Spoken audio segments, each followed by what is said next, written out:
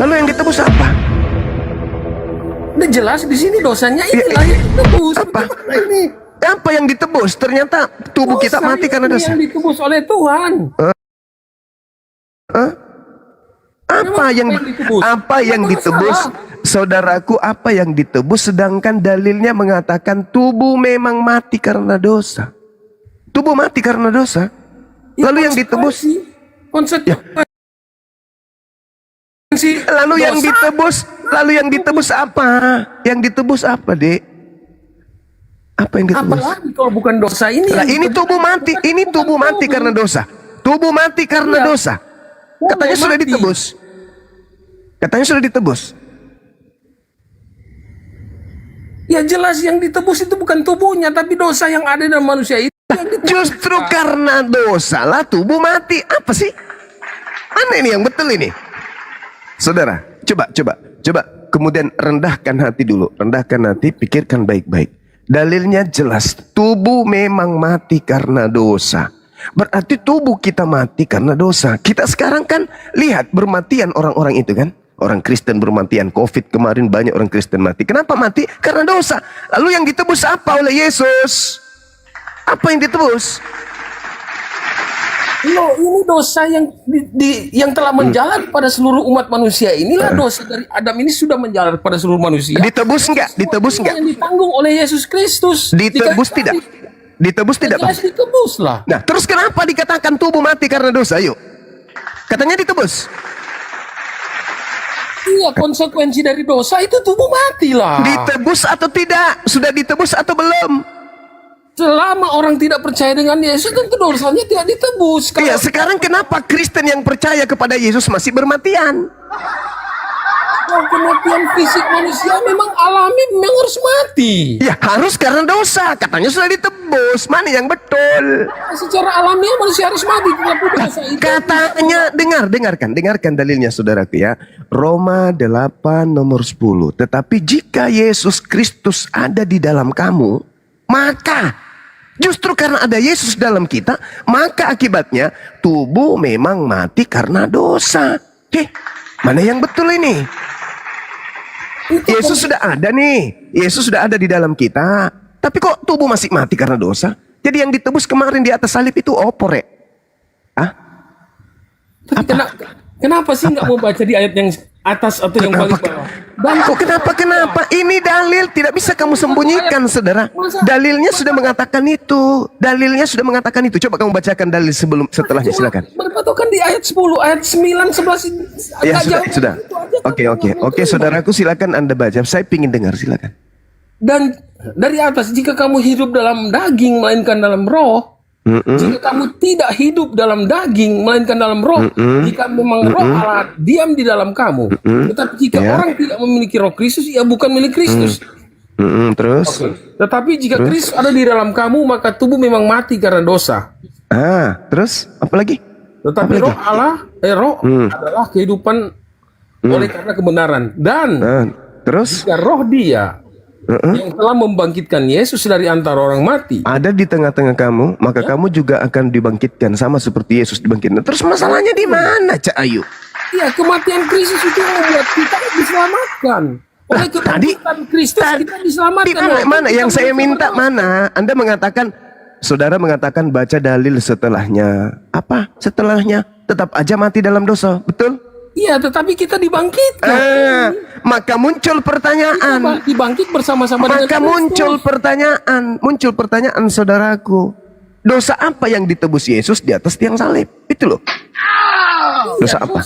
Dosa warisan, dosa perbuatan kita. Semua ini akan dibawa sudah dibawa. Kalau itu betul, ya. Kalau pembodohan itu betul adanya, kenapa manusia mati karena dosa? Ayo. Jawab. Kenapa manusia mati karena dosa? Ya memang upah dosa adalah maut kan? Tapi katanya sudah ditebus. Iya. Nah, terus kenapa masih mati karena dosa kalau sudah ditebus? dalam hal apa kita ini diselamatkan? Dosa kita diselamatkan. Apa ini? Mati dalam dosa, saudara. Kita Orang dibenarkan, Kristen. diselamatkan dalam kekekalan, bukan mati. Apalagi kemana-mana perginya, Bukan secara saudaraku. fisik. Saudara-saudara, jangan Bukan sombong berarti terhadap apa setelah- yang tertulis di dalam Bibelmu sendiri, kawan. Manusia Kristen, kalau Yesus sudah ada di dalam dirinya, maka orang Kristen tetap saja mati di dalam dosanya. Terus, apa? Berarti manusia itu setelah Yesus mati, setelah Yesus disalibkan, menembus dosa kita, dan manusia orang Kristen tidak mau mati gitu, nggak mati gitu. Bukan orang Kristen. Orang Kristen tetap saja mati di dalam dosa. Jangan, kalau tahu gitu mati kenapa? Lalu apa yang ditebus kalau begitu? Dosanya yang akhirnya Orang Kristen mati masih dalam dosa? dengan kematian Yesus kita dibangkitkan. Iya, semua orang akan dibangkitkan. Semua manusia akan bangkit dari kematian. Tidak ada yang Ya, tidak bangkit. tergantung siapa dulu, apakah dia percaya? Tunggu dulu, saudara. Pertanyaan saya dulu Anda selesaikan. Kalau Kristen memiliki Kristus di dalam dirinya, maka Kristen mati di dalam dosa. Ini bagaimana maksudnya ini? Coba terangkan ke saya. Kristen mati di dalam dosa. Kalau Kristus sudah ada di dalam diri kalian, wahai Kristen-Kristen saudara-saudaraku, maka kalian tetap saja mati di dalam dosa. Lalu yang ditebus oleh Yesus Kalau kalian Kristus itu sudah apa? di dalam kita, kita sudah tidak lagi mati dalam dosa, brother. Dalilmu, dalilku baca, dalil kawan. Ayat 11 ini yang Dalilnya ku baca kawan. iya, ayat 11 ini gak jauh-jauh. Dan jika roh dia, Data nomor 11 ya ulang lagi. Data nomor 11 ya ulang lagi. Iya, Coba baca lagi. Oke. dan jika roh dia yang telah membangkitkan Yesus dari Dia antara orang mati, Dia akan diam juga di membangkitkan. dalam kamu, maka Akan membangkitkan juga Dia yang telah membangkitkan Kristus Yesus dari antara orang mati, mati akan menghidupkan juga tubuhmu dan fana itu. yang fana itu oleh rohnya yang diam di dalam kamu. Nah sekarang boleh saya bicara nggak? Gantian kita. Oke, saudaraku, saya minta Anda itu renungkan apa yang saya sampaikan ini berdasarkan dalil. Bang Suma tidak cocokologi dan tidak ada unsur penistaan. Dengar. Di Roma 8 nomor 10 menurut Paulus, orang-orang yang sudah ada Kristus di dalam dirinya itu mati dalam dosa. Nomor 11-nya, dengar. Kristen yang mati di dalam dosa ini akan dibangkitkan tubuhnya kembali. Jadi konsep di dalam Kristen yang mengatakan tubuh yang ada sekarang kita pakai ini tidak di hadapan Tuhan. Tidak ada kemudian data nomor 11 itu mengatakan bahwa orang Kristen tidak lagi mati di dalam dosa. Tetap saja malah makin parah. Roh yang membangkitkan Yesus itu jugalah yang akan membangkitkan manusia-manusia. Dan yang dibangkitkan itu adalah tubuhnya, biologisnya. Di dalam bahasa Yunaninya jelas sekali bahwa tubuh yang dimaksud di sana adalah jasad.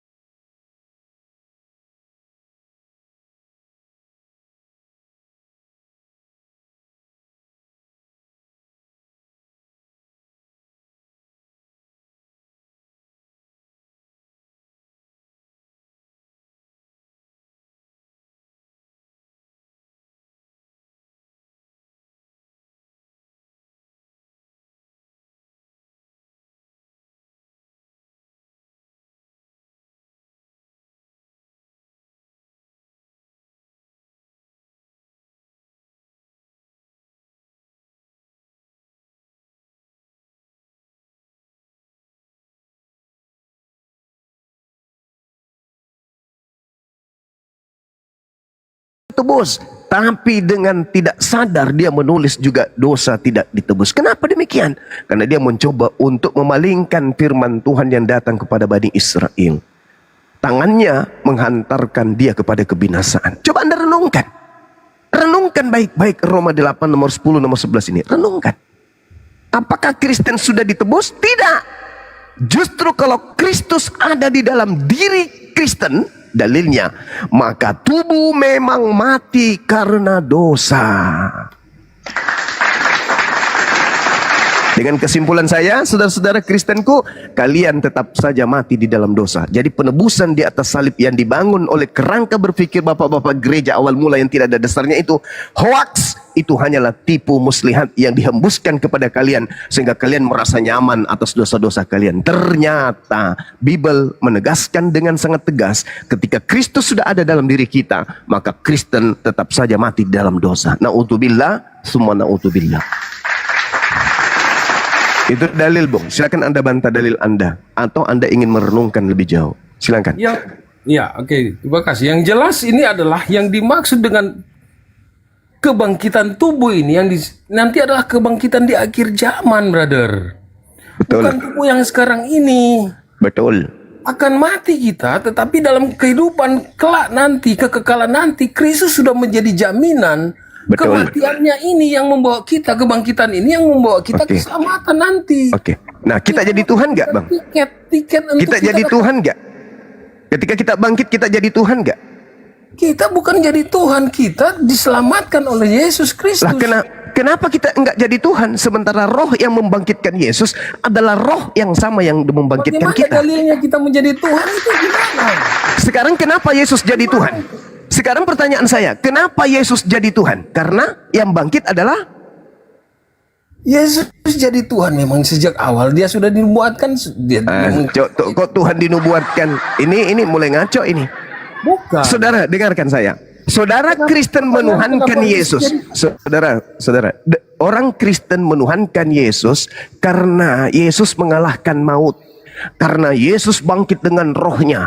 Yang bangkit adalah sisi keilahiannya. Sayang, sangat disayang. Paulus menuliskan Roma 8:11, ternyata roh yang membangkitkan Yesus adalah roh yang sama yang membangkitkan manusia. Berarti kalau Yesus Tuhan, oleh karena roh tersebut, maka Kristen juga adalah Tuhan karena roh tersebut. Anda mau kemana?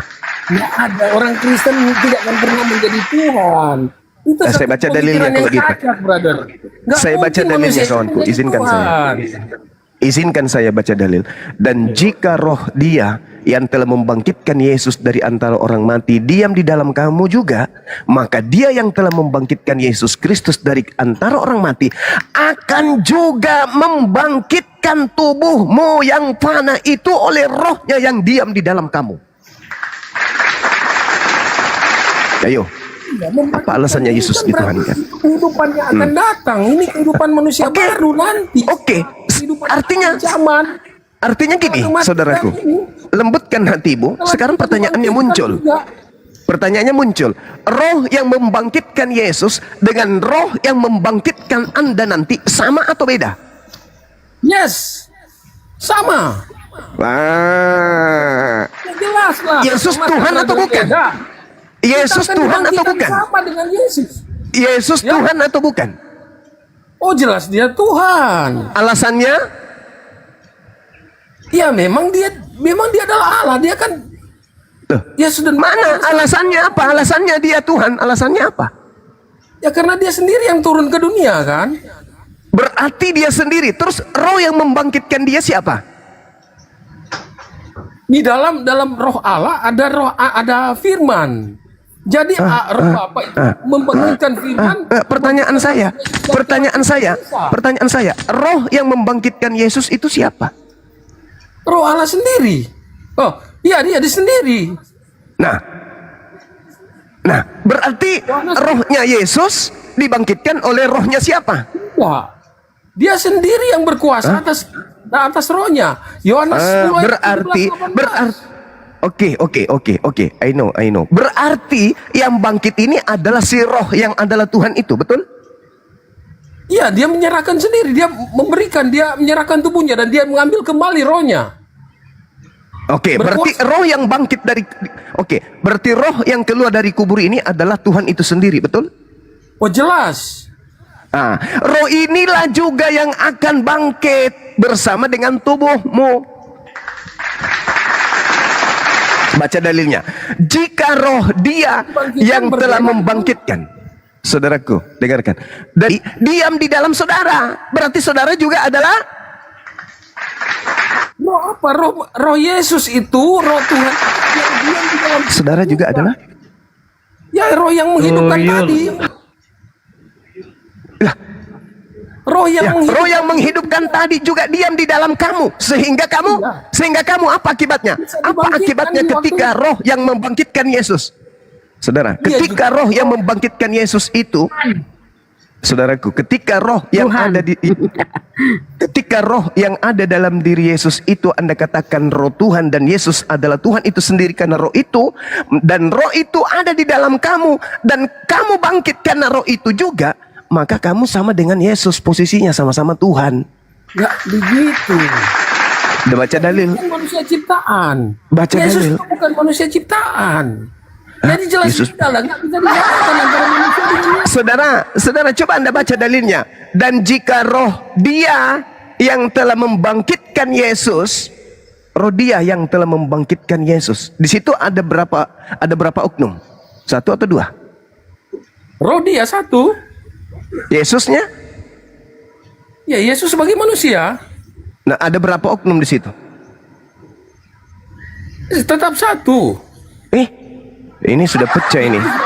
Sudah pecah. Ini artinya Yesus. artinya- Allah Bapa dan Yesus ya boleh. Artinya Anda sudah membenarkan Al-Quran. Al-Quran mengatakan orang-orang kafir itu ingin menipu Allah dan menipu orang beriman. Masakan dalil mengatakan 2, Anda katakan 1. Tujuannya apa? Anda nggak jujur. Anda tidak sunat hati. Anda congkak. Anda pongah. Anda sombong terhadap dalil. Dan jika roh Tuhan, roh Bapa yang telah membangkitkan Yesus di antara orang mati, itu sudah 2 oknum. Tapi Anda mencoba untuk menipu diri Anda Ya, ini sendiri. yang dibangkitkan itu kan. Oke, berarti ada 2 oknum kan?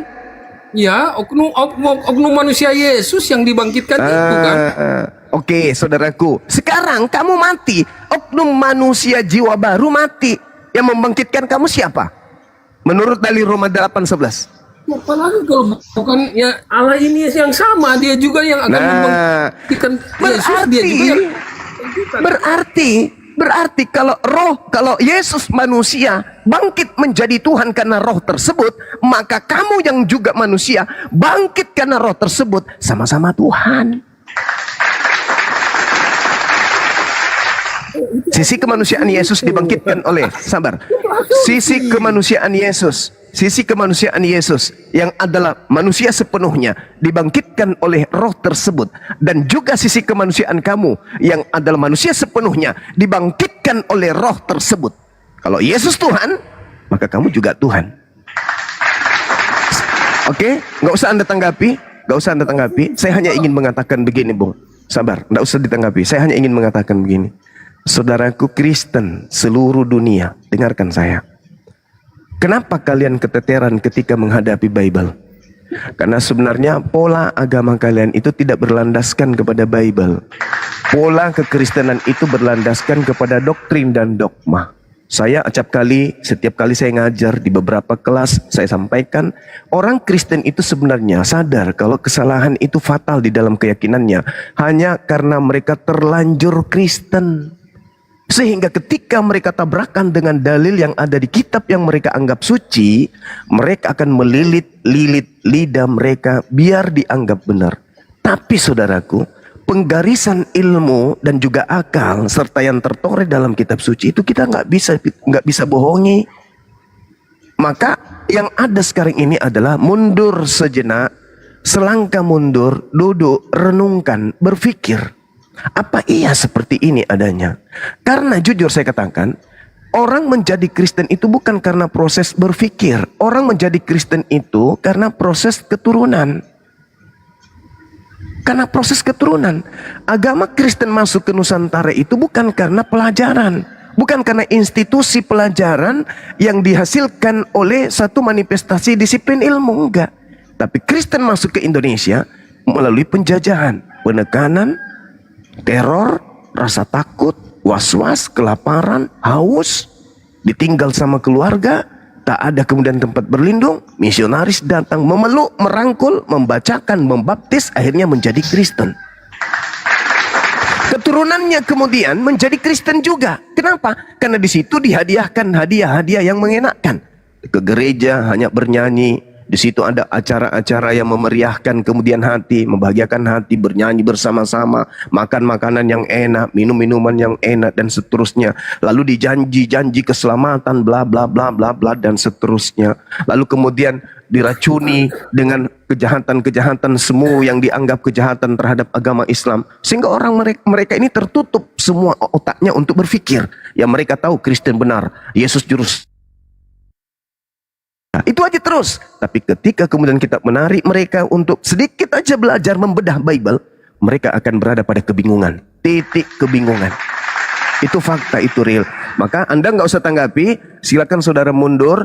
Anda renungkan apa yang kita bahas ini. Di dalam kitab saudara sendiri mengatakan bahwa jika Kristus sudah ada di dalam tubuh seseorang, maka orang itu mati dalam keadaan dosa. Itu dalil. Besok hari ketika Anda punya bantahan, silakan cari saya, kita diskusi kembali. Saya kira begitu untuk sementara. Silakan saudara yang lain.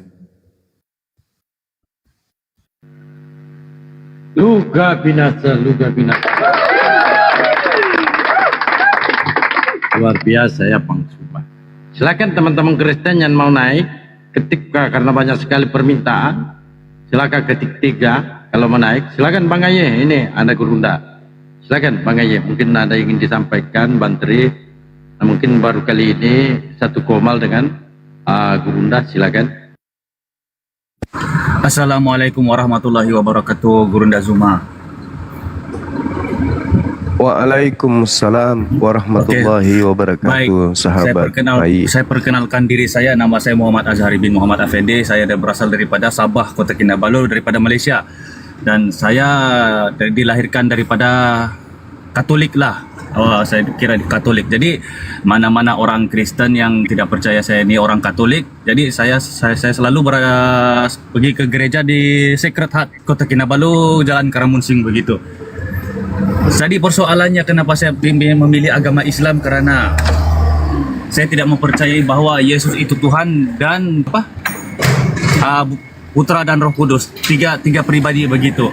Karena Yesus tidak pernah mengajar Tritunggal begitu, dan Yesus pun tidak pernah mengatakan dia adalah Tuhan.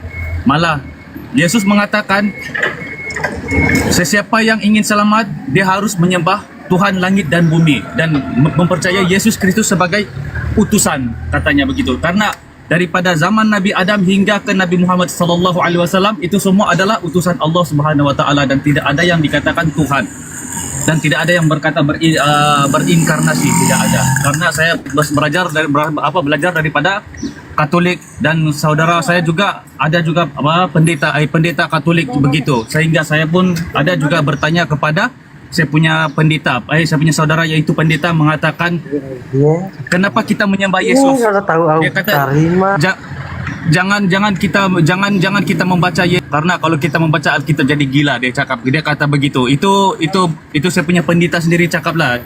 Kita hanya mengimani saja, jangan dengar kata-kata orang lain, kata pendeta saudara saya yang pendeta itu. Jadi bermakna saya sana rasa was-was, kenapa saya tidak disuruh untuk baca Alkitab dan kaji-kaji Alkitab. Jadi saya paksakan diri saya untuk membaca Alkitab satu persatu saya kaji bahwa Yesus mengatakan dia adalah utusan. Dan kami sebagai orang Katolik mempercayai Roh Kudus itu bukan Allah, bukan roh Allah, yaitu Roh Kudus itu adalah roh daripada yang diturunkan oleh malaikat Jibril dan mengembuskan ke rahim Bunda Maria begitu. Lanjut. Alhamdulillah sekarang saya Islam. Alhamdulillah saya sekarang Islam, dan saya sangat-sangat senang dengan agama Islam, karena agama Islam itu adalah agama kasih, dan sebenar-benarnya Islam itu adalah agama kasih dan agama yang sangat selamat. Saya mantan Katolik. Saya ada di sini. Alhamdulillahirrabbilalamin. Masya Allah, subhanallah. Kami doakan semoga saudara istiqomah ya. Maaf teman-teman, suara saya masih kedengaran gak ini? Mantap. Iya. Saya ingin membacakan sebuah dalil sebelum kita lanjut dialog atau diskusi. Al-Quranul Karim menjelaskan, A'udzubillahi minasyaitonirrajim. Bismillahirrahmanirrahim. Fariqan hada wa fariqan haqqa alaihimud dalalah. innahumuttakhasus syayatin awliya min dunillah wa yahsabuna annahum muhtadun. Allah mengajarkan manusia melalui baginda Rasulullah Muhammad sallallahu alaihi wasallam bahwa Allah memberikan sebagian kepada orang-orang petunjuk yang sepantasnya kemudian mendapatkan petunjuk, dan Allah menjadikan sepantasnya orang-orang menjadi sesat. Siapa yang menjadi sesat ini? Mereka yang menjadikan setan-setan sebagai pelindung selain daripada Allah. Kata Allah, annahum muhtadun, mereka mengira bahwa mereka mendapatkan petunjuk, padahal sesungguhnya mereka itu tidak mendapatkan petunjuk. Mereka mengira bahwa apa yang mereka yakini, apa yang mereka kemudian lakukan, itu adalah ajaran yang betul. Tapi ketika kita hadapkan dengan dalil, mereka tak mampu kemudian menunjukkan data yang akurat terkait dengan apa yang mereka percaya.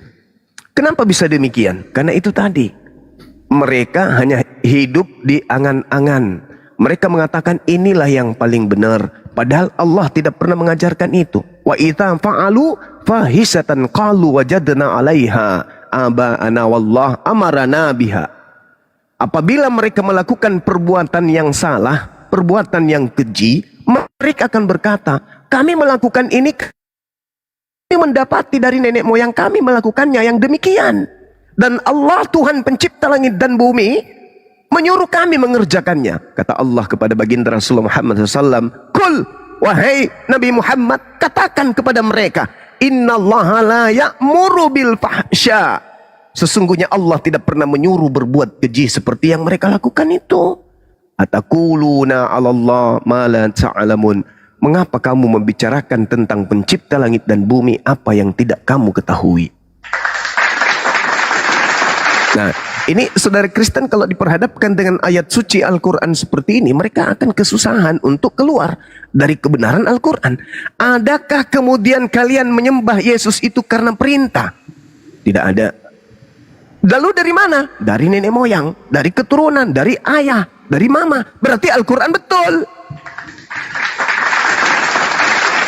Karena kami hanya mendapatkan, karena kami hanya mendapatkan yang kami, ibu bapak kami melakukan itu, tapi terkait dalil perintah dari Yesus itu tak ada.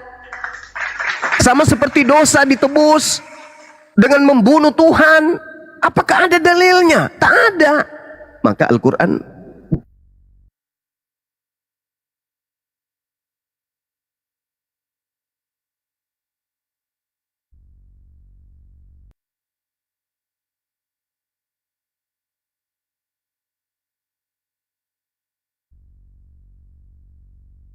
mereka. Ini Quran yang mengatakan itu. Kenapa saudara kita itu menyembah kepada makhluk yang keluar dari kubur?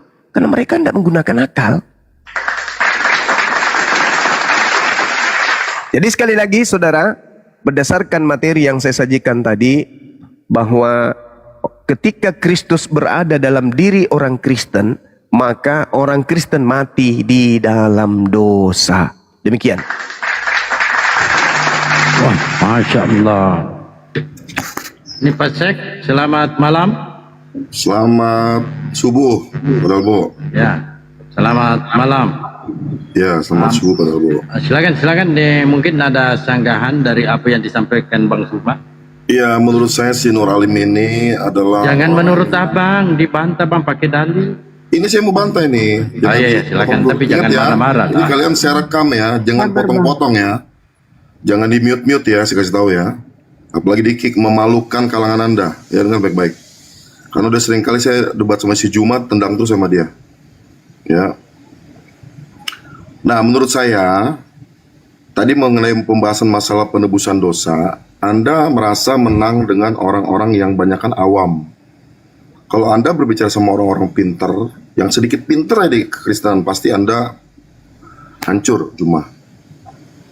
Ya. Mau bahas tadi masalah apa yang Roma berapa tadi?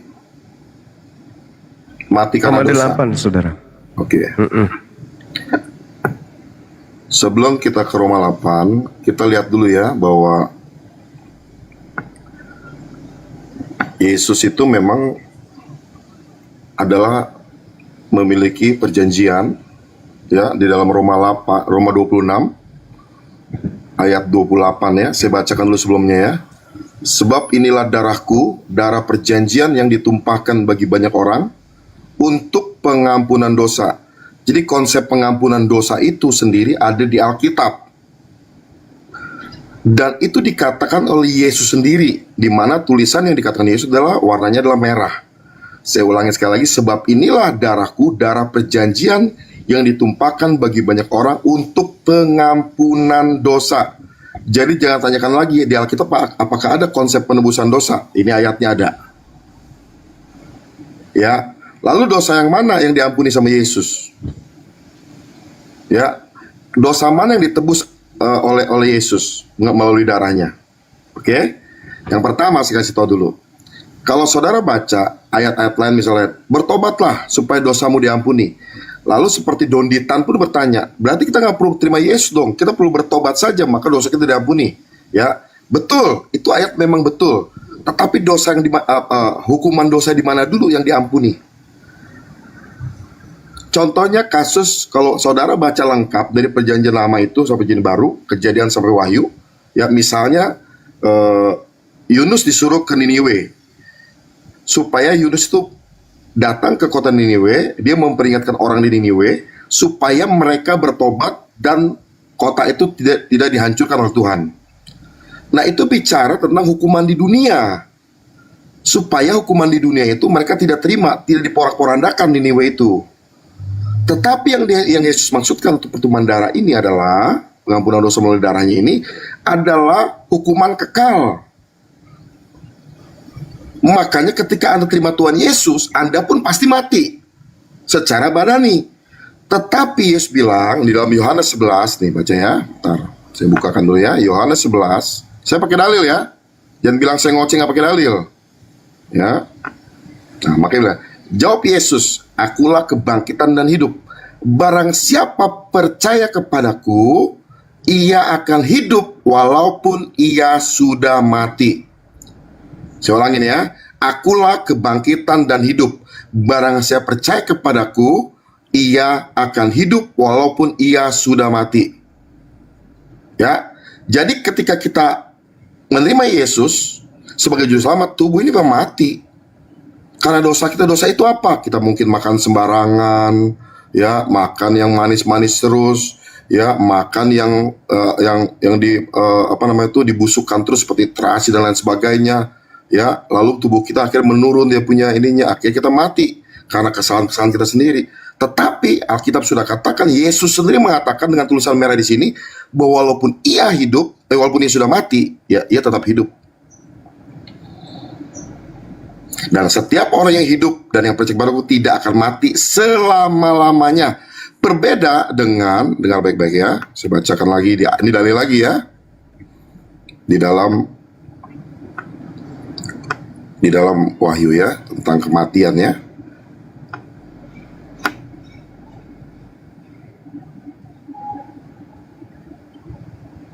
Nah, ini yang dimaksud ya.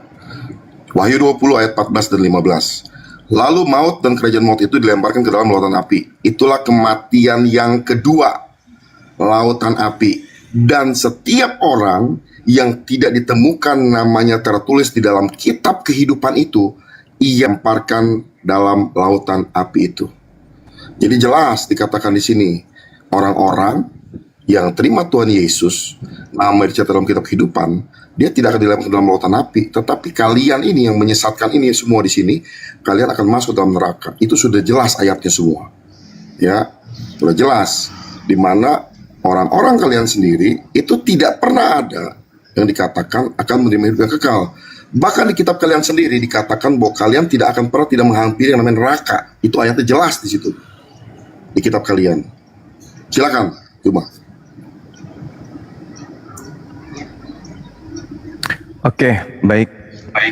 Saya ingin tanya orang yang ada di bawah yang menjadi nyimak. Ini kira-kira pintar mana orang yang pertama dengan yang orang ini sekarang? Coba.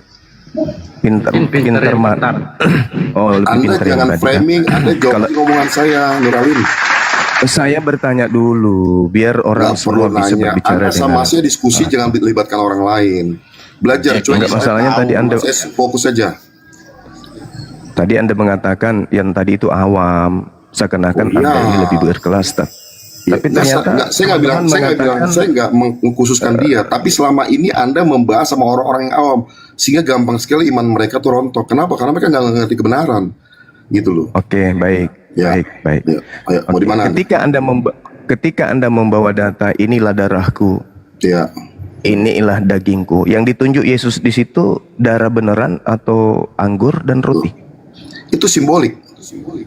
Ya, yang saya tanya jangan simbolik. Yang saya tanya itu darah beneran atau simbolik Bukan, aja? itu anggur. Simbol, kan saya bilang simbolik Gitu. barusan. Oke. Ya, Oke, berarti tidak ada hubungannya dengan penyaliban, bukan ya? Nah, sekarang pertanyaan saya, ketika Anda mengatakan bahwa Yesus menebus dosa, dalil yang saya sajikan tadi Roma 8, jika Kristus ada di dalam kamu, maka tubuh memang harus mati karena dosa. Pertanyaan saya, kalau memang Yesus itu nebus dosa, kenapa orang Kristen mati karena dosa? Jawab. Saya bilang tadi kan, Jawab. ketika Anda berbuat dosa, ada dua hal yang harus Anda terima hukuman itu.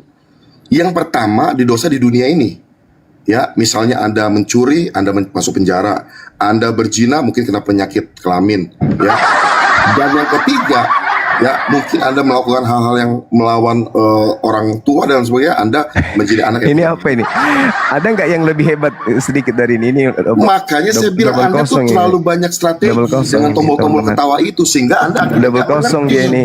Pertanyaan saya, saudara. Makanya jangan terlalu besar kepala, isi tidak ada. Pertanyaan Ini saya. saya bilang, saya jawab soal kitab kok ini. Dalil. Tetapi jika Kristus ada di dalam kamu, maka akibatnya tubuh memang mati karena dosa. Pertanyaan saya, kalau tubuhmu mati karena dosamu, lalu dosa apa yang ditebus Yesus? Jawab. Dosa yang mengakibatkan kematian kekal. Lah, kenapa larinya ke situ? Lo memang Ini. kenyataannya begitu. Lalu apa bedanya dengan yang lain? Beda Apa lah. bedanya? Apa? Anda juga mati karena dosa Anda nih. Tetapi jika Kristus ada di dalam kamu, Tunggu sebentar. maka Anda mati tubuh karena memang dosa mati Anda. karena dosa. Berarti Lalu setelah tubuh Anda mati, dengar, dibangkitkan, dihakimi, lalu masuk neraka kekal. Itu kematian kekal. Dengar. Kami berbeda. Dengar. Tubuhmu mati karena Mulai dosa. main mute. Kalian gak fair di sini. Takut Tubuhmu kalian. mati. Dengar, tubuhmu Iya. mati karena dosa. Itu Iya. betul nggak? Iya, ayatnya ada. Tapi kematian itu bukan kematian roh, tapi kematian tubuh. Iya, saya ngerti. Sekarang Yesus menebus dosa apa? Iya, kematian kekal itu. Lah, semua manusia akan bangkit. Betul, tapi Tidak setelah ada itu yang mengalami dihakimi kematian nggak, kekal. saya? Setelah itu dihakimi gak saya tanya? Enggak, saya tanya dulu. Dengar. Iya. Tetapi jika Kristus ada di dalam kamu, Iya. maka tubuh memang mati karena dosa. Tubuh Iya. memang Iya. mati karena dosa. Iya. Lalu yang Iya. ditebus Yesus apa? Ya, perhatikan saya ngomong ya, perhatikan ya. Tubuh mati karena dosa. Itu tubuh yang mati, betul gak saya tanya? Iya, karena dosa. Semua orang begitu, Tubuhnya Islam juga kan ya? begitu. Kita Iya. berbicara ini Mau tentang Kristen, hidup mau yang Islam, kekal. semua akan mengalami begitu. Jangan Sekarang dipotong. apa Jangan fungsi? dipotong. Apa Anda fungsi? takut. Apa fungsi Nah, penebusan dosa itu? Dosa apa? Dosa apa? Nah, Coba. teman-teman ya, sebuah persoalan mulai pusing dia. Itu bicara tubuh yang mati, betul gak? Tubuh jasmani. Iya, yang mati karena dosa. Nah, Ya, mati karena tetapi dosa. dengan Sekarang baik. pertanyaannya, dengar. Ya, tunggu Dengar pertanyaannya, sebentar. dengar. Jangan potong. Dengar Takut pertanyaannya, Anda. Nah, pertanyaannya, mulai dengar. teman-teman ya. Kalau mau Dengar, sedih, dengar. mute, ditendang sama dia nih. Nah, Dengar. grup ini, lihat nih ya. Anda sudah mengakui tubuh mati karena dosa. Kalau begitu, pertanyaannya. Mulai mute lagi. Takut kalian nih sama saya. Kalau gitu Saya pertanyaannya. bongkar kebenaran di sini. Ya, biar yang murtad balik lagi ke Jangan Kristen. di mute. Jangan mute. Framing dia. Lanjut. Ya, jadi pertanyaannya, kalau tubuh Tuh, mati mute karena lagi tuh. dosa, Takut kalian sama saya. Hah? kalau tubuh mati Saya karena udah bilang dosa, si Juma ini gak ada kelas sama saya sebenarnya dari kemarin. Kalau- Ditendang terus sama dia. kalau tubuh mati karena dosa, Bung, Oke. lalu yang ditebus Yesus apa? Oke, saya jawab ya. Diam ya. Itu jelas dikatakan yang mati itu tubuh Ya, oleh karena dosa dia. Betul ya? Oleh Tetapi karena yang Tuhan dosa maksud itu penebusan karena dosa dosa ini dia. tujuannya adalah bukan kematian tubuh, tetapi kehidupan kekal.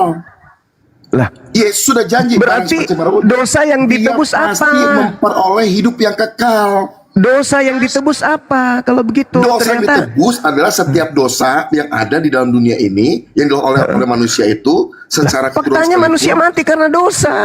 Makanya kamu Mana jangan dosa yang potong-potong. ditebus? Orang mati Juma, karena dosa. Kamu tuh cuma modal tombol-tombol tepuk tangan doang. Saya kasih tahu, nggak ada isinya kamu tuh. Orang mati karena dosa, hei. Orang mati karena dosa. dengar saya Berarti ngomong ya. matinya, Betul. matinya orang Kristen itu Yang mati karena dosanya. apanya? Yang mati apanya? Tubuh mati. Tubuhnya. Rohnya mati atau enggak? Karena Rohnya mati atau enggak? Jawab. Rohnya mati atau enggak? karena Rohnya mati atau enggak? Apa yang menyebabkan Rohnya tubuh mati mati? atau enggak? Jawab. Apa yang menyebabkan Jawab. apa yang menyebabkan tubuh mati? Jawab dulu. Apa yang menyebabkan tubuh Kristen mati? Tubuh manusiawi mati karena dosa itu betul. Nah, Ya. berarti masih ada dosa. Tunggu sebentar. Enggak. Itu menyebabkan yang menjadi hidup kekal. Baca makanya ya. Saya ulangi lagi ya. Akulah kebangkitan yang hidup. Ya. Orang Dengar. mati karena orang Ini Kristen Yesus mati ngomong karena keras loh. dosa. Masih ada dosa. Yang katanya Jangan ditebus.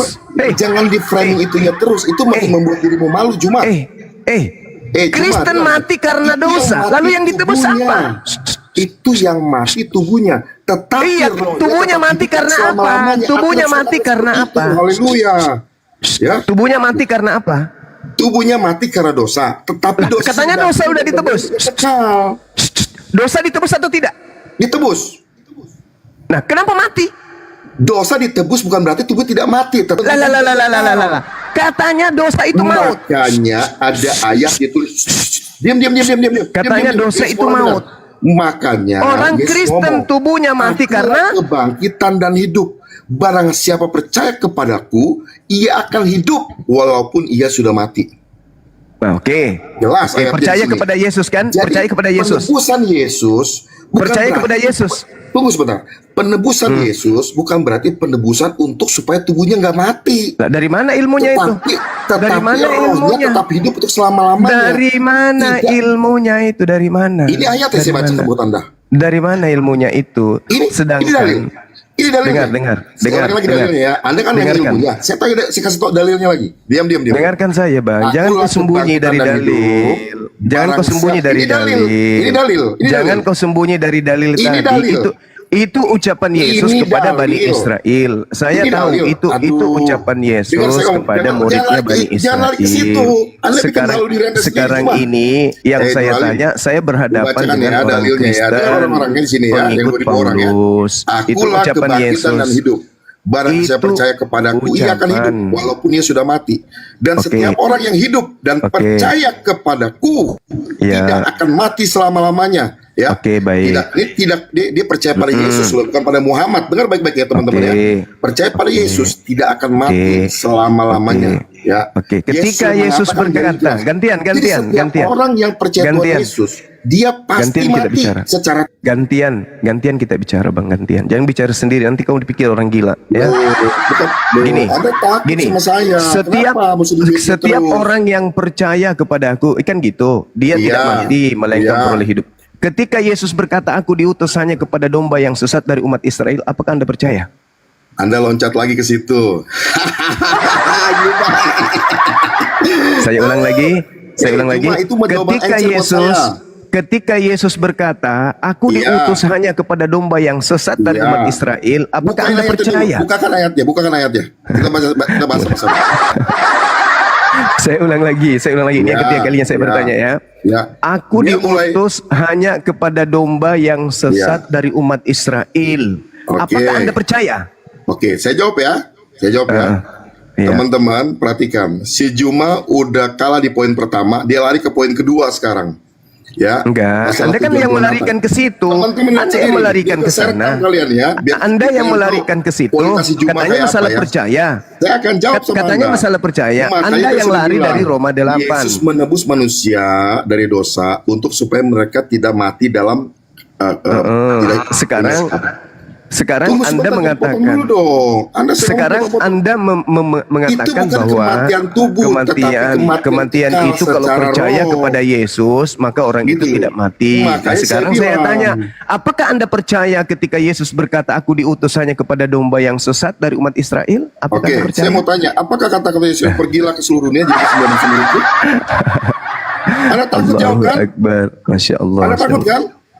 Apakah Anda percaya? Itu Apakah pertanyaan Anda saya. percaya kata-kata Yesus pergilah jadikan semua bangsa muridku? Saya bukan orang yang percaya kepada Yesus. Saya bukan pengikutnya. Oke, saya Kenapa jelaskan. Anda Berarti tanya Anda ke bisa saya? jelaskan ya. Dengar Saya baik-baik bukan ya. pengikutnya, Saya jelaskan saudaraku. ya. Saya tidak Saya mengatakan, dengar dulu. Oke. Saya tidak mengatakan saya ini pengikut Yesus. Yang mengaku Oke. pengikut Yesus Anda. Maka saya berkata kepada saudara, bertanya, sekarang gini. apakah Anda percaya? Diam dulu. Oke, silakan. Apakah Berarti Anda ya. percaya ketika Yesus berkata, aku diutus hanya kepada domba yang sesat dari Oke. umat Israel. Apakah Oke. Anda percaya? Oke, saya jawab ya. Diam ya. Kalian jangan mute-mute, malu loh kalian loh. Apakah Kalian Anda Islam di sini. percaya atau Kalian tidak Islam di percaya? sini banyak Itu orang lawan saya pertanyaannya. semuanya cuma di mute-mute. Takut kalian sama saya tuh semua di sini. Saya Saya jawab turunkan ya. aja kalau begitu, teman-teman. Saya terlalu sombong tapi nggak ada isi. Ya, Cari aduh, Kristen yang lebih Saya berbobot jawab dari aja. tadi pakai data dan dalil. Anda percaya atau tidak percaya, itu loh masalahnya. Kami tidak butuh orang-orang ini. Kami nggak butuh orang-orangnya. Ya nggak butuh. Kami butuh orang Kristen yang jujur. Itu aja sih. Kalau cuma double kosong, cuma ngomong, mending kita beli kaset, putar kasetnya, kita ajak bicara. Apa yang kita omong, kasetnya ngomong sendiri karena sudah tersetting gitu. Oke, tadi dia Waalaikumsalam warahmatullahi wabarakatuh. Tadi dia mencoba lari dari materi Roma 8. Dia mengalihkan bahwa dosa dia mati karena jasadnya saja, tubuhnya, tapi rohnya tidak. Semua manusia itu rohnya tidak mati. Nah, orang Kristen mati karena dosa. Matinya Kristen karena dosa. Lalu yang saya tanya, yang ditebus kemudian Kristus itu apa? Dosa atau bukan? Itu pertanyaannya. Yang ditebus dosa atau bukan? Dosa. Oke, dosa ditebus berarti sudah tak ada dosa kan? Nah, terus kenapa Kristen mati karena dosa lagi? Ya, ditanggapin ya, saya orang Kristen. Ya, silakan. Jadi dalam iman Kristen itu ada kehidupan dua sesi. Sesi pertama adalah kehidupan di bumi. Sesi kedua kehidupan setelah kematian di bumi nih, yaitu setelah kematian. Itu sesi yang kedua. Roma 3 ayat 23, upah dosa adalah maut. Ya, walaupun orang percaya kepada Yesus, ternyata kita lihat bahwa orang Kristen itu juga mengalami kematian fisik. Karena Roma berkata bahwa upah dosa itu maut. Tetapi apa yang dikerjakan oleh Yesus, penebusan dosa yang dikerjakan oleh Yesus berbicara tentang penebusan kehidupan sesi kedua. Maka kalimatnya Yohanes 11 ayat 25-27 itu, dia akan mati, dia akan hidup walaupun dia sudah mati. Dia akan hidup walaupun sudah mati. Berarti mati di bumi, sesi pertama. Hidup berarti ada kehidupan setelah kematian. Inilah yang dikerjakan oleh Yesus. Ya. Sudah? Oke, sedikit lagi. Oke. Lalu kalau Anda berkata bahwa Yesus itu hanya diutus, ya, Yesus itu diutus hanya untuk Israel ya. Tetapi dari mulut Yesus sendiri yang berkata bahwa di atas batu karang, Matius 16:18, di atas batu karang aku akan mendirikan jemaatku. Yohanes 10:27-28, dombaku mengenal suaraku, dan Yesus memberikan kehidupan yang kekal. Itu yang dikerjakan oleh Yesus. Sekali lagi saya katakan, yang dikerjakan Yesus, penebusan dosa yang dikerjakan Yesus adalah memberikan kehidupan kekal, bukan menghilangkan supaya manusia itu tidak mengalami mati fisik. Tidak, bukan itu. Tetapi supaya manusia itu tidak mengalami kematian kekal atau tidak ke neraka. Itu yang dikerjakan Yesus. Saya pikir jelas jawabannya. Oke, baik. Menarik ya teman-teman. Namun saya masih belum mendapatkan poin di mana Kristen ini bebas dari dosa. Tetap aja Kristen ini manusia-manusia berdosa berdasarkan dalil. Begini kawan, yang ditebus Yesus di atas salib itu apa? dosa yang ditebus oleh Yesus itu adalah dosa pengembalian fitrah manusia itu kembali kepada Tuhan supaya memperoleh hidup yang kekal, bukan Oke, supaya manusia dosa kan itu ya? tidak mati. Dosa. Sejatinya ketika Yesus menebus dosa, dosa Kristen masih ada nggak? Dosa di dunia ada. Dah, lalu apa yang ditebus? Pengembalian fitrah, ngerti nggak? Pengembalian fitrah bahwa apa yang ditebus? Oh, ada pitra-pitra pula kau Islam kapang. Gak usah nipu-nipu lah. Loh, Apa yang ditebus Yesus? itu tadi dosa itu kan Apa? menghasilkan dengerin ya. Dosa dengar- adalah maut. Cuma, Dosa kasihan adalah orang-orang. maut. Iya, perhatikan Dosa gantian. adalah maut. Oke. Iya, bentar, Nah, bentar. dosa apa yang ditebus Yesus? Iya, Sorry, dosa yang apa yang dosa yang mendatangkan kematian kekal. dosa yang Nah, karena mendatangkan dosa itu kematian. upahnya, dengerin. Sabar dulu. Sabar Dengerin dulu, dulu, sabar dulu. dengerin dulu, Juma, Sabar dulu, dengerin. sabar dulu, sabar dulu. Apa yang ditebus Yesus? Dosa. Berarti kalau dosa ditebus tak ada lagi dosa kan? Dosa adalah maut, berarti nggak ada Dosa lagi yang- maut. Dengerin ya, biar dijawab. Karena orang Kristen masih di dunia kayak saya ya. Saya percaya kepada Yesus. Bisa nggak? Kenapa dibikin Anda lari? Kenapa Anda karena di dunia masih di dunia? Apa itu? Kenapa jadinya kayak gitu Anda? Dosa upahnya maut. Ya. Maut itu cuma di dunia, bukan di Ya, akhirat. enggak loh. Dosa itu. Kamu Sekarang salah, kamu enggak. Sekarang Jangan pertanyaan gini, saya, gantian dong pertanyaan bicara, saya, gantian. dengarkan saya, dengarkan. Apakah nanti di kehidupan berikutnya masih ada maut? Ada. Hah? Ada. Ada. Maksudnya? Nah, itulah dikatakan bahwa orang-orang ya gantian biar dapat poinnya. Masih ada. Berapa kali manusia mati, Bang? Berapa kali Dua manusia kali. mati? Dua kali. Dua kali manusia Iya, dua mati. kali. Hah? Tapi Makanya di gua Bible bilang mengatakan tadi, cuma kalau satu kali. Dengerin biar dapat poinnya bahwa manusia itu hidup dua kali. Pertama, sesi pertama di dunia ini, ya. Sesi kedua adalah kehidupan kekal di surga. Itu kehidupan. Tapi kematian juga dua kali. Kematian di mana? Di bumi. Mana Fisik dalilnya? kita mati. Coba dalil. Saya melihat di dalam Ibrani 9 nomor 27 manusia ditetapkan untuk mati hanya satu kali saja. Itu Nggak dalil. mati fisik, Coba mati kau fisik. tunjukkan di mana dalilnya manusia mati dua kali, coba di mana dalilnya? Oke. Nah, bentar ya. Iya. Karena Alkitab mengatakan bahwa neraka itu adalah jurang maut, maka kematian mautlah di situ. Yang saya tanya mengalami kematian yang saya tanya ini kematian biologis. Oke. Iya, mana kami dalilnya? orang Kristen Juma, dengerin. Mana Kamu jangan paksakan imanmu kepada kami. Dengerin, yang kami percaya bahwa Bukan, ini kematian. dalil agamamu. Iya, Upah makanya gue dosa bilang itu adalah ditetapkan.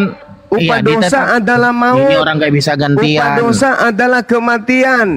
Upah dosa adalah kematian. Iya betul. Kenapa Juma, Kristen masih betul. mengalami kematian? Kutanya dulu. Iya, ampun ini orang gak bisa Kenapa gantian. Kristen masih mengalami kematian? Jawab. Iya, itu kan upah dosa adalah maut. Roma 3:23. Maka harus mati karena itu upahnya. Berarti Ya, Kristen perhatikan. mati karena dosanya tidak ditebus. Ya, kalau kasihan kamu Juma, 2000 orang kamu sesatkan. Perhatikan dulu ya. Kami punya Orang iman. Kristen mati karena dosanya tidak ditebus. Gimana sih? Kami punya iman tidak seperti cara pandangmu itu. Kenapa kau paksakan cara pandangmu itu kepada iman kami? Dengar bahwa kematian Lucu. ya lucu, memang lucu bagi kamu. Setidaknya kasih kesempatan orang bicara. Ya, saya kan Perhatikan cuma ya. ngomong. Saya cuma bilang berarti tidak ada dosa yang ditebus Yesus. Kenapa? Karena Kristen tetap aja mati. Berarti kalau umpamanya begitu, lalu bagaimana dengan kehidupan yang kedua? Kau selalu Hubungannya ini berfokus kita- kepada ini dengerin. kita- Kau selalu berfokus dengerin dulu gantian. Kau selalu berfokus kepada Oke. kehidupan di dunia, sementara Oke, yang baik. dikerjakan oleh Yesus adalah kehidupan setelah Oke. kematian di dunia. Kau benturkan, kau paksakan yang kami Baik. imani hanya di dunia tidak. Baik. Baik, tapi kamu dikasih penjelasan ngomong aja kita kepotong-potong. Adam ketika makan buah ilmu pengetahuan, Tuhan mengatakan kamu mati hari ini juga. Yang mati jasadnya atau bukan? Yang mati dua-duanya. Pertama, perhatikan mulai ya. ngaco. Loh, kamu nggak bilang kami belajar Jumat. Jangan kau bilang mulai. Kau nggak pernah punya pendidikan formal tentang Alkitab. Kita menjelaskan apa dalam pengetahuan ilmu Saya diam, Alkitab. saya Kita diam. bilang, kau Saya mulai. diam, dengarkan, kata kau. dengarkan. Kau Saudara, aneh. saya Kau nggak diam. pernah belajar. Saya diam karena Anda yang belajar. Tolong tunjukkan dalilnya di mana Adam mengalami mati dua-duanya. Dalil Ya, saya tunggu, perhatikan silakan. ya, perhatikan. Pada hari engkau memakannya, udah tenang, jangan ini. Pada hari engkau memakannya, tentulah engkau mati, pastilah engkau mati. Hari di situ ya. Nah, satu hari dalam catatan Ibrani Petrus, dalam catatan Petrus itu satu hari di hadapan Tuhan 1000 tahun bagi manusia. Pertanyaan saya Anda apa? Pertanyaan saya ke Anda apa? Kematiannya Adam. Ya, mana dalilnya bahwa Iya, kematian biar saya Adam itu jelas. adalah kematian, dua kematian. Silakan. Ya, pertama kan kita sudah tahu bahwa ternyata Adam itu mati. Itu kematian fisik. Lalu kematian yang kedua adalah inilah yang dikerjakan oleh Yesus. Adam yang saya tanya, Adam. Di mana Kan dalilnya ini Adam cuma mengalami kematian dua? Dengerin, kematian yang kedua, Alkitab tidak menunjukkan bahwa Adam itu mati 2 kali. Ya kamu yang mengatakan tadi, udah kamu turun, kamu di bawah aja bang, kamu di bawah, Ya udah, kamu ke gereja. semoga kamu tetap jauh saudara, bohong itu di gereja bukan di sini. Kalau mau berbohong itu jangan di sini. Gimana berbohong? Kamu di bawah, jangan di bawah. Kalau mau berbohong itu jangan di sini bang. Anda yang mengatakan tadi ada mengalami kematian dua, kematian jasmani, kematian rohani. Anda berbohong, ternyata nggak ada dalilnya. Berbohong. Berarti ketika Yesus itu mati karena menebus dosa, berarti dosa yang ditebus ini adalah dosa jasmani. Karena yang diwariskan oleh Adam adalah kematian. Ketika Yesus kemudian bangkit, mati menebus dosa, maka yang ditebus itu adalah kematian jasmani. Karena kalian ternyata tak mampu membuktikan doktrin dan dogma itu, makanya larinya kemana? Kematian yang kedua. Padahal Ibrani menjelaskan manusia ditetapkan untuk mati hanya 1 kali saja. Dan sesudah itu dia dihakimi. Itu dalil. Bibelmu sendiri yang mengatakan manusia mati hanya sekali. Tapi kau coba menipu. Manusia mati 2 kali. Yang kau maksud itu apa, Rek? Kau bilang Adam kau bawa-bawa. Saya bawa ke Adam. Ternyata Anda nggak ada dalil. Sekarang kematian apa yang ditebus Yesus? Kematian rohani. Apa ini? Di mana Adam mati rohani? Nggak ada mati rohani. Adam itu mati jasmani. Adam itu mati jasad. Nah, ketika kemudian dalam Bible dituliskan Roma 8 nomor 10, kalau Kristus ada di dalam diri Kristen, maka tubuh Kristen mati karena dosa. Lalu yang ditebus Yesus apa? Yang ditebus Yesus apa? Kalau ternyata Kristen mati karena dosa. Harusnya Kristen mati karena sudah capek hidup. Kristen mati karena sudah bosan di dunia. Kristen mati karena mau pindah ke surga. Kristen mati karena ingin coba-coba dikubur. Kristen mati karena ingin melakukan penelitian di dalam kubur seperti apa modelnya hidupnya. Itu jangan mati karena dosa, Cak Kangkung. Karena katanya Yesus mati menebus dosa. Kok kalian juga mati karena dosa? Yesus mati nebus dosa. Kristen mati karena dosa. Sulit, saudara-saudara. Dulu bisa kalian menjual produk itu bisa. Sekarang sulit. Assalamualaikum warahmatullahi wabarakatuh. Waalaikumsalam warahmatullahi wabarakatuh. Warahmatullahi wabarakatuh. Itu di mana Pak De? Di masjid ya yang kita bikin dulu itu. Oh, Masjid Jeset yang dulu ya. Ya Allah, gotong royong. Zahidin. Keingat ini Ustadz, air ya, air tuh yang paling sulit tuh dibuat dulu itu air. Tuh dapatkan sumber air tuh. Itu masjidnya. Panjang ceritanya, Masya Allah. Wih, keren ya. Itu masjid kita ada. Masya Allah, mantap. Lanjut. Saya izin Bang Joma ya, sedikit aja saya mengenai tadi kematian kedua itu. Kalau seandainya ada kematian kedua itu, ya, orang-orang kafir itu akan memilih itu daripada masuk ke dalam neraka.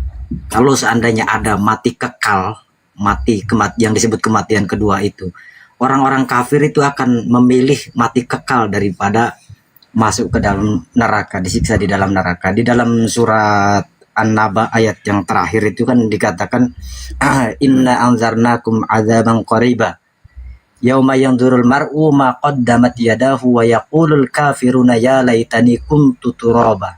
Ya, sesungguhnya kami memperingatkanmu tentang azab yang dekat. Pada hari di mana manusia akan melihat hasil perbuatan tangannya dan orang-orang kafir akan berkata, ya seandainya aku menjadi debu saja, jangan hidup kekal di dalam neraka. Itu. Ya silakan. Itu dari sisi itu aja udah. Kematian kekal itu sebenarnya lebih disukai orang-orang kafir daripada hidup kekal di dalam neraka.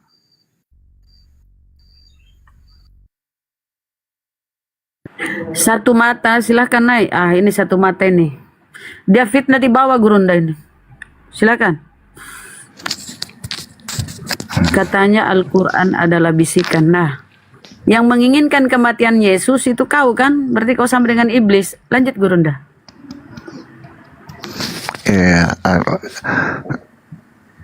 Wahyu atau bisikan iblis, karena dalam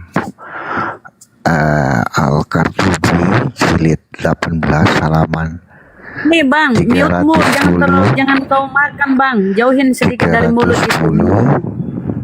Bang, Mic-nya jangan dimakan, Bang. Mic-nya jangan dimakan, dijauhin sedikit. jauhin. Supaya nggak noise. coba baca Al-Qartubi jilid 18 halaman 300. Ya kau baca lah.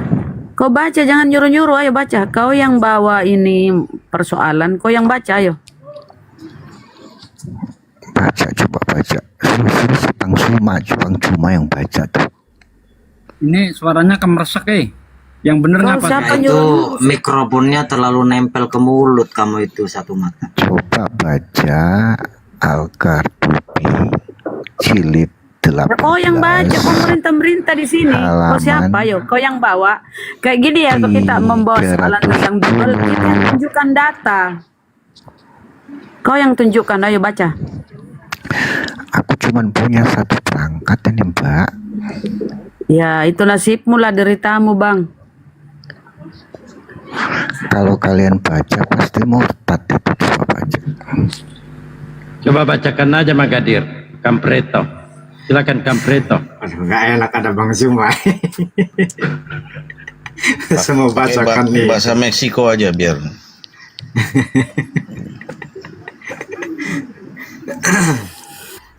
Jadi naik diskusi nggak ada modal, kesian ya. Ini Kristen apa sih si satu jiwa ini? Kristen penghujat. Oh. Dia bilang itu Al-Quran itu wahyu atau bisikan iblis. Kan katanya kalau dibacakan nanti semuanya murtad. Justru kan itu yang kamu inginkan, makanya suruh dibacakan sama Bunda tadi biar yang lain tuh murtad di sini. Kan itu tujuan kamu. Coba bacakan. Siapa tahu kami semua murtad. Bacalah, inilah yang menginginkan kematian Yesus. Berarti dia sama dengan iblis. Yang menginginkan kematian Yesus itu iblis, karena iblis adalah sejak semula, kata Yesus, iblis yang menjadi bapakmu. Dia adalah menginginkan kematian manusia sejak semula. Nah, kau ini iblis menginginkan kematian Yesus. Ayo buka. Kau yang membawa soalan, kau yang inilah selesaikan. Ayo beri tanggapin. Di mute, Mbak, di mute. Aku baca ya. Suaranya suruh benerin dulu itu, kalau enggak turun aja. Aku baca ya. Aku baca ya. Suaranya, Bang. Baca ya. Aku baca. Ini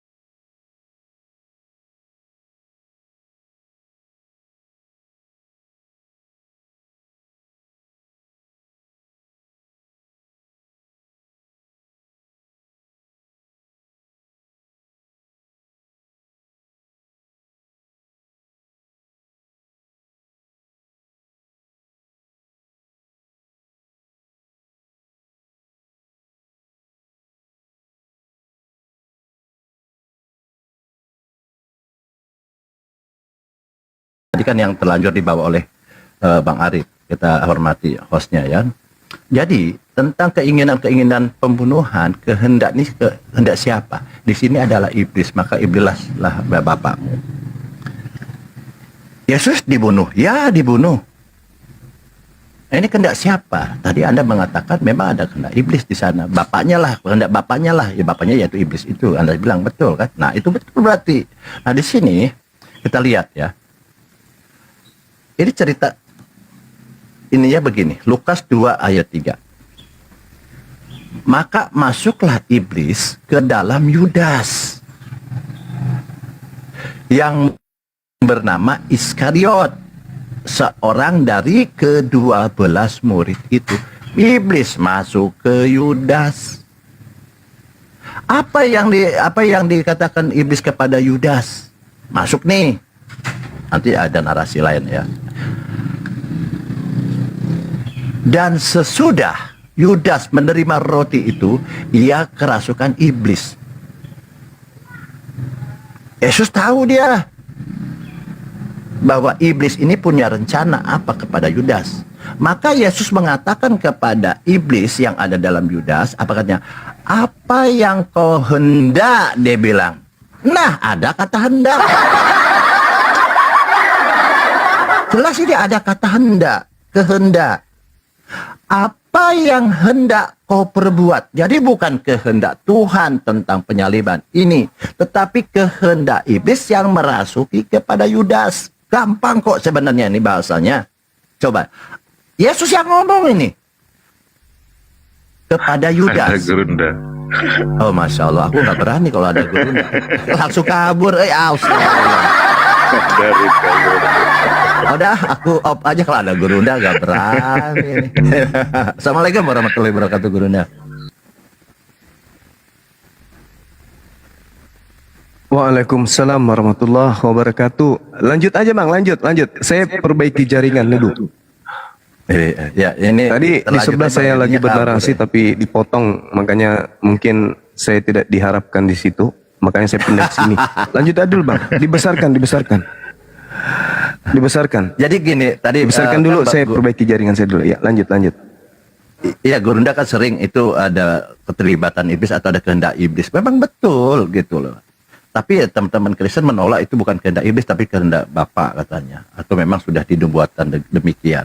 Padahal kalimat yang Yesus sampaikan tadi ini tentang kehendak Bapa, kehendak iblis. Di sini Yohanes 13 ayat 27 ada kehendak di sini. Kehendak siapa? Bukan kehendak Bapa yang dimaksud di sini. Dan sesudah Yudas menerima roti itu, ia kerasukan iblis. Maka Yesus berkata kepadanya, kepada Yudas, artinya kan pada dirinya, kepada iblis yang ada dalam diri Yudas. Dia bilang apa kata Yesus? Apa yang hendak? Gampang kok ada kata hendak di sini. Apa yang hendak kau perbuat? Perbuatlah dengan segera. Betul, berarti ada kehendak iblis yang merasuki Yudas. Gampang, kenapa dibilang tidak ada kehendak iblis di sana? Kan seperti itu. Lanjut kita di ayat berikutnya di sini. Di 1 Korintus ini. Bukan itu ya, ini ya. Ya seperti itu aja dulu gerunda. Aku jadi grogi ada gerunda, Masya Allah. Jadi teman-teman, kita sudah jawab bahwa di sana tentang kematian Yesus memang ada peran iblis dan kehendak iblis gitu, seperti itu. Makanya tadi host mengatakan bahwa di sini iblislah yang menjadi bapamu. Kamu ingin melakukan keinginan bapamu. Nah, ini ada juga keinginan bapamu. Bapamu siapa di sini? Ia adalah pembunuh manusia sejak semula dan tidak hidup dalam kebenaran. Sebab di dalam dia tidak ada kebenaran. Apabila ia berkata dusta, ia berkata atas kehendaknya sendiri. Gampang kok, ada kehendak iblis memang nih perannya luar biasa Bang Juma ya. Saya kutip ayat-ayat Bang Juma. Terima kasih Bang Juma, diedukasi lagi saya Bang Guna. Silakan Bang Juma. Ya Masya Allah. Baik teman-teman sekalian. Bismillahirrahmanirrahim. Assalamualaikum warahmatullahi wabarakatuh. Kenapa manusia ini dikelompokkan menjadi dua kelompok berdasarkan Al-Quranul Karim. Manusia dibagi menjadi dua. Ada yang mendapatkan petunjuk, ada yang sesat. Seperti dalil yang saya bacakan tadi, Bismillahirrahmanirrahim. Fariqan hada wa fariqan hakka alaihimud dalalah. Sebagian manusia diberi petunjuk dan sebagian lagi pantas untuk menjadi sesat. Kenapa mereka kemudian pantas menjadi sesat? Kata Allah, innahum ittakhasus syayatin auliya. Sebab menjadikan iblis itu sebagai pelindung min dunillah, selain daripada Allah. Mereka menjadikan iblis sebagai pelindung, mereka menjadikan iblis sebagai penuntun, mereka jadikan iblis sebagai petunjuk, mereka jadikan iblis sebagai sumber kepercayaan, keyakinan yang hari ini mereka sebut agama. Min dunillah, selain daripada Allah. Dan Allah mengatakan wa yahsabuna annahum muhtadun. Mereka ketika melakukan hal tersebut, mereka menganggap diri mereka telah mendapatkan petunjuk. Padahal itu bukan petunjuk. Itu adalah kesesatan yang mereka lakukan. Mereka mengatakan yang disalibkan itu adalah manusia yang benar. Padahal dalilnya mengatakan orang benar itu nggak boleh disalibkan. Menyalibkan orang benar, membunuh orang benar, itu adalah kekejian bagi pencipta langit dan bumi. Itu dalil. Berdasarkan kitabnya orang Yahudi, haram hukumnya orang benar itu disalib. Haram hukumnya. Berdasarkan pengajaran kitabnya orang Yahudi, orang yang bersepakat kemudian untuk membunuh orang benar itu adalah orang yang jahil, orang yang bodoh, orang yang tidak berakal. Nah, oleh karena itulah kemudian sekali lagi, fariqan hada wa fariqan haqqad alaihimud dalalah. Dua kelompok dari keturunan Adam. Yang pertama, mereka yang mendapatkan petunjuk.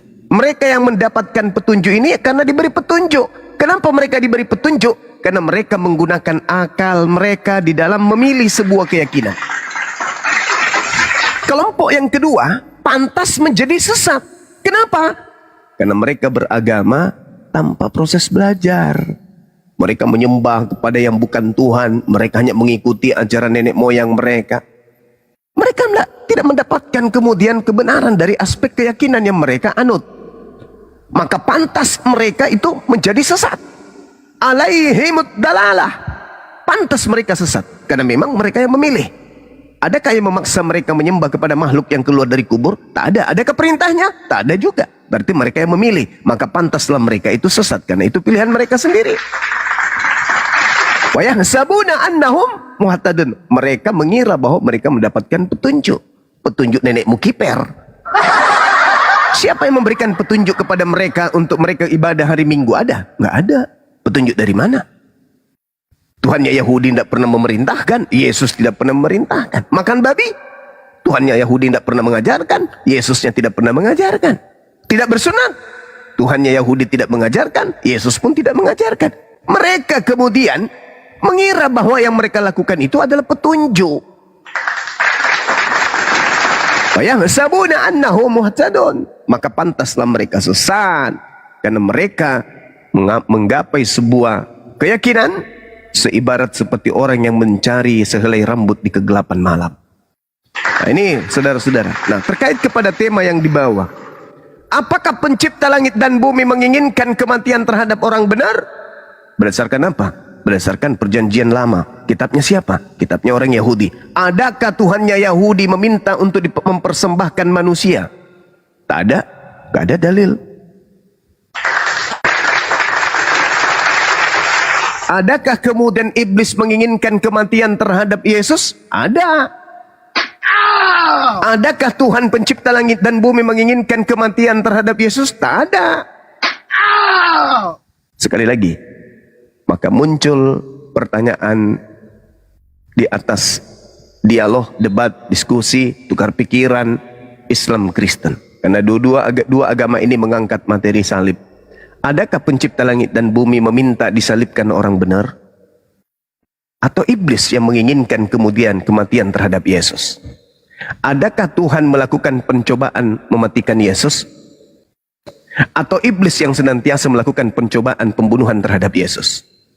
Saudara Kristen yang jujurlah yang bisa menjawab itu. Demikian.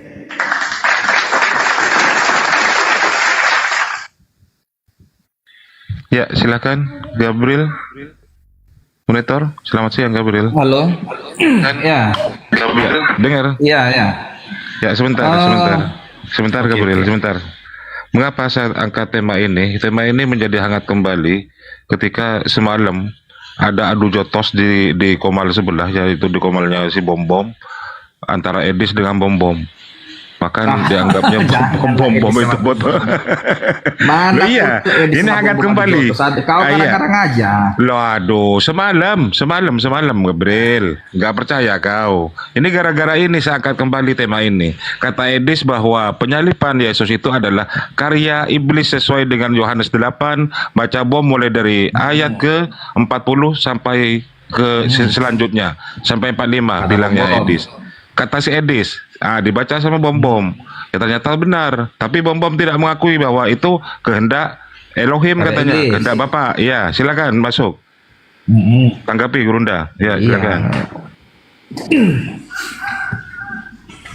Jadi sebenarnya Yesus itu pun sudah tahunya dia bakal dibunuh. Yesus itu sudah tahu dia bakal diserahkan kepada tua-tua.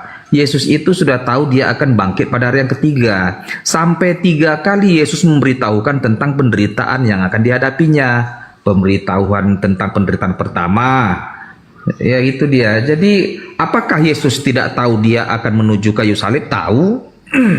Tetapi apakah Yesus tidak menghendaki menuju salib? Menghendaki. Dia tidak melarikan diri dari kayu salib.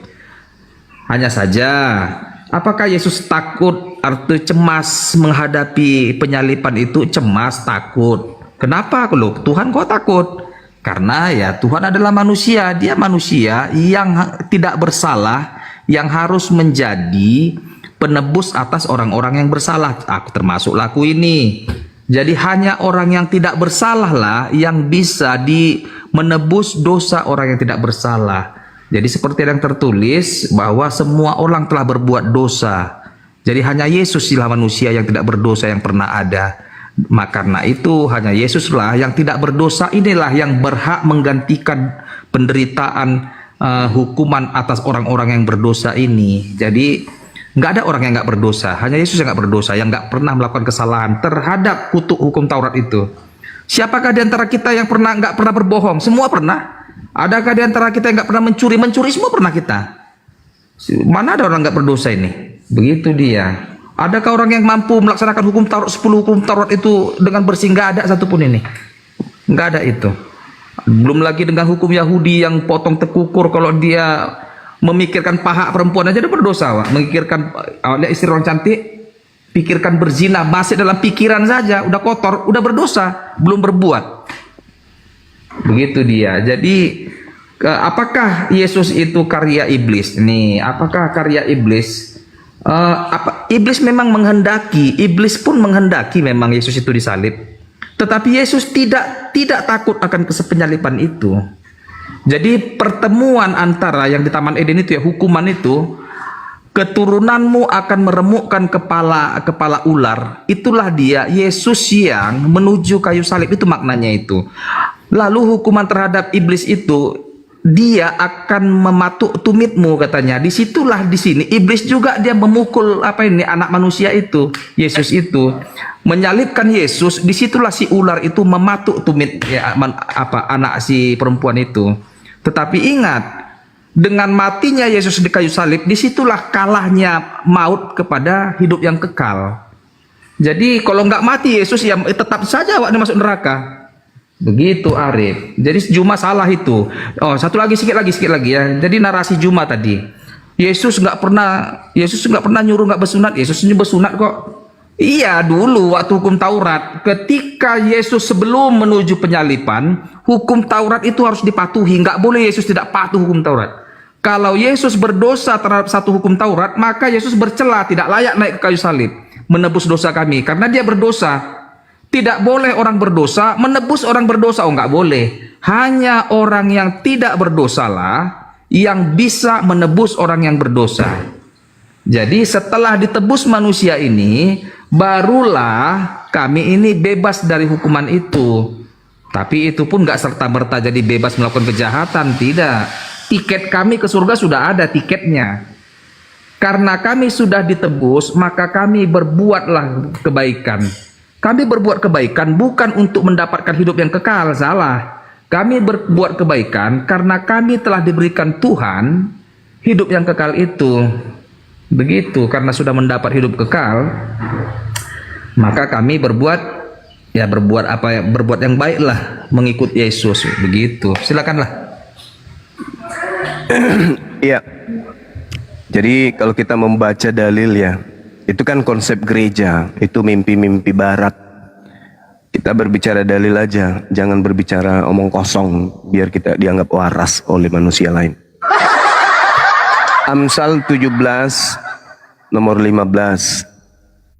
Membenarkan orang fasik, artinya kalau orang Islam ini membenarkan Kristen dan kemudian mengatakan Yesus itu orang yang dipersalahkan sampai dia harus mati, maka kedua-duanya ada kekejian bagi Tuhan. Jadi kalau kita membenarkan orang fasik dan mempersalahkan orang benar, maka kedua-duanya ada kekejian bagi Tuhan. Artinya penyaliban terhadap orang benar kalau kita percaya, maka itu adalah kekejian.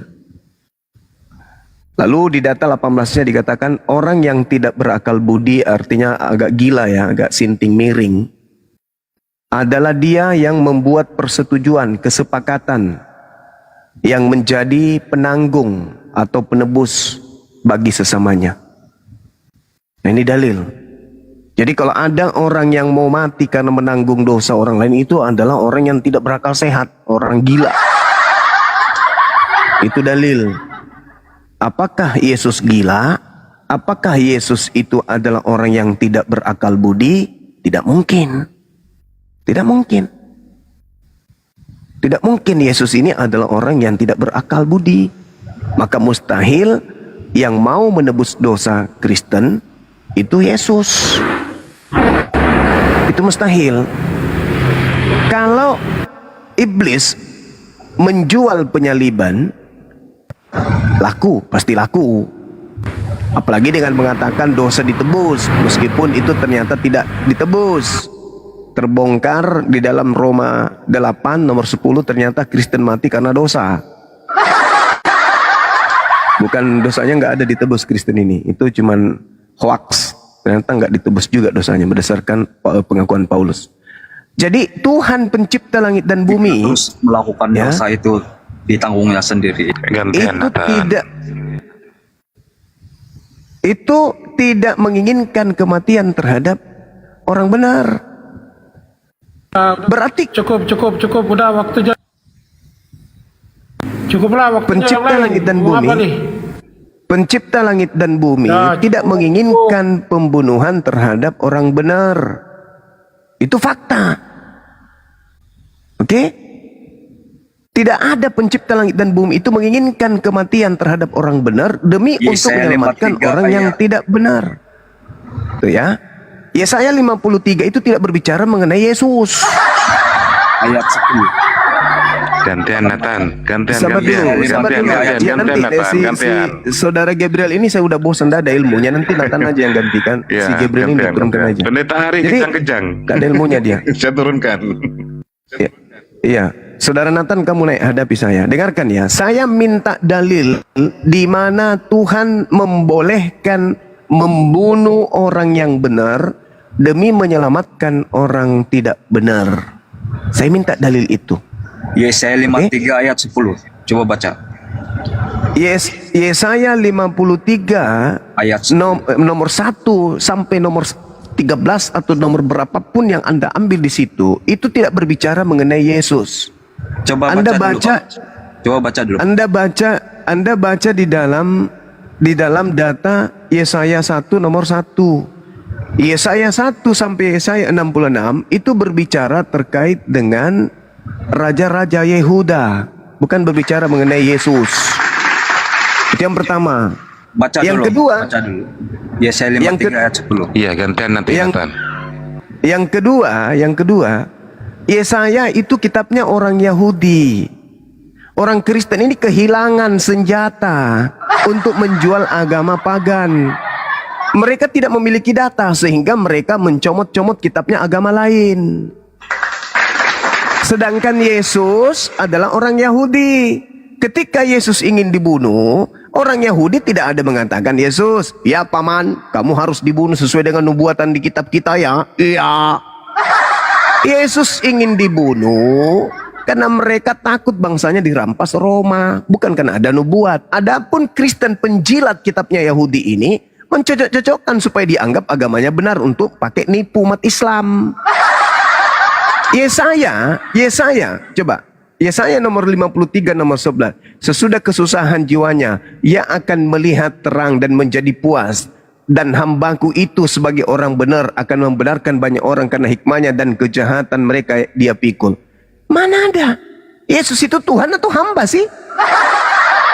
Sebab itu aku akan membagikan kepadanya orang-orang besar sebagai rampasan. Siapa yang dirampas oleh Yesus? Siapa? Dan dia akan memperoleh orang-orang kuat sebagai jarahan. Siapa yang dijarah Yesus? Siapa? Sejak kapan Yesus menjadi penjara? Yaitu sebagai ganti karena ia telah menyerahkan nyawa ke dalam maut, dan karena ia terhitung di antara pemberontak-pemberontak, sekalipun ia menanggung dosa banyak orang yang berdosa untuk pemberontak-pemberontak. Ini tidak ada sama sekali membahas tentang Yesus. Siapa yang memberontak di sana? Siapa pemberontaknya? Pemberontaknya siapa? Siapa yang memberontak? Pada saat Yesus ada, siapa yang memberontak di situ? Coba. Orang-orang Yahudi. Memberontak kepada siapa? Yesua, karena dia mengaku Tuhan, anak Tuhan. Di mana tertulis mereka memberontak, di mana? Maka itu dia dibunuh oleh orang Yahudi. Oke, di mana tertulis? Ya. Mereka di mana jangan gila sendiri. Iya, gantian. Coba kamu terangkan kepada saya, di mana dalilnya orang-orang Yahudi? Macam mana mau saya minta dalil. Habis ini saya minta dalil. Saya kasih kamu waktu 2 tahun untuk berbicara sampai mulut merobek. Tolong tunjukkan di mana pemberontak di zaman Yesus. Saya diam, silakan. Oke. Baca Yohanes 8 ayat 58. Oke, saya baca ya. Sebelum itu, Bang. Oke. Kamu suruh saya baca kan? Kamu diam berarti. Kalau kau suruh saya baca, kamu yang diam. Kita lihat di data nomor 58 menurut saudara Nathan. Di situ dikatakan ya, coba. Yohanes 8 ayat 58 sampai 59, Bang. Oke. Kata Yesus kepada mereka, aku berkata kepadamu sesungguhnya sebelum Abraham jadi aku telah ada. Lalu mereka mengambil batu untuk melempari dia, tetapi Yesus menghilang dan meninggal. Mana pemberontak itu mana? Mana pemberontak itu mana? Mereka mau membunuh Yesus oleh keperkataan Yesus sebelum Abraham ada, aku sudah ada. Mana pemberontak itu? Yang dikatakan pemberontak itu adalah yang ingin menghancurkan. Itu artinya mereka nggak ada pemberontak di situ, nggak ada, bohong kau. Nggak ada orang pemberontak. Yang dikatakan memberontak itu Yesus yang memberontak kepada kekaisaran Pilatus. Kalau ia memberontak, nggak ada pemberontak di sana. Mana ada? Zaman Yesus mana pemberontaknya? Mengetahuinya. Zaman Yesus mana pemberontaknya, mana? Masa orang Yahudi memberontak ke Yesus apa? Itu sudah jelas, Bang. Saudara, yang dikatakan pemberontak itu adalah orang yang ingin menjatuhkan pemerintahan, melakukan sabotase terhadap kerajaan. Itu pemberontak. Ya, kerajaan Tuhan Yesus sendiri mengatakan kerajaanku bukan ada di dunia ini, ya. Aduh. Itulah sampai deh. Mereka memberontak kepada Yesus. Capek deh. Kerjaan Tuhan itu bukan Capek deh, cocokologi ngambil kitabnya orang Yahudi untuk Sebab itu mengajarkan mereka ajaran pagannya. memberontak kepada Capek Yesua. deh, Umat capek Gantian Yahudi deh. itu Baci. Gantian Cari Baci. Kristen yang agak berisi. Jangan Gabriel ini ndak ada 0 ini, ampas. Yang lain. Yang Kristen yang agak berisi. Iya, silakan teman-teman Kristen. Ada pendeta Ari tadi langsung kejang-kejang. Ya dinaikkan pendetanya, pendeta lebih bagus. Jemaat-jemaat begini cuma modal congor aja, asumsi belaka, cuma tipu-tipu. Ayo naik Bang Dia yang Perlohong. Ayo naik. Yesaya 53 ayat 10 saja. Oh, Kitabnya orang Yahudi kau pakai itu bukan Pakcik, kitabmu, pakcik. udah. Itu bukan kitabmu itu. Lucu Kitabnya kau Yahudi cuma. pandai. Kau memaksakan kehendakmu yang paling benar. Kau udah kau turun, kau di bawah, Tai di bawah mula. kau cuci piring, kau dicuci piring di bawah. Jangan kau di situ. Aku jijik lihat kau. Dengar suaramu aja mau muntah. Coba pendeta, kelas Cuma pendeta. kita ini sekarang Udah kau turun juga, kau turun. Ya, Saudara Nathan, Anda di bawah cuci piring bikin kopi. Jangan kau di atas sini. Saya butuh pendeta, pendetamu suruh bawa sini. Kau yang berkualitas yang kau dorong ke sini, jangan pemakan sampah ke sini. Kitabnya orang Yahudi kau ambil. Kau lupa tidak itu? Sejarah yang tertuang di dalam Bible. Sejarah loh, sejarah. Sejarah upaya penyaliban orang Yahudi terhadap Yesus. Hah? Kau tahu sejarahnya? Di situ imam kepala, mahkamah agama, ahli Taurat, orang Farisi. Bukan Kristen pemakan babi yang ada di situ. Orang-orang Farisi, ahli Taurat, imam kepala, mahkamah agama udah berkumpul. Nggak ada itu Yesus harus mati untuk Yesaya. Tidak mau kiper. Pandai-pandain kau, nggak ada umat Islam bisa kau tipu. Tampilin mukanya pakai Bible lama-lama. Kau belum pernah rasakan ditampar pakai Bible rupanya. Mau tipu-tipu umat Islam di sini. Nggak ada. Ada cerita kau tipu di sini. Ya, saya 50 kan. Nenek mau kiper. Kalau kau berani menggunakan Yesaya 53 orang Yahudi jauh lebih hebat daripada kalian. Kalian ini siapa? Cuman remah-remah pemakan sampah yang jatuh dari meja Yahudi. Berdasarkan Bible, berdasarkan pengakuan Yesus. Kita minta data yang menyatakan itu. Di mana Tuhan menginginkan kematian terhadap Yesus tertulis di mana? Ada? Nggak ada. Ya saya 53. Imam kepala Kayafas melakukan sidang kilat. Apa yang harus kita lakukan? Kalau kita biarkan Yesus ini, maka orang Roma akan datang merampas bangsa kita dan tempat suci kita. Kalian belum insaf, kata Imam Kayafas. Dan kalian tidak tahu, adalah lebih baik satu orang mati daripada seluruh bangsa kita ini binasa. Maka mulai saat itu Kayafas bernubuat. Nah itu baru muncul nubuatnya. Maka mulai saat itu Kayafas bernubuat, Yesus harus mati untuk bangsa Israel. Dan bukan hanya untuk bangsa Israel saja, tetapi untuk menyatukan Bani Israel yang berpencar ke seluruh penjuru bumi. Bah. Ya datang-datang. Mana Tuhan membunuh Yesus? Mana? Ya saya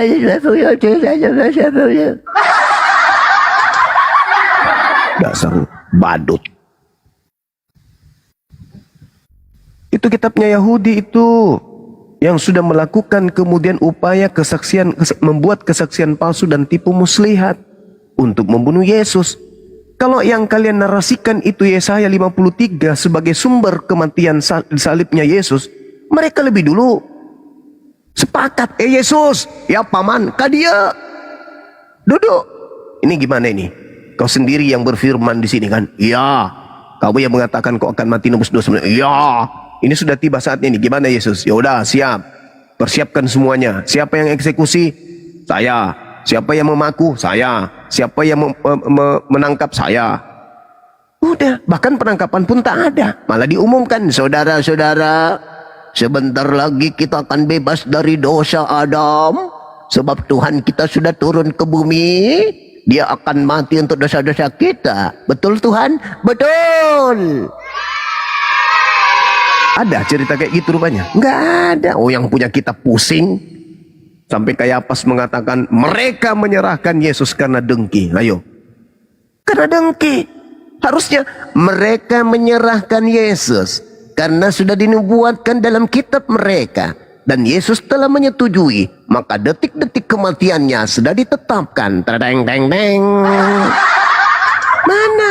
Malah Yesus mengatakan, setiap hari engkau bersama dengan aku dalam bait suci mengajar.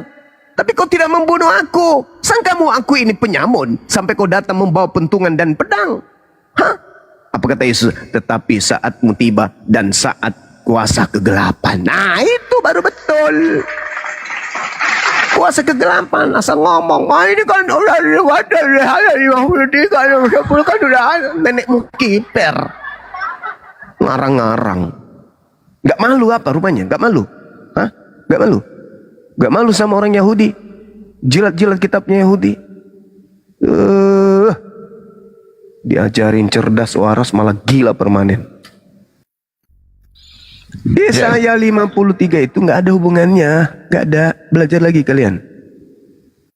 Ayo naikkan pendetanya yang sekolah sampai 50 tahun katanya. Naik sini naik. Biar belajar baik-baik. Ayo silakan naik teman-teman. Si Ampi tadi lari, turun lagi Gurunda. Ayo Bang Dalton naik, Bang Dalton naik.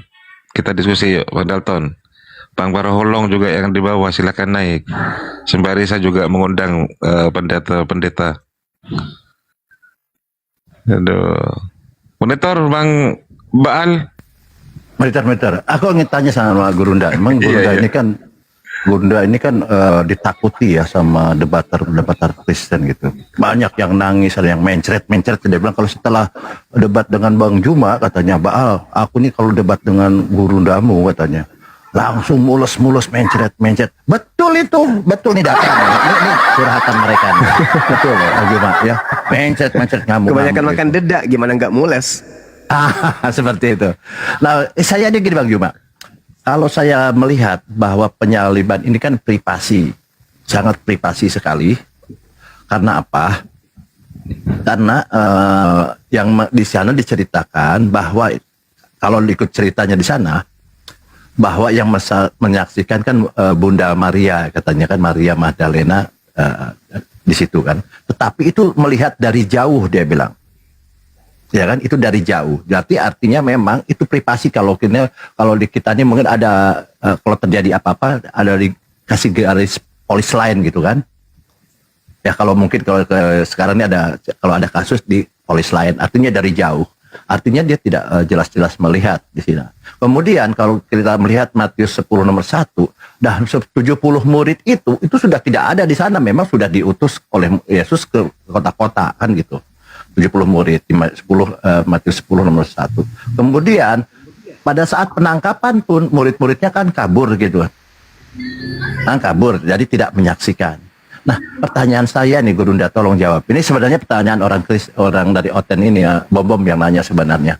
Iya ya, Baal, aku juga bingung. Aku nih kalau menghadapi Gurunda Juma ini aku grogi katanya. Karena dia pintar, cerdas katanya. Sebenarnya yang menceritakan tentang Yesus disalib ini siapa gitu loh. Nah kalau di Bom sebenarnya bertanya, tapi dia mengakui bahwa ternyata cerita-cerita penyaliban itu ini diceritakan oleh musuh-musuhnya Yesus. Karena tidak ada muridnya yang menyaksikan, sedangkan Maria Magdalena juga tidak pernah bercerita, dia lihat dari jauh ini. Ini cerita ini dari siapa, Gurunda? Ini pertanyaan yang benarnya dari siapa? Apakah bisa disimpulkan bahwa yang menceritakannya musuh-musuh Yesus yang akan menyesatkan pengikut Yesus gitu? Bunda, silakan Bunda. Terima kasih. Iya, baik.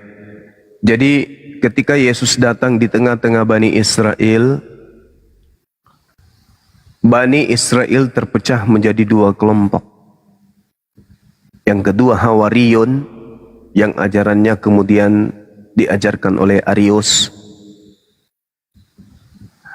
yang mengatakan Yesus Rasul Nabi bagi Bani Israel. Yang kedua, kelompok pembenci, yang dengki, iri, hasad, dan menolak Yesus. Betul. Informasi yang kita dengarkan hari ini itu bukan dari informasi yang dihasilkan dari pengajaran Yesus langsung kepada murid. Markus bukan murid Yesus, Lukas bukan murid Yesus, penulis Matius juga bukan berdasarkan Matius 9 nomor 9. Penulis Yohanes juga bukan berdasarkan Yohanes 21 nomor 24. Paulus apalagi. Jadi tak ada data yang akurat bahwa yang menulis itu adalah murid Yesusnya. Tapi yang harus kita pahami di sini, manusia pertama, sekali lagi, manusia pertama berdasarkan Bible yang melihat Kristus bangkit dari kubur itu adalah Maria. Saya ulang lagi. Manusia yang melihat Kristus keluar dari kubur atau bangkit pada hari Minggu itu namanya adalah Maria. Siapa yang menginformasikan? Nah, di sini kalau kita membedah sebuah karya ilmiah, ini yang harus konsentrasinya di sini.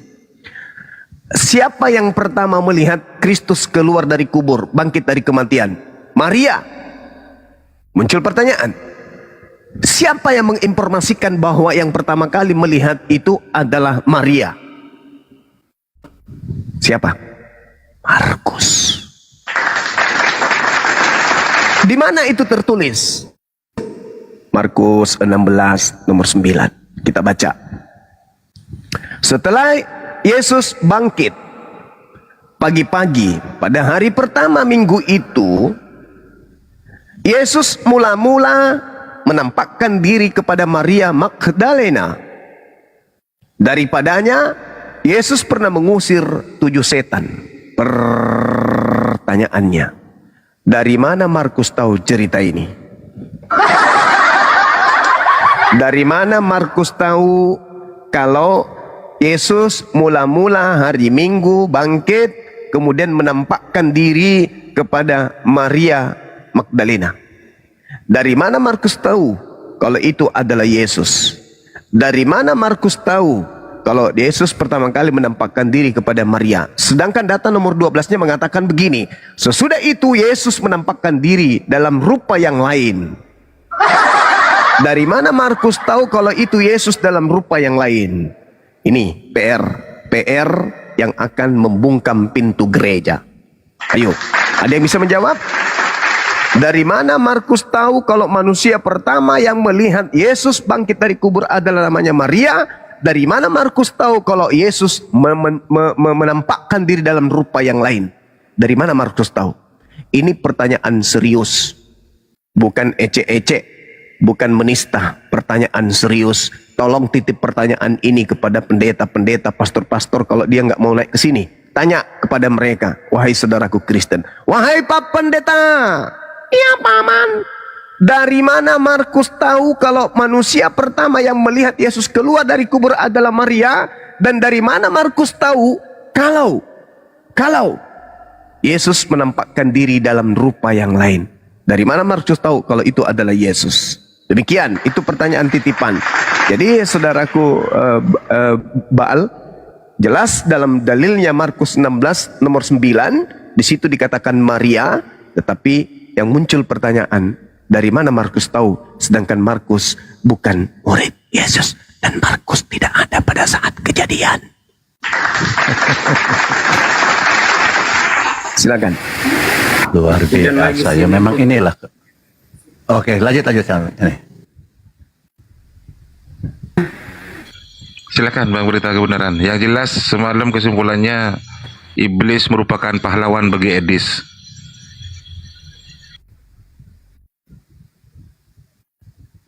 Bang, berita kebenaran. Ngelek.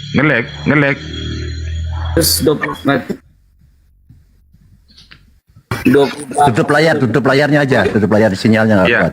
Tutup layar dulu, tutup layar, sinyalnya nggak kuat. Bang, berita kebenaran. Bang, yang jadi karena saya kasih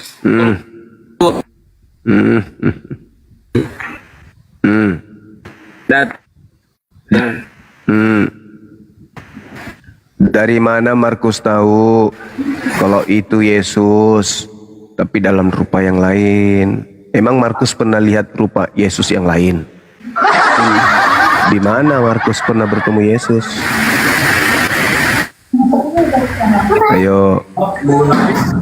Data yang saya tampilkan itu.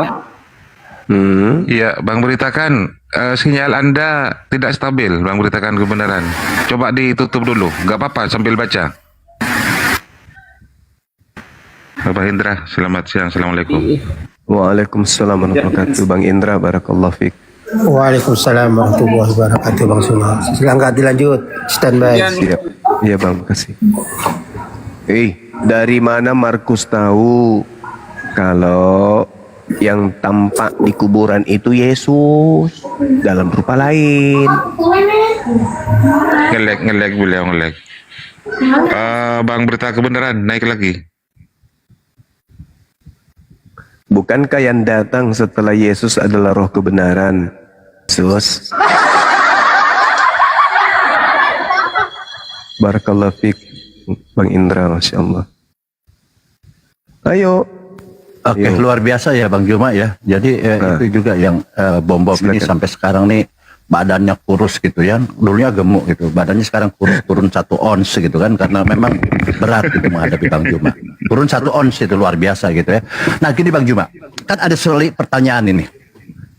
Katanya di dalam Al-Quran dikatakan bahwa Yesus yang disalib ini bukan Isa alaihissalam, tapi orang yang diserupakan. Itu kan selalu mereka bertanya ini, selalu pertanyaan. Padahal saya juga dalam diskusi selalu padahal kita sudah sampaikan menurut para ulama demikian ya, tapi mereka menuntut siapa sebenarnya gitu kan, Al-Quran tidak menjelaskan. Nah saya bertanya juga kepada mereka, kalau itu adalah nama itu penting bagi kalian, saya bilang kan begitu. Lalu siapa nama di sebelah kiri kanan Yesus ini, saya bilang. Mereka pelongo juga nggak bisa jawab. Kalau itu nama itu adalah penting, saya bilang. Karena siapa yang 2 orang yang di sebelah kiri kanan Yesus ini? Sebenarnya, tolong jelaskan siapa yang dari sisi Islam aja, karena orangnya nggak ada. Siapa yang diserupakan ini menurut keilmuan Bang Juma? Silakan Bang Juma. Terima kasih. Iya, suara saya kedengaran nggak? Masih jelas kedengaran Gurunda. Suara saya kedengaran? Iya, jelas kedengaran. Katina, makasih Katina. Ada Katina di bawah. Masya Allah. Bismillahirrahmanirrahim. Wa qawlihim inna qatalnal masiha Isa bana Maryam Rasulullah wa ma qatalu wa ma salabu walakin syubbiha lahum wa innal ladhina ikhtalafu fihi lafi syakkim min ma lahum bihi min ilmin illa ittiba'az zan wa ma qataluhu yaqina. Al-Quran menjelaskan diserupakan bagi mereka. Muncul pertanyaan, pertanyaan diserupakan bagi mereka. Siapa itu? Diserupakan apa? Siapa orangnya yang diserupakan itu? Tanya kepada mereka. Diserupakan bagi Bang Suma, baru tanya ke Bang Suma. Diserupakan bagi mereka, berarti tanya kepada mereka. Kamu mereka sini, aku mau tanya, yang disalib waktu itu siapa? Ya kami melihatnya sih mirip Nabi Isa, tapi kami ragu. Apa buktinya ragu? Bible menjelaskan itu yang tadi, dalam rupa yang lain. Kisah Para Rasul 25 nomor 19, mereka berselisih paham tentang seorang yang bernama Yesus. Ada yang mengatakan dia sudah mati, sedangkan Paulus mengatakan hidup. Berselisih paham mereka itu. Nah siapa yang bisa menjelaskan itu? Mereka yang menyalib Yesus, bukan kita. Wa ma qataluhu wa ma salabuhu walakin syubbiha lahum. Bagi mereka, diserupakan bagi mereka. Maka yang bisa menjelaskan ya mereka. Karena diserupakannya bukan bagi kita. Itu kata Quran. Kalau bagi kita, Nabi Isa alaihissalam itu tidak disalib. Di mana Al-Quran mengatakan bahwa Nabi Isa alaihissalam itu tidak disalib? Al-Quran surah An-Nisa juga yang mengatakan itu. Bagaimana kemudian Allah mengangkat Nabi Isa alaihissalam di kehadiratnya tanpa mengalami kematian? Itu dijelaskan dalam surah An-Nisa ayat 158. Apa kata Allah? Barrafa'ahullah ilai wa kana Allahu azizan hakima. Tetapi Allah mengangkat Nabi Isa ke hadiratnya. Allah Maha Perkasa lagi Maha Bijaksana. Jadi bagi kita yang diangkat ini Nabi Isa alaihissalam, ada penyaliban, ada. Siapa yang disalib? Orang yang diserupakan bagi mereka. Nah, kalau begitu tanya. Maka kita ambil Bible. Kita tanya nih di Bible.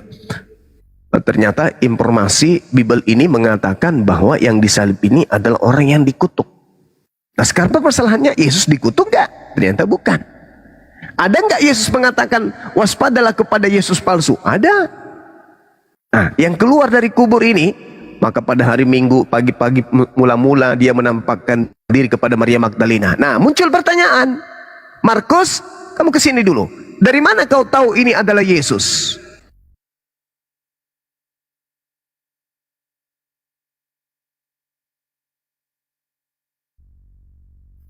Jaringan Gurunda Mall. Ayo. Jaringan Silakan. Mulai goyang. Mulai goyang. Panas. Jaringannya mulai goyang. Silakan Bang Yehuda.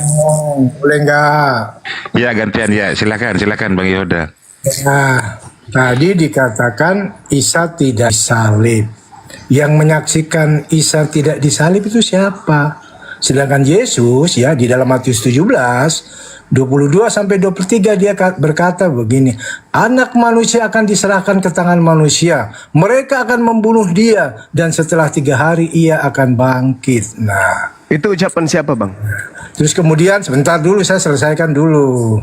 Jadi misi dia katakan anak manusia datang ke dunia bukan untuk dilayani dan melayani, tetapi memberikan nyawanya untuk penebusan dosa. Itu misi Yesus. Nggak ada di situ, nggak ada dalilnya begitu. Nggak ada dalilnya. Nggak ada dalilnya kayak gitu, nggak ada. Bukan gitu dalilnya. Itu tidak begitu dalilnya. Yesus menyerahkan nyawanya untuk orang banyak. Yesus berarti kan dia mati kan? Nggak mati dong. Oh, nggak mati. Nggak mati. Terus nggak mati dong. Menampakkan diri 40 hari 40 malam itu apa? Lah itu bukan Yesus. Itu bukan Yesus. Oh, bukan Yesus. Aduh, luar biasa penipuan hoak ya. Itu bukan Yesus.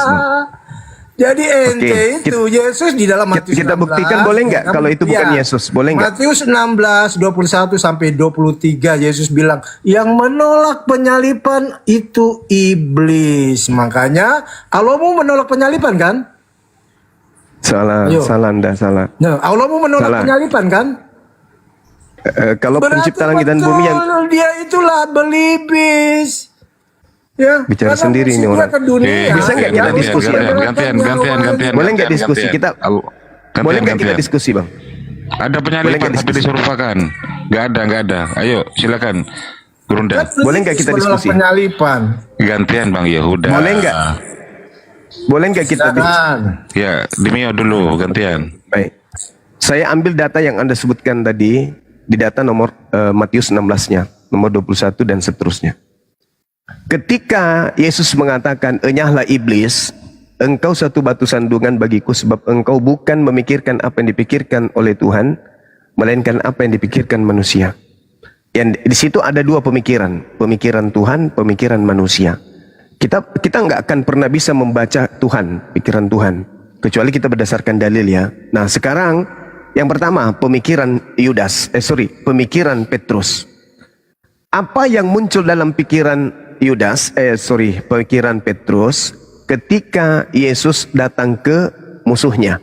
Dalam pemikiran Petrus itu apa? Silakan. Yesus akan disalib atau Yesus tidak disalib? Pemikiran Petrus apa?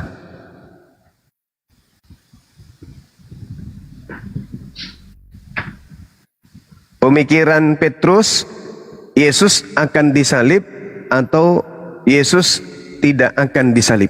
Oke, saya baca dulu ayatnya ya supaya kalian itu dengar. Sejak waktu itu Yesus mulai menyatakan kepada muridnya, ayat 21 ya, Matius 16:21 ya. Dia harus pergi ke Yerusalem menanggung banyak penderitaan dari pihak-pihak tua, imam kepala, ahli Taurat, lalu dibunuh dan dibangkitkan pada hari ketiga. Tetapi Petrus menarik Yesus ke samping dan menegur dia. Katanya, Tuhan, kiranya Allah menjauhkan hal itu. Hal ini sekali-kali takkan menimpa engkau. Maka Yesus berpaling berkata kepada Petrus, enyahlah engkau, iblis. Suatu batu sandungan bagiku, sebab engkau bukan memikirkan apa yang dipikirkan Allah, melainkan apa yang dipikirkan manusia. Petrus menolak Yesus disalib. Sekarang yang dipikirkan Petrus di situ, Petrus akan disalib atau Petrus akan diselamatkan dari salib? Kok Petrus yang disalib? Enggak, Yesusnya. Petrus berpikir bilang kan bahwa dia akan pikiran dibunuh Petrus dan dibangkitkan pada hari ketiga. Berarti pemikiran Petrus, Yesus akan dibunuh, gitu ya? Kok Yesus akan? Yesus yang ngomong dia akan dibunuh, tapi Petrus menolak. Pemikiran Petrus sampai dia menari Yesus itu karena dia berpikir Yesus akan dibunuh, betul atau tidak? Iya kan, Yesus bilang dia menyatakan bagus. Hari ketiga bangkit. Oke, bagus. Berarti Petrus berpikir Yesus ini akan dibunuh. Nah, pemikiran Petrus ini harus bertentangan dengan pemikiran Tuhan. Kalau Petrus berpikir, sabar dulu, sabar dulu bang. Kalau Petrus berpikir Yesus akan dibunuh, maka Tuhan berpikir apa? Lanjut ya, kamu ngomong dulu, nanti gantian. Kan harus bertentangan ini, harus bertentangan. Petrus berpikir Yesus akan dibunuh, berarti Tuhan berpikir kamu tidak akan dibunuh. Nah, yang mana kira-kira yang terjadi? Pikiran Petrus atau pikiran Tuhan? Ayo jawab. Pikiran Tuhan itu kan dia mau menjadi penebus. Tetapi Petrus pikiran tidak Tuhan. mau dia dibunuh. Pikiran Tuhan. Saya ulang lagi. Supaya Anda bisa waras. Saya ulang lagi. Baik-baik nih. Dengar. Tunggu. Pikiran Petrus, Yesus akan dibunuh. Pikiran Tuhan, Yesus akan diselamatkan atau dibunuh? Ayo. Kamu baca ayat 21 itu. Ya, justru karena itu. Saya ulang lagi. Enyahlah iblis. Kata Yesusnya, enyahlah iblis. Enyahlah iblis. Engkau suatu batu sandungan bagiku, sebab engkau bukan memikirkan apa yang dipikirkan oleh Elohim. Nah, yang dipikirkan oleh Petrus, Yesus akan mati nih, harus saya selamatkan. Maka dia menarik Yesus ke samping. Karena pemikiran Petrus, Yesus ini akan mati. Nah, pemikiran itu ternyata bertentangan dengan pemikiran Elohim. Kalau Petrus berpikir Yesus akan mati, maka pemikiran Elohim apa? Coba kau jujur. Kamu ini ternyata. Coba kau jujur. Ternyata error ya, saya kasih ayatnya dibaca. Saya bacakan ulangi. Sejak waktu itu Yesus menyatakan kepada murid. Itu ucapan Yesus atau bukan? Itu ucapan Yesus atau bukan? Saya udah ngerti. Matius 16 nomor 21 itu. Pertanyaan saya. Petrus ketika diucapkan oleh Yesus, itu ucapan Yesus. Nah, sekarang Matius 16 nomor 21 nomor 22 itu ucapan Yesus atau pengantar penulis? Jawab. Udah? Oke, kamu diam. Saya itu nggak bisa. Itu ucapan Yesus atau pengantar penulis? Onta-onta yang saya lindas semuanya. Dengar ya. Saya ulang lagi pertanyaan saya. Saya ulang pertanyaan saya. Matius 16 nomor 21 sampai 22 itu ucapan Yesus atau pengantar pengarang? Jawab. Ya memang kamu error. Saya baca ulang, kamu dengar baik-baik. Pertanyaan saya ulang lagi, ini yang ketiga kalinya. Matius 16 nomor 21 sampai nomor 22 itu ucapan Yesus atau pengantar pengarang buku Matius? Jawab. Ucapan Yesus. Kenapa? Oh, penipu dia, teman-teman. Ada yang bisa buka kamera di sini? Ada yang bisa buka kamera? Iya, Bang Baal. Diam. Woi. Bang Baal, silakan Bang Baal. Kau penipu. Saya sudah mulai marah ini karena kau ternyata penipu memang. Ayo buka kamera kita, buka kamera yang bisa membuktikan. Nah tuh, besarin sendiri. Yang 8 orang ini kecil kotaknya. Besarin sendiri berdiri. Saya nggak boleh bicara nih. Diam dulu kau penipu. Ya, data. Ya, Ini data itu dulu. kalau SBT. Ini kita lihat. Ini kau menipu. Kau katakan itu ucapan Yesus, padahal ini adalah karangan pengarang Matius yang bukan murid Yesus. Dengar. Sejak waktu itu Yesus, ini bukan ucapan Yesus ini, lol. Wih, pengikut agama penjajah. Nih, kau ingin merampas kebenaran dengan ketipu-tipumu, ini nggak bisa. Coba. Hei. Saya ulang lagi. Jangan di blok. Bang, jangan di blok, Bang. Jangan di blok. Nah, sekarang saya ulang lagi pertanyaan saya. Saya ulang lagi pertanyaan saya, saudara kucing.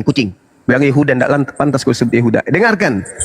Matius 16 nomor 21 sampai nomor 22 itu Kamu bicara Tuhan terang Tuhan.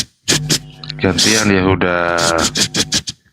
Matius 16 nomor 21 sampai nomor 22 ini ucapan Yesus atau ucapan pengarang? Jawab.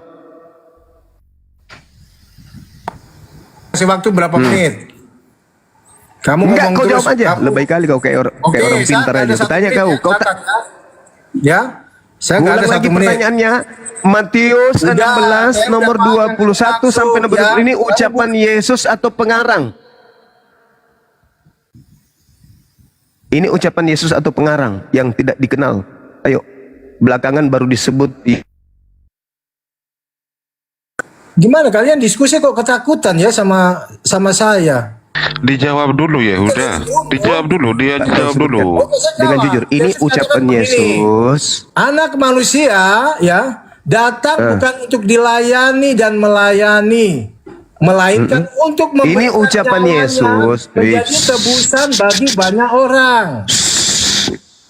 Ngaco kali. Ngaco. Ini saya ulang pertanyaannya. Matius 16 nomor 21 sampai 22 ini ucapan Yesus atau ucapan pengarang buku Matius yang bukan tulisan murid Yesus? Jawab. Jadi menurut kamu ucapan Matius salah? Penulis Injil salah? Nah, saya tidak tanya itu. Saya tidak tanya itu. Yang saya tanya, Matius 16 ini ucapan Yesus atau ucapan pengarang?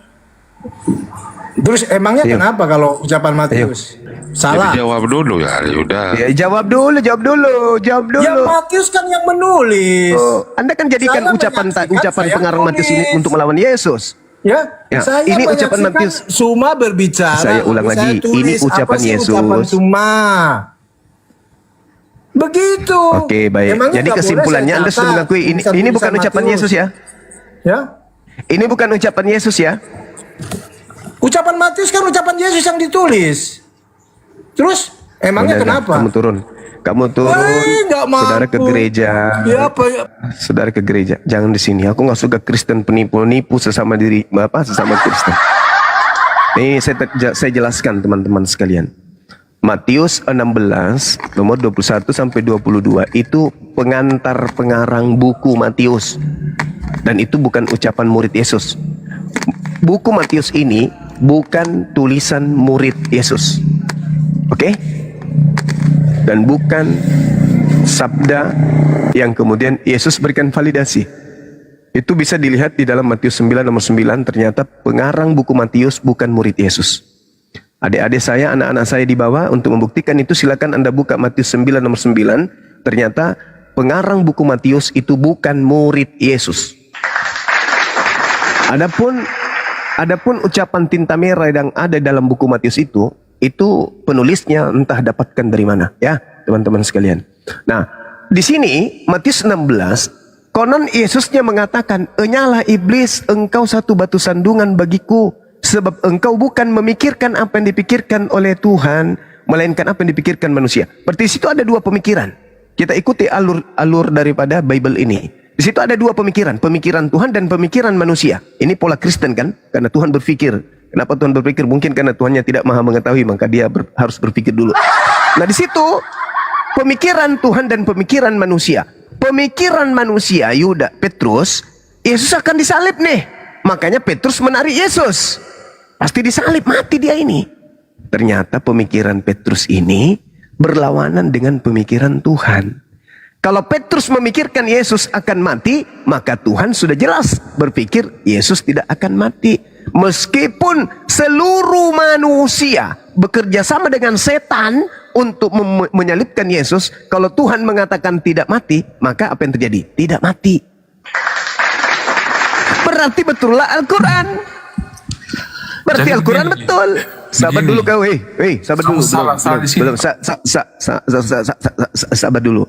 Berarti betullah Al-Quran dan juga betullah apa yang dinubuatkan oleh Daud, yang dikhotbahkan Petrus, bahwa Yesus tidak mengalami kematian, jasadnya tidak ditinggal di kubur, melainkan terangkat langsung ke langit oleh tangan kanan Elohim. Oke, jelaskan. Berarti Al-Quran betul. Khotbah saya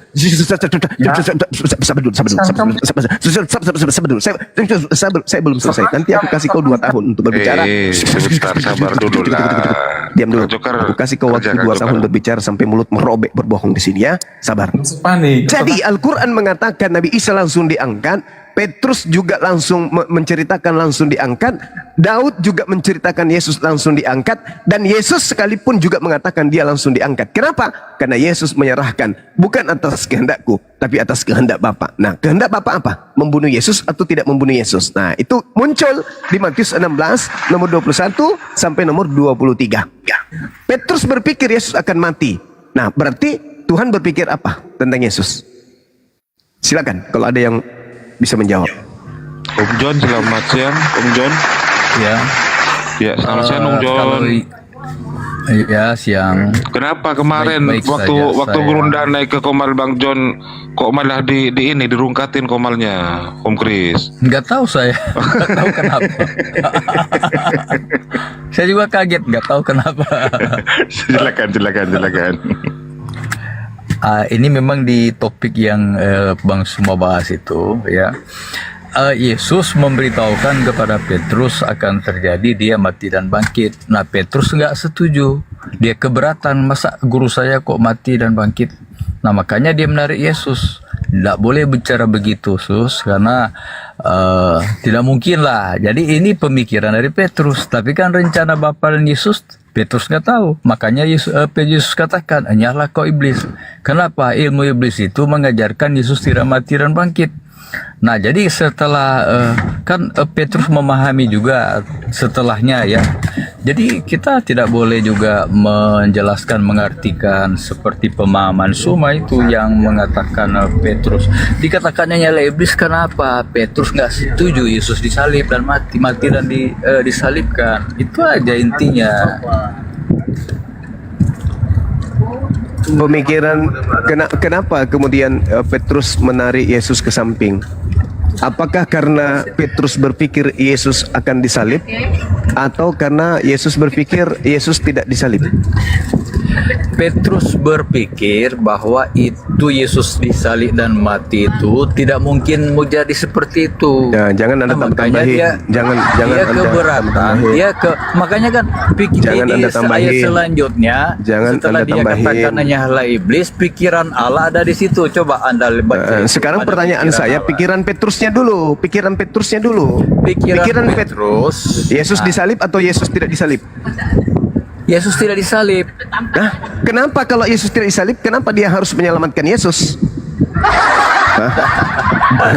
Kan Yesus kan jangan terlalu kentara. Jangan terlalu kentara kalau Anda ini wakil setan, Bang. Jangan. Oke, kita Pertanyaan simpel saya, aja. Kita simpel aja. Yesus mengatakan kenapa Petrus kemudian menarik Yesus ke samping? Supaya karena dia keberatan kalau Yesus akan mati dan bangkit. Pandai kali. Penipu. Yesus itu ditarik oleh Petrus. Sabar dulu. Petrus menarik Yesus ke samping karena Petrus berpikir Yesus ini akan mati kalau saya biarkan. Dia pasti akan disalib. Berarti pemikiran Petrus, Yesus ini pasti terancam salib. Nah, itu bertentangan dengan pemikiran Tuhan. Meskipun apa kata Tuhan, meskipun 10.000 di kananmu, 1.000 di kirimu, tidak akan pernah bisa menyentuh engkau. Itu pemikiran Tuhan. Engkau tidak akan celaka. Aku adalah tempat perlindunganmu. Meskipun beribu-ribu orang yang datang kepadamu untuk membinasakan, kamu akan menginjak musuh-musuhmu. Pemikiran Tuhan tentang orang benar, rancangan Tuhan tentang orang benar, tentang anaknya yang benar, itu sudah ada. Makanya Yesus mengatakan di dalam Matius 26 nomor 24, aku memang harus pergi sesuai dengan apa yang telah tertulis tentang aku. Lukas 24 nomor 44, memang harus digenapi semua yang tertulis tentang aku di dalam kitab Mazmur. Jadi Petrus, udah usahlah kau khawatir tentang aku. Aku sudah ditetapkan, sudah tertulis tentang aku, bahwa Tuhanku akan datang mengutus malaikat dan menantang aku di tangannya agar aku tidak disalib. Gak usah kau khawatir Petrus. Jangan kau batalkan apa yang Tuhan sudah rencanakan. Apa itu? Orang fasik menggiring aku untuk dibunuh, tetapi Tuhan tidak mengizinkan itu. Itu yang betul. Jangan Anda putar balikkan dalil, Bung. Gak bagus, Anda sudah tua, dikit lagi mati. Jangan Anda tipu orang lain, cukuplah Anda yang tertipu. Di situ Petrus berpikir, ini orang kalau aku tidak selamatkan, dia akan disalib. Padahal dia bisa selamat. Kenapa dia mau? Bodoh kali, tarik. Ketepak, ditariklah Yesus itu. Marah Yesus. Aku sudah berdoa kepada Tuhanku. Tuhanku yang punya keputusan. Meskipun mereka ada berjuta bekerja sama dengan setan, tahayul, popo, parakang untuk membunuh aku, Tuhanku sudah merencanakan keselamatan untukku. Jadi orang yang berpikir Yesus akan disalib itu iblis. Orang Kristen berpikir Yesus disalib, berarti Kristen ini adalah itik. Paham nggak kalian nih? Sampai sini paham nggak? Jadi menurut tafsiran Bang Zuma ini, Petrus menarik Yesus itu agar dia tidak disalib atau agar dia disalib? Agar dia tidak disalib. Karena pemikiran Petrus, nah sekarang permasalahannya adalah Tuhan sudah merencanakan keselamatan. Jangan sok tahu lu Petrus, jangan sok tahu lu. Tuhanku sudah merancang keselamatan untukku. Meskipun 10.000 manusia mau mencelakakan aku. Ingat, di dalam Amsal 21 nomor 18, orang fasik yang dipakai sebagai tebusan, orang kemudian pengkhianat sebagai ganti orang yang jujur. Itu sudah dituliskan. Itu sudah dituliskan. Makanya Yesus mengatakan, aku tidak akan mati. Yesus sendiri yang mengatakan itu di Yohanes 10 nomor 17, nomor 18, 19. Aku tidak akan mati. Tidak ada orang yang sanggup membunuh aku. Aku sendiri yang akan menyerahkan nyawaku dan mengambilnya kembali. Gak ada orang berhak. Gak ada orang. Jadi ketika ada Markus 9 nomor 30, 31, mereka membawa anak manusia itu diserahkan kepada anak manusia, lalu mereka membunuh. Siapa yang bisa bunuh Yesus? Tak ada. Tak ada yang bisa membunuh Yesus. Itu pengakuan Yesus sendiri. Tidak ada yang bisa membunuh aku. Gak ada. Tak ada yang bisa membunuh aku. Maka ketika dikatakan aku menyerahkan nyawaku untuk banyak orang, itu maksudnya menyerahkan dirinya untuk diangkat ke langit. Dia serahkan nyawanya kepada yang pemilik langit. Dia serahkan nyawanya untuk Tuhannya. Dia serahkan, dia rela diangkat ke langit demi untuk menyelamatkan murid-muridnya. Andai Yesus tidak diangkat, andai Yesus tidak menyerahkan dirinya, nyawanya, jasadnya untuk diangkat ke langit, maka Yesus dan murid-muridnya akan dibasmi habis-habisan oleh Romawi berdasarkan perintah orang-orang Yahudi. Itu yang betul. Caralah dengan jujur terhadap apa yang ada dalam kitab saudara. Tidak ada orang yang sanggup mengambil nyawaku, melainkan aku sendiri yang memberikannya dan mengambilnya kembali. Maksudnya apa? Tidak ada orang Roma, Yunani, orang kau tambah lagi orang Bugis, orang Makassar, orang Batak mau berkongkol membunuh Yesus. Tak akan ada yang bisa membunuh Yesus. Tak ada. Kenapa? Di belakang dia coy, bukan cuma presiden doang, pencipta langit dan bumi yang maha hidup dan maha mematikan. Bagaimana mau dibunuh? Tak ada yang bisa menyentuh Yesus itu, nggak ada. Jangankan kalian bunuh Yesus itu, kalian kasih dia saja di setengah tahun, Tuhan tidak izinkan. Paham? Yesus itu orang dijaga coy. Yesus orang mulia, disucikan dunia dan akhirat. Datang kalian ingin membunuh mereka demi dosa-dosa kalian yang laknat itu. Enak aja. Kata Tuhan, lu siapa lu? Siapa lu? Ini anak yang aku anugerahkan kepada dunia, kepada Bani Israel sebagai juru selamat. Ente mau bunuh, nenek lu kiper. Untuk apa kalian membunuhnya? Untuk dosa-dosa kami, paman. Enak aja. Lo yang berbuat, utusanku yang harus mati untuk kalian. Konsep dari mana itu? Jadi saudara, sekali lagi saya katakan, ketika Yesus mengatakan, enyahlah iblis, orang yang berpikir Yesus akan disalib itu adalah iblis. Sekarang saya tanya kepada saudara-saudaraku Kristen. Hei saudaraku Kristen, menurut kalian Yesus itu disalib atau tidak disalib? Jawab. Saya jawab bisa, Bang. Ya, Yesus itu disalib atau tidak disalib? Jawab. Oke. Di dalam Matius 26 ayat yang kedua itu sangat jelas. Enggak usah bicara dalil. Enggak usah bicara dalil. Sudah bicara dalil. Pertanyaan saya, menurut kalian Kristen, Yesus itu sama dulu, itu udah selesai. Itu rangkuman sekolah minggu. Sekarang kita membahas Yesus itu disalib atau tidak disalib menurut kalian? Yesus disalib. Berarti Begini, kalian Bang, iblis. Begini Bang Zuma, logikanya begini. Berarti kalian iblis, kata Yesus. Orang yang berpikir Yesus disalib atau Yesus tidak disalib, itu iblis. Bang. Kau yang iblis. Kalian iblis berarti.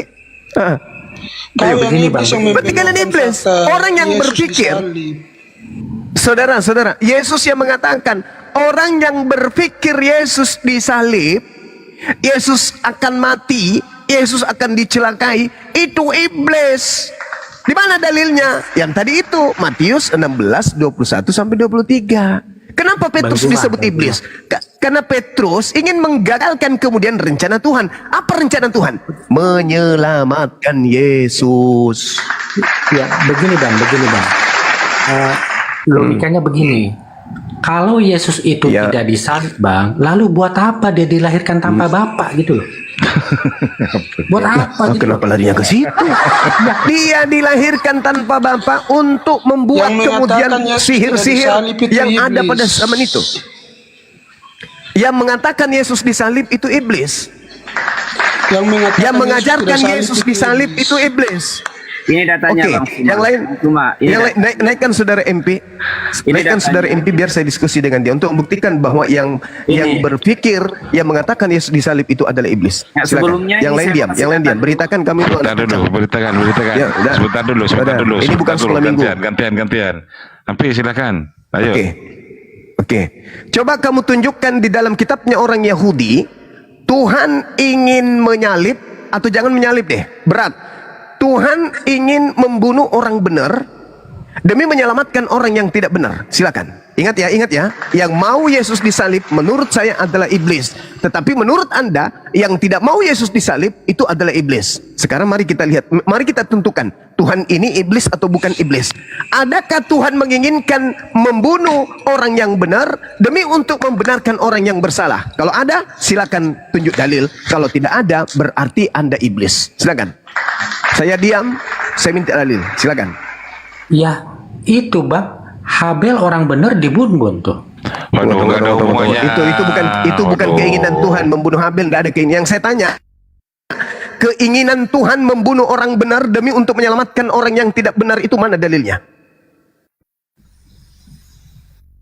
Sedangkan saya sudah mengatakan yang Yesus disalib, yang mau Yesus dibunuh itu iblis.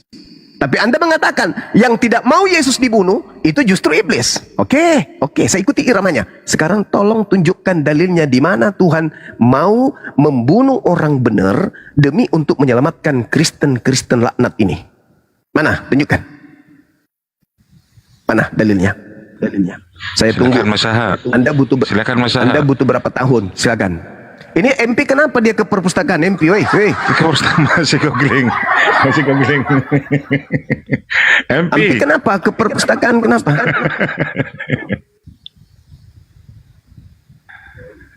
MP silakan. Berdasarkan Matius 16, yang berpikir Yesus akan disalib itu iblis. Di mana ayatnya yang berpikir Yesus disalib itu iblis? Di mana? Matius 16 21 sampai 23, endingnya di data 23. Itu. Saya tidak memplesetkan, kawan. Saya tidak memplesetkan. Coba Abang buka ayatnya itu dulu. Maka Yesus berpaling dan berkata kepada Petrus. Matius 16 ayat berapa tadi? 23. Tetapi Petrus menarik. Saudaraku. Jangan Tetapi suruh semua baca, semua itu suka mempelintir-pelintir itu ayat Alkitab. Tidak, silakan. Siapa yang Kristen di sini coba tolong buka dulu. Padahal sederhana loh. Matius 16 ayat 23. Padahal sederhana loh, saya minta. Tidak, kau suka mempelintir-pelintir ayat. Anda yang nunjukkan data, saya cuma minta tolong tunjukkan data di Kalau mana ya Tuhan. data di Alkitab Perjanjian Lama itu tentang Yesus disalib itu ada di Yesaya 53. Nggak ada. Jangan kau bohong. Itu nubuat tentang Yesus, dia dihina, dibunuh. Nggak ada di situ, nggak ada. Yesaya Nggak ada. 53, saudaraku tolong buka dulu. Nggak ada di situ. Tadi saya sudah tunjukkan Yesaya 53. Yesaya 53. Iya, Yesaya 53. Baca dulu ya, saudaraku. Tadi diminta ayat tentang Yesus dibunuh toh. Yesaya 53. Ini ayat 10. Tetapi adalah kehendak Tuhan juga menghancurkan dia dan Sudah nggak bisa lagi ditipu kami, Bang. Dengar. Tetapi adalah kehendak Tuhan juga Kami nggak bisa lagi menghancurkan dia dan ditipu. mempersakiti dia. Nggak bisa lagi. Kami nggak bisa lagi ditipu. Suma kau diam, orang ada baca ayat. Kau suka Kami nggak bisa lagi ditipu. Suma kau suka perlintir-pelintir ayat Alkitab itu semua. Kau Ini diam, kau pelintir kitabnya orang Yahudi nih. Ini kau sedang memelintir. Kau sudah memelintir kitab Yesaya 53 ini. Suma tidak usah tipu-tipu. Ini kitabmu atau kitabnya Yahudi? Ini kitabmu atau kitabnya Yahudi? Kau diam situ. Saudara Kau diam Ampi. situ. Kau pertanyakan. Ampi, ini kitabmu atau kitabnya Yahudi? Tadi kau minta ayat. Saya tanya dulu. Kitab di Perjanjian Lama itu. Iya, kau Di mana tunjukkan ayatnya? Sekarang ini. orang tunjuk kau ini. Kau kejang-kejang. Oke, jawab dulu Ampi. Baca dulu, baca Iya, ayat itu. Perjanjian Lama itu kitab Kristen atau kitab Yahudi. Baca dulu. Saudaraku, baca dulu ayatnya itu. Kau mau lari gara-gara kita sudah dapat ayat. Aduh. Silakan. Biar nggak apa-apa. Ayat 10 aja ya. Tetapi adalah kehendak Tuhan juga menghancurkan Kenapa nggak baca dari awal? Kenapa? Kau juga ambil ayat dalam Alkitab itu cuma sepotong-sepotong. Sekarang kau suruh kita baca selesai. Oke, silakan. Silakan dibaca Baca ayat 10-nya saja, Bangku. Tetapi adalah kehendak Tuhan juga menghancurkan dia dan mempersakiti dia. Apabila sudah diserahkan nyawanya akan korban karena salah, ia pun akan melihat benih dan melanjutkan umur, maka ketidaklan Tuhan pun akan beruntung oleh tangannya. Itu ayatnya. Kenapa kau bilang Yesus tidak disalib? Coba kamu tunjukkan bahwa itu untuk Yesus. Silakan. Yesus itu terus kau tadi bawa nubuat yang tadi itu tunjuk untuk Yesus ke mana? Nubuat yang tadi bahwa Yesus tidak disalib, digantikan oleh orang fasik dan orang benar. Apakah itu buat Yesus? Kau ini apa logikamu ini logika falasi ini kau ini. Oke. Di mana ditulis di situ Yesus? Boleh kita tanya jawab pelan.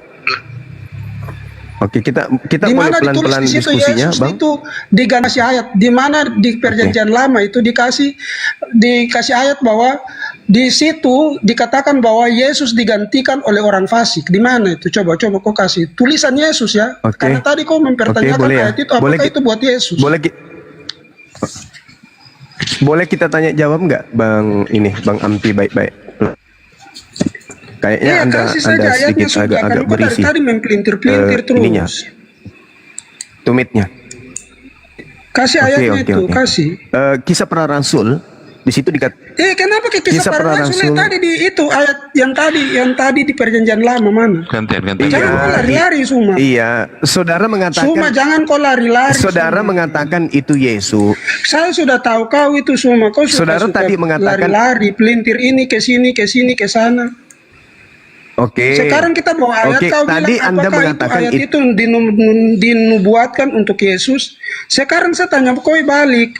Tadi ayat yang kau bawa itu bahwa manusia yang laknat itu digantikan oleh Yesus di mana? Tadi kau bawa ayat tadi itu. Mana ayatnya? Amsal 21 nomor 18. Nah, Amsal 21 itu apakah dia berbicara tentang Yesus? Itu berbicara mengenai orang benar dan pengkhianat. Nah, berarti itu bukan untuk Yesus. Ada nggak pengkhianat? di tubuh Yesus? Ada pengkhianat. Siapa? Dan apakah Siapa pengkhianatnya? siapa pengkhianatnya? Coba. Iya, siapa pengkhianatnya? Siapa pengkhianat menurut kau di Al-Quran mana? Ya ke Al-Quran. Siapa pengkhianat? Coba kasih Al-Quran. Siapa pengkhianat? Coba. Coba. Makanya kau itu suka Ya, pelintir ayat. ini tanda sudah ngalah, ini udah kalah ya. Bukan temannya. kalah, kau yang suka pelintir ayat. Di mana? Kok saya Di mana pelintir ayat? pengkhianat menurut Kamu ini, yang menurut memelintir Al-Quran mana? dari pengkhianat lari ke Al-Quran. Kau yang memelintir terlalu jauh. Iya, karena kau tadi bilang ada pengkhianat di situ. Di mana Al-Quran mencatat tentang pengkhianat? Yesus mengatakan harus digenapi semua yang tertulis tentang dirinya di dalam kitab Amsal. Iya, itu ada ayatnya tergenapi karena dia harus dibunuh, Bukan sengsara, di dalam menderita, Al-Quran, dan mati. Saudara, Itu bukan ada di dalam. ayat tentang kegenapan itu ada di ayat Alkitab bahwa dia akan menderita, dia akan dibunuh dan Ya itu disiksa. menurutmu untuk Yesus Itu kan? menurut saya bagaimana? Itu ada di Alkitab, ada di Perjanjian Baru itu. Itu menurutmu tentang Yesus kan? Betul nggak? Tidak menurut saya, itu menurut Perjanjian Baru. Injil itu. Enggak, yang Yesaya 53 menurut kamu itu untuk Yesus kan? Iya, karena kau minta bersabar. Tetapi menurut penulisnya. Begini, tadi kau bawa ayat tentang Amsal itu bahwa itu dibuat seperti itu buat Yesus. Tapi di sana tidak tertulis. Nah, saya bawa ayat tentang Yesaya. Kau bilang apakah itu dinubuatkan buat Yesus? Ada tertulis nama Yesus di situ. Ya saya bilang sama dengan ayatmu tadi. Begitu, Tidak, jadi Bang. jangan putar-putar. Dengarkan saya. Menurut penulis Yesaya itu bukan untuk Yesus. Menurut Amsal juga itu bukan untuk Yesus. Terus apa? Sinyal Gurunda kayaknya keganggu lagi. Iya, terganggu karena dia bikin itu bicara sembarang. Dia tidak ada di Makassar, dia masih di Jawa. Masih di planet Pluto beliau. Hampir diskusinya santai gitu loh. Anda bertanya, santai. Anda bertanya, tapi Anda yang panik gitu loh. Sekarang saya tidak Anda yang bertanya, Anda yang mengamuk. Saya tidak bertanya. Sabar, saya tadi tidak bertanya. Saya mau menegaskan bahwa semua ini saya masih ada di atas. Bintir ayat. Masih di atas. Masih di atas Gurunda. Abang mengatakan bahwa Yesaya 53 itu untuk Yesus. Tapi penulis Yesaya mengatakan itu bukan untuk Yesus. Mana yang benar? Abang juga tadi membawa Amsal itu, abang menunjukkan itu buat Yesus. Dia penulis Amsal pada Yesus. Yesus tidak mengatakan Yesus itu. yang mengatakan. Itu yang mengatakan. Yesus mengatakan dalam Lukas 24 nomor 44, Bang. Harus digenapi semua yang tertulis tentang aku di dalam kitab Amsal. Digenapi itu tentang Yesusnya mengatakan pembunuhannya, itu. kesengsaraannya itu. Anak manusia akan diserahkan kepada tangan-tangan berdosa untuk dihukum, dibunuh, dan bangkit pada hari ketiga.Itulah kegenapannya. Semua kau jangan tipu-tipu semua. Saudara, menurut penulis buku Yesaya 53 itu bukan untuk Yesus. Terus untuk siapa yang ditikam, dirajam, disengsarakan, itu untuk siapa? Seluruh yang ada di dalam ditombak, ditikam. Seluruh yang ada di dalam kitab Yahudi itu, di dalam kitab Yesaya itu bercerita tentang Yehuda dan Yerusalem dalam masa Usia, masa Yotam, Ahaz dan Hezekia. Bukan zaman Yesus, Bang. Baca Yesaya 1. Baca Yesaya 1 nomor tertulis bahwa Yesaya 53 itu berbicara mengenai Yehuda dan Yerusalem. Itu nubuat buat Yesus. Siapa yang ditikam? Siapa ditikam dari lambung? Tidak ada. Anda yang mengatakan itu, tapi tidak ada. Penulis Yesaya tidak ada yang mengatakan ditikam untuk Yesus. dipaku zaman Yahudi. Yesaya nomor 1. Yesaya nomor 1. Yesaya nomor 1 itu mengatakan cerita Yesaya 53 itu membahas tentang Yehuda dan Yerusalem, Bang. Bukan membahas tentang Yesus. Sampai sini paham? Abang Suma, oke lah, itu pemahamanmu dan saya tidak bisa paksakan juga pemahaman saya. Itu yang tertulis, Bang. Itu yang tertulis, Begini, itu tertulis di kitabnya itu Yahudi. Tidak, itu pemahamanmu Itu tertulis, sekarang. itu Saya mau tertulis tanya di kitabnya kalau Yahudi. Suma, kalau kau orang pintar, saya mau tanya kau tentang Bang Ampi. Al-Quranmu, bisa tidak? Gantian dulu Bang Ampi. Bunda Rahma kalau mau naik turun di Dalbo, Bunda Rahma. Jangan dua natur. Itu tertulis. Iya, tapi jangan saya dipotong kalau saya bernarasi. Jangan Sabar tampilkan dulu, video. Saya lagi bernarasi, tampilkan video. Habis itu kalian berkongko bahas video apa sih? Itu nyakitin kali Abang itu. Suma, Ya, Abang Suma, orang lagi izin. bernarasi ya putar video. Habis itu kalian berkongko untuk bahas video apa? Siapa yang Orang putar lagi diskusi video? gimana sih? Kayak gitu. Siapa yang putar video, abangku? Entahlah. Abang, izin. Terserah abang punya narasi tentang apa Alkitab, tentang Ya, penyaliban kok Yesus, jadi silakan. saya itu menandakan kamu sudah Silakan. putus asa. Sabar. Iyo, Itu sabar, tandanya kamu abangku. sudah Kenapa putus abang asa. takut?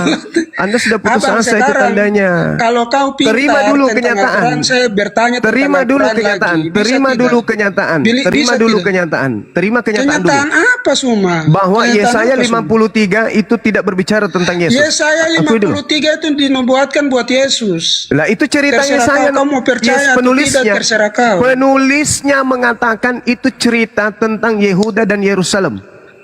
Ayo. Iya, Yehuda dan Yerusalem itu akan timbul seorang pemimpin yang Pada akan zaman disiksa, Usia, dibunuh, pada zaman Yotam, pada zaman Yesua, dibunuh dan Usia, ditikam. pada zaman Begitu. Usia, pada zaman Yotam, pada zaman Ahaz, dan pada zaman Hezekia. Itu cerita-cerita, itu Apakah cerita-cerita Hizkia, yang Yotam dibunuh dan dirangkum kemudian oleh Yesaya bin Amos terkait dengan kejadian yang ada di zaman Usia, zaman Yotam, zaman Ahaz, dan zaman Hezekia. Iyakan dulu. Iya. Iyakan dulu, iyakan dulu. Oke, abang. Iyakan dulu, iyakan dulu. Abang, Iyakan dulu. tunjukkan saya dulu satu toko Hizkia atau Yotam atau yang lainnya yang dibunuh, ditikam, dipaku. Coba kasih dulu. Oke, saya. baik. Tunjukkan Baik. ayatnya. Pengakuan Yesus ya. Saya kasih pengakuan Yesus ya. Kasih Jangan pengakuan Yesus. pengakuan Yesus, Yesusnya kasih yang di berbicara ayat bukan itu saya. di tentang Yesaya itu bahwa dibunuh, ditikam Yotam atau yang lainnya. Iya. Kasih datanya berdasarkan pengakuan Yesus. Di dalam Matius 23. Tunggu sampai dulu. Gantian dulu Bang Ampi. Gantian dulu Bang Ampi. Gantian kita. Gantian, boleh kan? Soalnya jaringanku nggak bagus. Yesusnya mengatakan begini. Sebab itu, lihatlah, aku mengutus kepadamu nabi-nabi dan orang-orang bijaksana dari ahli-ahli Taurat. Separuh di antara mereka kau bunuh dan kamu salibkan. Yang lain akan kamu sesah di rumah-rumah ibadahmu. Dan kamu aniaya dari kota ke kota.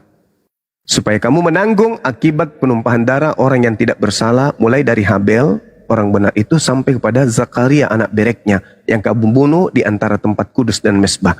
Apakah Anda sudah akui bahwa ternyata cerita ditombak dan seterusnya itu Yesus sendiri katakan bahwa itu memang terjadi pada zaman Habel sampai ke Zakaria.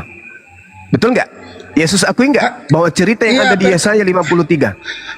Pertanyaannya begini, tadi abang bilang katanya orang benar itu tidak bisa dibunuh, sedangkan Habel yang benar itu dibunuh. Abang ini, ini logika abang ini rusak. Dengar, jangan lari kemana-mana dulu. Tadi abang katakan bahwa orang benar itu tidak bisa dibunuh, digantikan oleh orang fasik. Sekarang ada orang benar yang Habel ini. Astagfirullahaladzim. Gantianlah Bang Ampi. Congor babi, Iya. Sinyalnya Bang Suma itu lagi nggak stabil. Sinyalnya beliau. Congor babi, dengarkan saya dulu. Gantian dulu. Woi, congor babi, muka babi, dengarkan saya. Apakah Anda muka babi, moncong muka babi, dengarkan saya, muka babi, dengarkan. Benarkah Yesus mengatakan bahwa orang-orang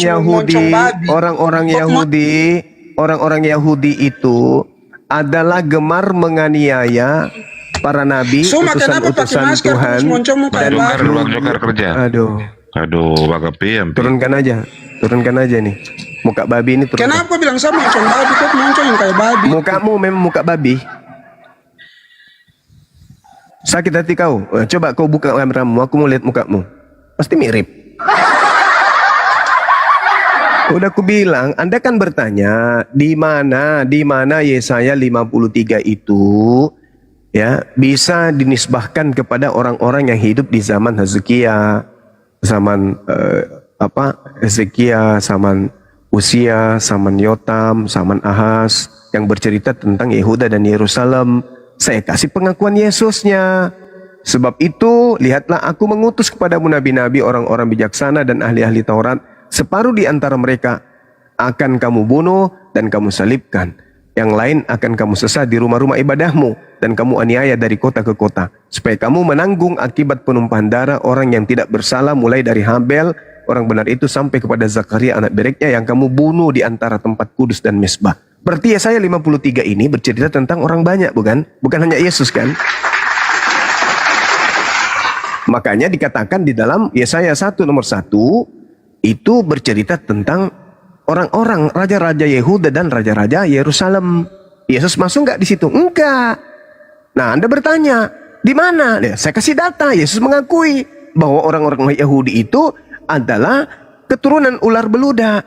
Celakalah kamu, hai ahli-ahli Taurat dan orang-orang Farisi, hai orang-orang munafik, sebab kamu membangun makam nabi-nabi dan memperindah tugu orang-orang yang saleh dan berkata, jika kami hidup di zaman nenek moyang kami, tentulah kami tidak akan ikut dengan mereka dalam membunuh nabi-nabi itu.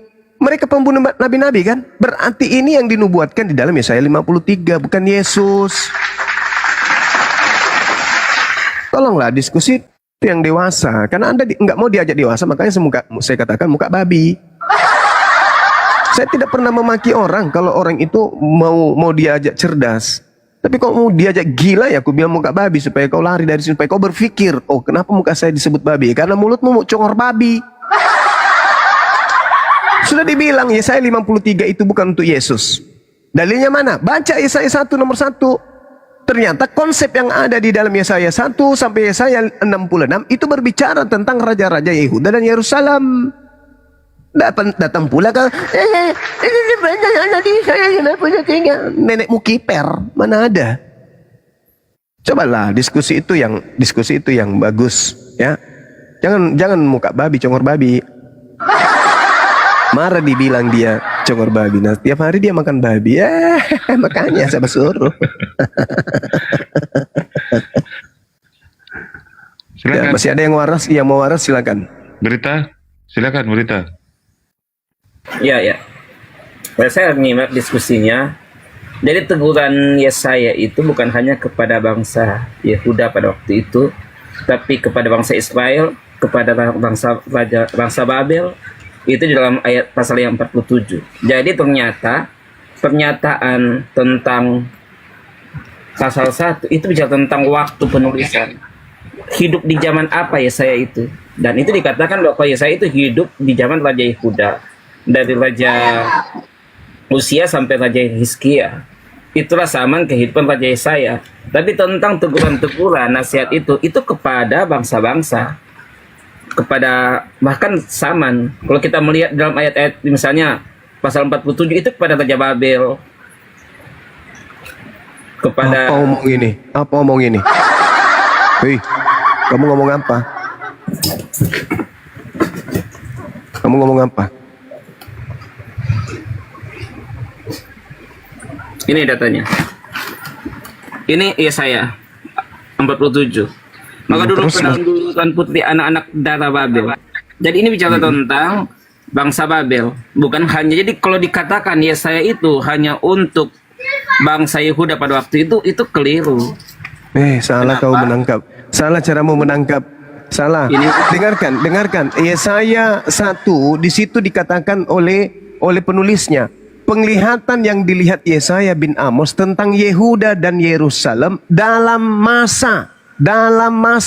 era Usia, Yotam, Ahaz, dan Hizkia, raja-raja Yehuda. Kalau berbicara mengenai Raja Babel, itu di zaman mana? Apakah zaman Usia, zaman Yotam, zaman Ahaz, atau Hizkia? Salah satu dari 4 itu. Kamu ini gimana ya? So paten tapi blow on. Ya, artinya teguran itu bukan hanya kepada bangsa Yehuda saja seperti pernyataan di Memang awal bukan. Itu bukan teguran. Ini penglihatan Yesaya itu adalah penglihatan yang mencakup 4 masa.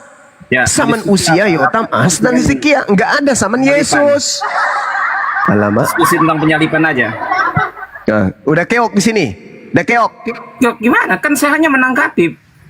Nah, iya, kamu melarikan ke Babel. Babel itu masuk ke dalam zaman Usia. Apa yang masalah di situ? Nggak ada masalah. Zaman Usia. Tidak ada masalah di sana. Kenapa? Karena ketika berbicara mengenai Raja Babel, Anda lihat di dalam Yesaya 14 itu zaman mana itu? Apakah zaman Yesus atau di antara zaman Usia dan Yotam? Nggak ada masalah. Anda ini, saya udah sampaikan, orang Kristen ini yang tidak memiliki arah, yang tidak ada pegangan, mencoba untuk menipu orang Islam dengan mengatakan penyaliban sudah dinubuatkan di Yesaya 53. Datang saya mengatakan itu bohong. Yesaya 53 itu menurut penulisnya bukan berbicara mengenai Yesus, dan menurut juga Yesus itu bukan berbicara tentang dirinya, dan menurut orang Yahudi juga tidak berbicara tentang Yesus. Dan lagi-lagi ketika berbicara mengenai penyaliban Yesus, itu nubuat yang dibuat oleh Imam Kayafas di dalam Yohanes 11. Apa itu? Yesus harus mati untuk bangsa Israel, bukan untuk kalian. Bukan untuk kalian. Yesus disalib menurut Yahudi. Mari kita menyalibkan Yesus demi untuk menyelamatkan bangsa Israel. Dari mana? Dari dosa? No. Dari penjajahan Roma. Kalian dijajah Roma rupanya? Kalian dijajah Roma? Enggak kan? Yang dijajah Roma itulah yang merupakan tujuan Yesus dibunuh. Baca Yohanes 11 supaya kalian itu sadar. Umat Israel lebih paham Bible daripada kalian. Paham? Orang-orang Yahudi berkongkol pada zaman Yesus, sepakat untuk membunuh Yesus pada zamannya. Kenapa? Karena mereka tidak ingin bangsanya dijajah oleh Romawi, dirampas oleh Romawi. Belakangan muncul dari Roma ajaran penyembah dewa-dewa, menganggap Yesus mati karena dosa waris, untuk nebus dosa. Dari mana ilmunya itu? Dari mana? Itu karangan Paulus. Paham sampai situ ya? Terus kemudian saudara, ketika Anda berbicara mengenai kitab Yesaya 53, itu Anda ditertawakan sama pemilik kitab. Itu bukan kitab kalian itu. Itu kitabnya orang Yahudi yang tak ada hubungannya dengan kalian. Sama sekali nggak ada hubungannya. 4 masa kitab Yesaya itu bercerita. Masa Uzia, masa Hizkia, masa Karisteng nggak ada. Jadi jangan ngadi-ngadi. Dulu kalian bisa nipu orang dengan cara itu. Sekarang nggak bisa. Bang Suma dengan timnya sudah hadir. Mereka lebih paham Bible daripada kalian. Kalian menjadi Kristen bukan karena paham Bible. Yang kalian lakukan sekarang ini ada bertahan. Kalian menegakkan benang basah. Tapi sulit. Kenapa? Karena musuh kalian Bible. Paham ya? Sampai situ ya? Nah sekarang Anda ingin melarikan materi kepada penyaliban. Silakan. Ya, saya jawab. Pertanyaan saya. Ya, pertanyaan tadi ada berapa? Saya bisa jawab. Oke. Silakan. Ya. Tidak ada tidak ada hubungannya dengan bangsa, dengan kita orang Kristen tentang hal, karena itu hanya diperuntukkan untuk bangsa Israel. Itu kan pertanyaannya, saya catat tadi kayak gitu. Tetapi dikatakan di dalam Yohanes 1 ayat 29, pada keesokan harinya ia nampak Yesus datang kepadanya, lalu katanya, lihatlah anak domba Allah yang mengangkut dosa isi dunia. Ini isi dunia bukan hanya kepada bangsa Israel, tetapi kepada isi dunia. Karena itu Yohanes 3:16, karena demikianlah Allah mengasihi isi dunia, itu bukan lagi hanya untuk bangsa Israel, sehingga dikaruniakannya anaknya yang tunggal itu, supaya barang siapa yang percaya akan dia jangan binasa, melainkan beroleh hidup yang kekal. Ini perkataan Yesus, bahwa perkataan Yesus dalam Yohanes 3:16,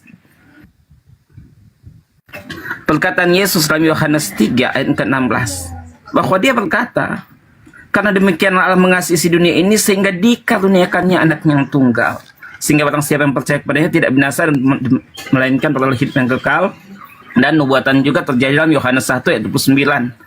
Tengoklah, lihatlah anak domba Allah yang mengangkut dosa isi dunia. Maka itu berhubungan dengan Yesaya 53 ayat 7. Tentang pernyataan bahwa kitab perjanjian lama tidak ada hubungan dengan kami orang Kristen, saya akan jelaskan bahwa pengikut-pengikut Kristus di awal, ada 12 murid itu orang Yahudi, ada 70 murid itu orang Yahudi, ada 4.000 orang yang pernah merasakan mujizat, mereka banyak mengikut Tuhan. Itu orang Yahudi. Dan banyak orang Yahudi, dan mereka lah yang dikatakan pada waktu itu. Mereka orang Yahudi. Tetapi diam penipu, itu kan Yahudi dengarkan. mereka pun berbakti. Saya selesaikan dulu narasi saya karena ini jawabannya. Pening aku lihat pembohong berbicara, pembohong penipu berbicara, pening kalau. Saya akan mengkasih dengan data. Nih, dengarkan dongengmu yang pertama. Kamu mengambil karangan penulis buku Yohanes 1. Itu bukan murid Yesus yang mengarang cerita itu. Paham ya? Itu camkan baik-baik. Bukan murid Yesus. Yohanes 1:29 itu bertentangan dengan pernyataan Paulus sendiri dalam Galatia 4 nomor 5. Yesus mati menebus dosa orang-orang yang tunduk di bawah hukum Taurat. Oke? Bertentangan dengan pengakuan Paulus. Saya ulang lagi. Galatia 4 nomor 5. Dosa-dosa orang atau takluk di bawah hukum Taurat. Siapa yang tunduk di bawah hukum Taurat? Siapa yang kemudian ditujukan hukum Taurat ini? Orang Yahudi. Berdasarkan pengakuan Paulus sendiri, Yesus itu menebus dosa orang Yahudi saja. Galatia 4 nomor 5. Catat dulu. Yang kedua, kebohongan Yohanes 1 nomor 29. Yesus dianggap domba di situ yang menghapus dosa dunia. Kenapa si pengarang Yohanes ini menganggap Yesus binatang? Kenapa? Karena pengarangnya tahu kalau dosa itu ditebus hanya dengan binatang.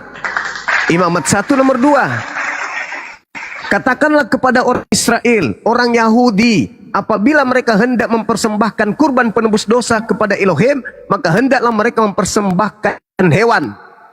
Makanya kamu mengimani kitab catatan pengarang yang mendudukkan Yesus setara dengan binatang, hewan. Sejak kapan Tuhannya Yahudi menghapus dosa dengan menggunakan darah manusia? Sejak kapan? Hah? Siapa yang mengajarkan itu? Pengarang buku Yohanes. Siapa pengarang buku Yohanes ini? Bukan murid Yesus. Di mana dikatakan pengarang buku Yohanes itu bukan murid Yesus? Di buku Yohanes sendiri. Di mana tertulis? Yohanes 21 nomor 24. Berarti Yohanes 1:29 yang mendudukkan Yesus sama setara dengan binatang, itu bukan sabda Yesus. Itu bukan ucapan murid Yesus. Itu bukan firman Tuhan. Tapi kamu percaya. Yesus disetarakan dengan binatang, kamu percaya. Yang disetarakan dengan binatang itu binatang. Kenapa orang Yahudi menebus dosa dengan binatang? Karena memang itu polanya. Imamat 1 nomor 2. Katakanlah kepada orang Yahudi, apabila mereka ingin menebus dosa, hendaklah mereka mempersembahkan hewan ternak, kambing, domba, sapi, lembu. Paham sampai situ? Woi, paham sampai situ? Makanya orang Roma yang pingin juga punya keselamatan, Yesus yang adalah manusia dibinatangkan di dalam kitabnya. Islam mana yang mau ditipu? Saya mau tanya Islam yang ada di sini. Wahai saudara-saudaraku Islam, bolehkah seorang nabi disetarakan dengan binatang? Boleh atau tidak? Tidaklah. Tidak boleh. Saudara-saudaraku Muslim, adakah ajaran Tuhan menebus dosa dengan membunuh manusia? Ada? Tidak ada. Tidak ada. Lalu siapa yang mengajarkan orang-orang barat yang kepercayaannya dianut oleh orang Kristen sebagian di Indonesia ini? Manusia dosanya ditebus dengan mempersembahkan korban manusia. Ada yang mengajarkan seperti itu? Ada Tuhan mengajarkan itu? Tidak ada. Nah, sekarang kita udah tinggalkan materi itu daripada kita dengarkan kebohongan kibulan dari saudara ini. Saudara, berita kematian.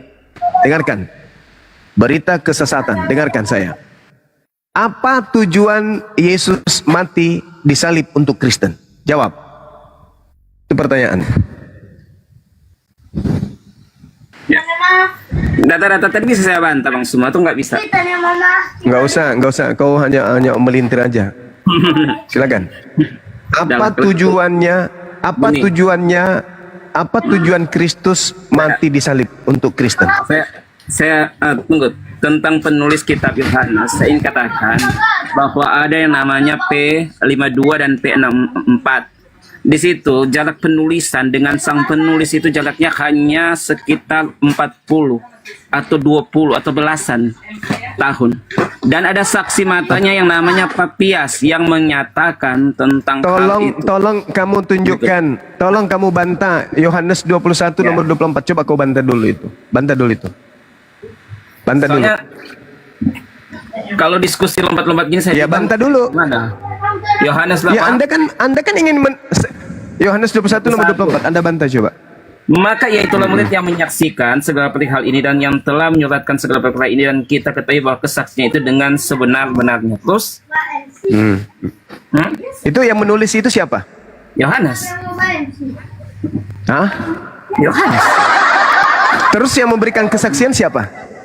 Yohanes menyaksikan tentang hal itu, dia menulis tentang kesaksian itu, bahwa kesaksian itu dia mengatakan memang dia mengatakan dialah murid.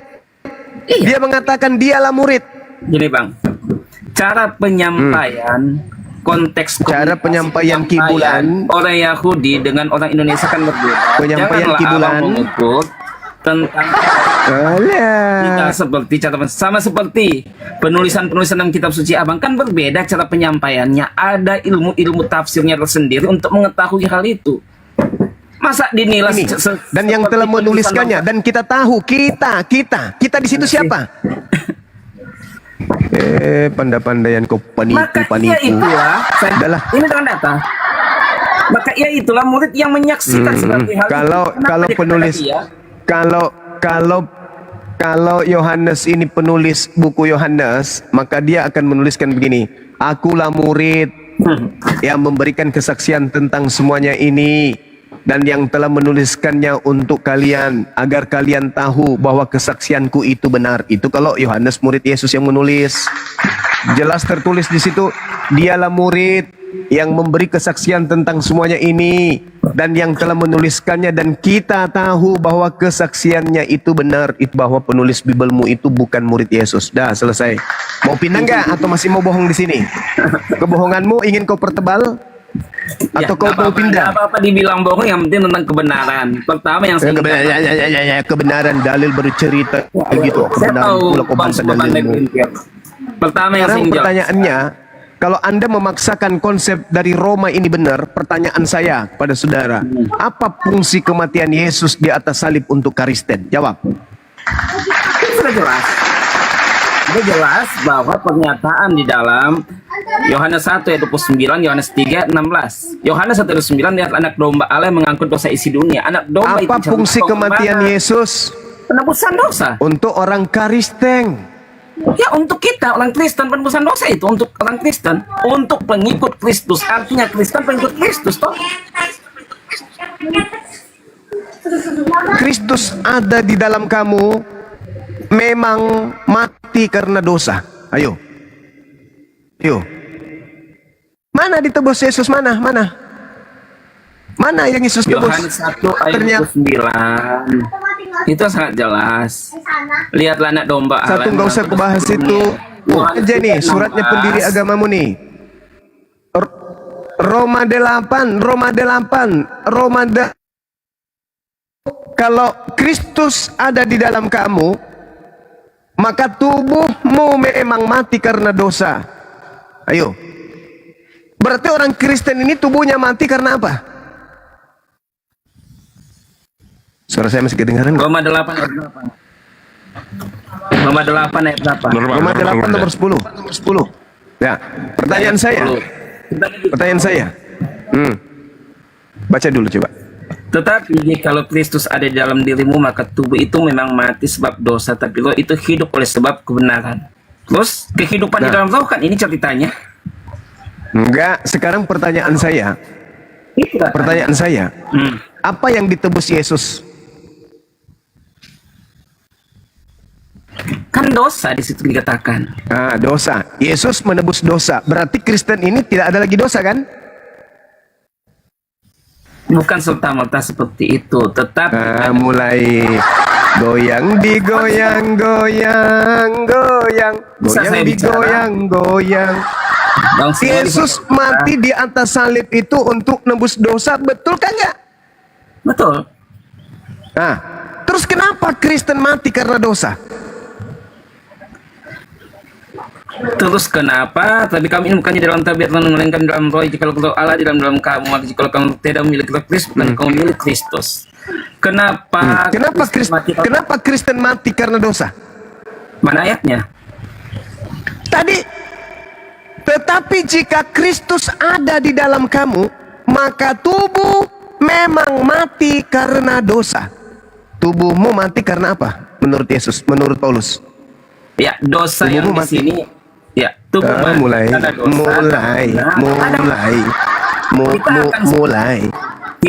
akan menyatakan dengan data, Bang, semua datanya. Iya. Itu ada karena ada mati karena apa? Dosa. Itu yang berdasarkan Roma 8. Berdasarkan Roma 8 nomor 10, tubuhmu mati karena apa?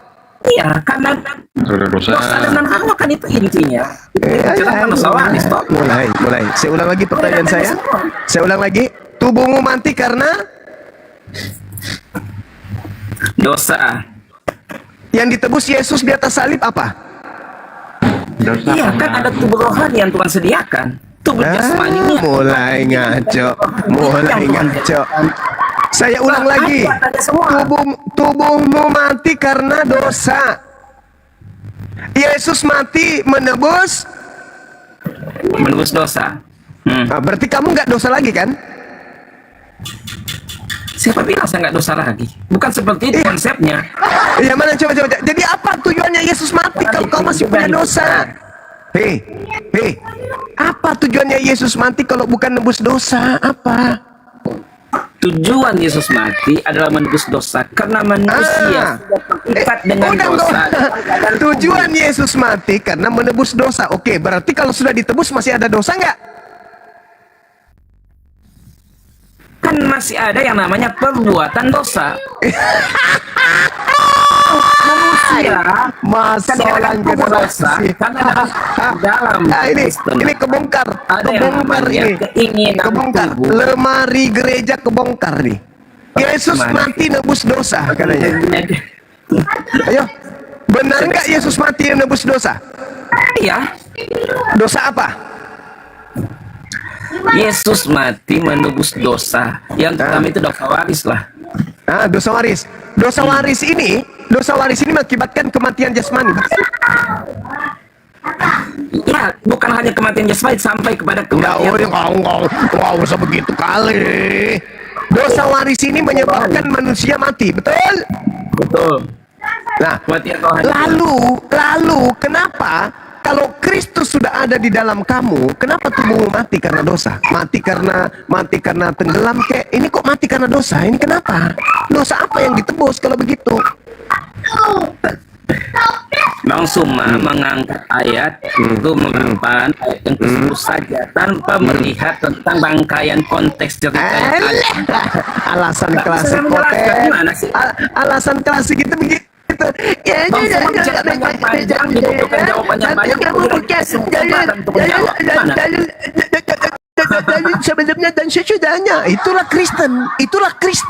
Giliran Yesus Tuhan, wah paling pandai. Tapi giliran keciduk sendiri, ternyata Yesus gagal nebus dosa karena Kristen mati karena dosa, maka hancur gerejamu itu, golong tikar agama kau itu. Tetapi jika Kristus ada di dalam kamu, maka tubuh memang mati karena dosa. Andai saja penyaliban Yesus kematian Yesus benar-benar menebus dosa, maka Paulus ini akan menulis begini, tetapi jika Kristus ada di dalam kamu, maka tubuhmu tidak akan lagi mengalami kematian. Itu baru betul. Baru kita jempol. Oh, ternyata penyaliban itu betul-betul supaya hidup kekal. Pak katanya, ternyata justru Yesus ada di dalam kamu, maka tubuhmu mati karena dosa. Itu dalil. Itu dalil. Sekarang Anda mengatakan dosa apa yang ditebus Yesus? Itu dosa waris lah. Yang diwariskan adalah kematian, cok. Kata Tuhan di dalam Kejadian 3. Pada hari engkau memakannya, hari itu juga kau mati. Mati apa? Mati rohani atau mati jasmani? Mati jasmani. Artinya kalau Yesus datang menebus dosa itu, maka manusia setelahnya tidak mengalami kematian jasmani. Ternyata saudara-saudara, Paulus kejebak oleh makar yang dibuatnya sendiri. Wa makaru wa makarallah wallahu khairul makirin. Paulus terjebak oleh makar yang dibuatnya. Tetapi jikalau Kristus ada di dalam kamu, maka tubuh memang mati karena dosa, tetapi roh adalah kehidupan oleh karena kebenaran. Na'udzubillah tsumma na'udzubillah. Makar yang dilakukan oleh Paulus ditelan sendiri. Kamu dosamu sudah ditebus, tetapi kamu mati karena dosa. Subhanallah, hanya orang yang punya akal yang kemudian bisa sampai kepada kebenaran. Saya kembalikan kepada saudara, Anda menerima Yesus mati di atas salib untuk dosa-dosamu? Yo, come on. Paulus mengatakan kau mati justru karena dosamu. Oke, saudara-saudara, saya izin sejenak untuk ibadah sekaligus saya makan siang. Saya tetap monitor di sini, mumpung jaringan saya bagus. Kalau masih ada yang ingin diwaraskan, silakan hubungi Bang Suma. Bisa di komal-komal di mana Bang Suma ada, Anda bisa saya terapi. Syaratnya satu, gunakan akal sehat dan jangan sombong terhadap kebenaran. Sunat hati kalian supaya nggak sombong terhadap dalil yang ada. Demikian sementara, silakan dilanjut. Saya tetap monitor ada di sini bersama dengan kalian. Silakan Mas Eko masuk, lanjut. Paulus telah berhasil menjemakmu, Dek. Gimana diskusi nggak diberi waktu untuk menjelaskan, Bang Suma terus yang ngomong, itulah. Kemudian ya udahlah, nggak apa-apa kalau diskusi kayak gini. Ya, silakan. Gurunda masih istirahat beribadah. Kang Dito monitor. Kang Dito, Bang Baal. Bang Baal monitor. Tentang ini Bang saya Baal tunjukkan datanya. Ya, Bunda Rahma monitor, Bunda Rahma. Ini datanya. Datanya kehidupan di dalam roh itu yang diambil. Bunda Rahma monitor. Jadi, itu ayat-ayat sebelumnya dalam Yohanes 10. Pak Ustadz. Ya, silakan. Ganti dulu, gantian. Gurunda masih beribadah. Kita lanjut, Bang. Luruskan tentang, kan tadi saya dikasih kesempatan ngomong. Kan kalau diskusi harusnya saya harus bantah dong apa yang ditanya-tanyakan. Tadi kan nggak diberi kesempatan. Ini saya data-datanya. Ini kan yang diangkat dalam Roma 8 ayat yang ke-10. Tapi jika Kristus ada di dalam dirimu, maka tubuh itu memang mati sebab dosa, tapi roh itu hidup oleh sebab kebenaran. Ya toh, kan ada ayat-ayat sebelumnya mengatakan, tapi kamu ini bukan di dalam tabiat duniawi. Jadi ini di dalam tabiat. Big back pula ini Luga. Oke, coba Bang baca Ibrani 57. Bang, tunggulah, coba baca di Ibrani 57. Kita akan diskusi dengan Bunda. Iya, selesai itu pula udah. yang satu. Coba masuk. Ini kelanjutannya nih, karena ternyata tentang Kristus. Iya, ini yang kita bahas, Bang. Karena kesolehannya doanya didengarkan. Dengan ratap tangis dia mempersembahkan doa dan permohonan kepada Dia yang sanggup menyelamatkannya. Dan karena kesolehannya doanya didengarkan. Itu di Taman Getsemani Yesus berdoa loh. Bicara tentang penyalipan, Bunda Rahmat. Ini apa yang dibahas ini kan konsep keselamatan, dosa atau dosa waris. Ya kan? Jadi kalau menurut data Bibelmu sendiri, Yesus itu tidak disalib, diselamatkan seperti yang bahas tadi Gurunda itu ya. Coba itu tanggapi Bang. Ibrani 57. Coba buka di situ. Yesus itu diselamatkan Bapa ketika dia bangkit di hari yang ketiga. Ini datanya. Bentar dulu Bang Luga. Oke. Ya, Ibrani 57 coba. Daripada mulailah Yesus menyatakan kepada murid,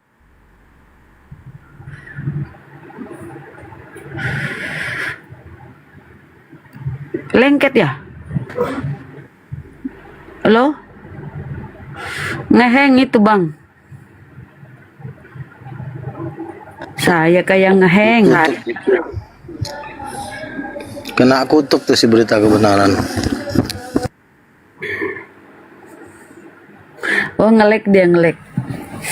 Jadi kalau kita berdasarkan data di Bible Ibrani 57 ya, dia mempersembahkan doa dan permohonan dengan ratap tangis dan keluhan kepada Dia yang sanggup menyelamatkannya.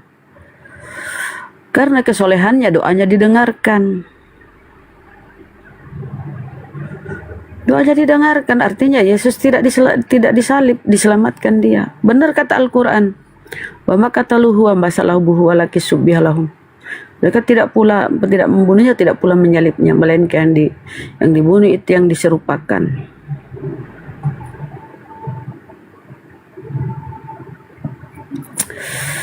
Kabur saudara-saudara ya. Jaringannya kali. Naik lagi Bang.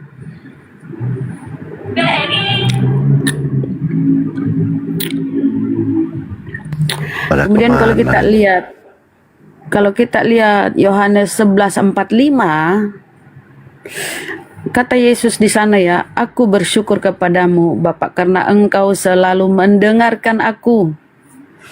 Jadi selalu didengarkan tuh Yesus. Jadi ketika dia berdoa ya doanya dikabulkan dong. Kalau doanya dikabulkan tentu dia diselamatkan dari maut. Karena dia orang soleh.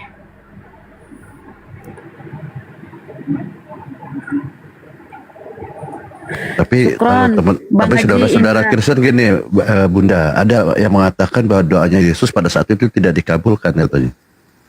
Karena itu memang harus digenapi tentang penyaliban ini. Bagaimana Bunda? Berarti Yesus bohong dong, karena katanya doanya selalu didengarkan. Baca Matius 11, Yohanes 11:45 itu. Doa Yesus selalu didengarkan. Bahaya kalau begitu.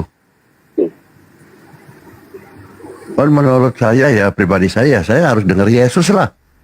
Pasti Yesus kalau mengatakan bahwa doanya didengarkan, berarti pada saat di taman Getsemani nanti pasti didengar lah ya Bunda ya. Iya luar biasa ya. Jadi judulnya udah benar, penyaliban karya iblis. Kenapa?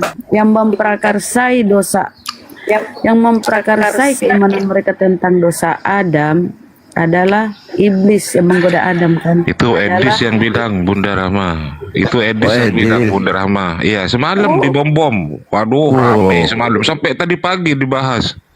Sampai tadi saya tonton. Iya.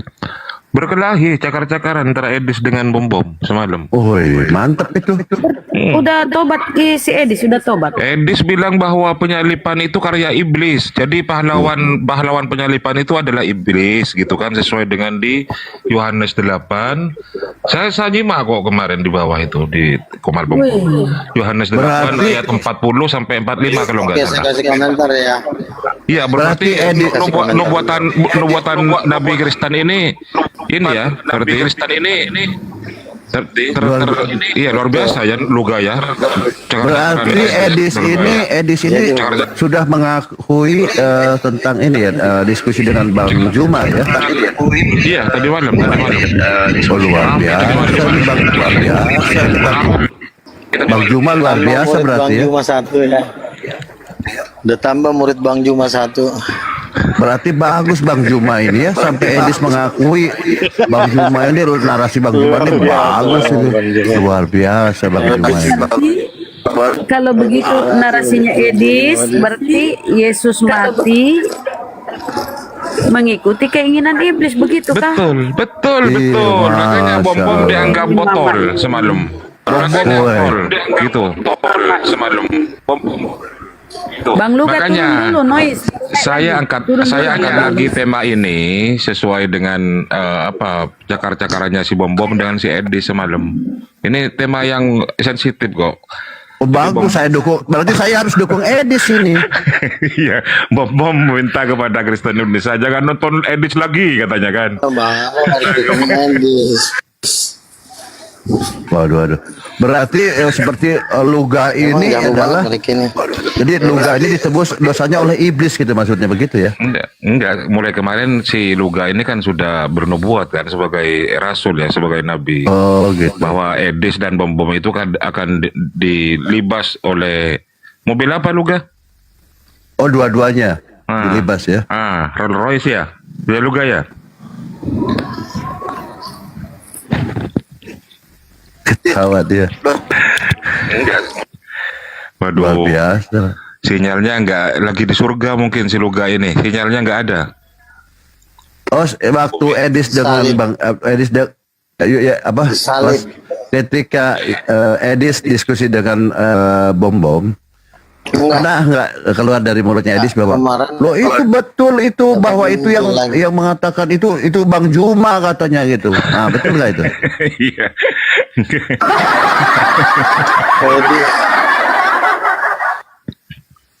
Oh berarti Edis ini sudah jadi pengikut Bang Juma kah? Edis sama Bom Bom Turun dulu, Luga turun, baru naik lagi noise. Iya. Jadi kata Yesus ya di Yohanes, iblislah yang menjadi bapakmu. Iblis yang menjadi bapakmu. Dialah yang menginginkan kematian manusia sejak semula. Edis bikin pernyataan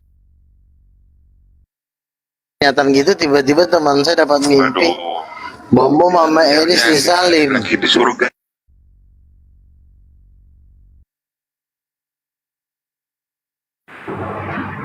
Oh, penglihatannya Bom Bom dan Edis disalib. Jangan-jangan nanti dituhankan juga itu ya.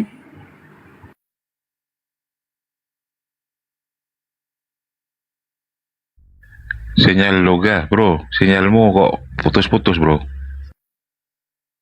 Saya gini, saya curiga ini Bang Juma ini dengan dengan si Edis ini ada kerjasama. Kok narasinya sama gitu loh? Sampai Bom Bom marah-marah gitu. Iya. Semalam pokoknya rame. Di komalnya Bom Bom biasanya hanya 200 sampai ribuan yang nonton. Cakar-cakaran. Baru itu kiamat naik. Itu beda dong, Ustaz. Enggak. Bom Bom itu marah-marah ketika pada waktu Edis itu kan buka komal kemarin Bunda, ada Yusuf PI di situ kan. Dia Edis mengakui bahwa penyalipan itu karya iblis, didengar mungkin oleh si Bom Bom. Jadi Bom Bom juga buka komal, mengundang Edis. Iya, mengundang Edis untuk naik ke komalnya Bom Bom. Kemudian Edis naik, bilang adik awalnya, silakan dek, ini adik saya, ini adik apa gitu. Ya ternyata ujung-ujungnya saling cakar-cakaran itu di situ. Woi, ngeri ya. Iya. Saling berantem. Iya kan gini, Bom Bom itu kan pernah kalah sama Bang Juma gitu kan diskusinya. Nah takutnya ini saya curiganya Edis tanya sama Bang Juma bagaimana mengalahkan Bom Bom gitu kan. Dikasih tahulah gitu dia, Edis itu penyaliban ini karya iblis. Dipakailah sama Edis gitu. Takutnya begitu loh. Karena narasinya sama kan. Jangan-jangan Edis ini belajar dulu sama Bang Juma mengalahkan Bom Bom gitu loh. Wah ngeri juga Edis ini. Terus Bom Bom nangis-nangis waktu itu. Kejang-kejang lah Bom Bom, kejang-kejang. Nah, itu kan turun, naik lagi kau monyet katanya. Naik lagi kau. Ini kalau udah kayak begini, saran saya itu anggota Islam Indonesia. Itu udah hampir 11 tuh. Beda. Oh, Nabi Luga, aduh putus-putus itu suaranya. Oh, Nabi Luga.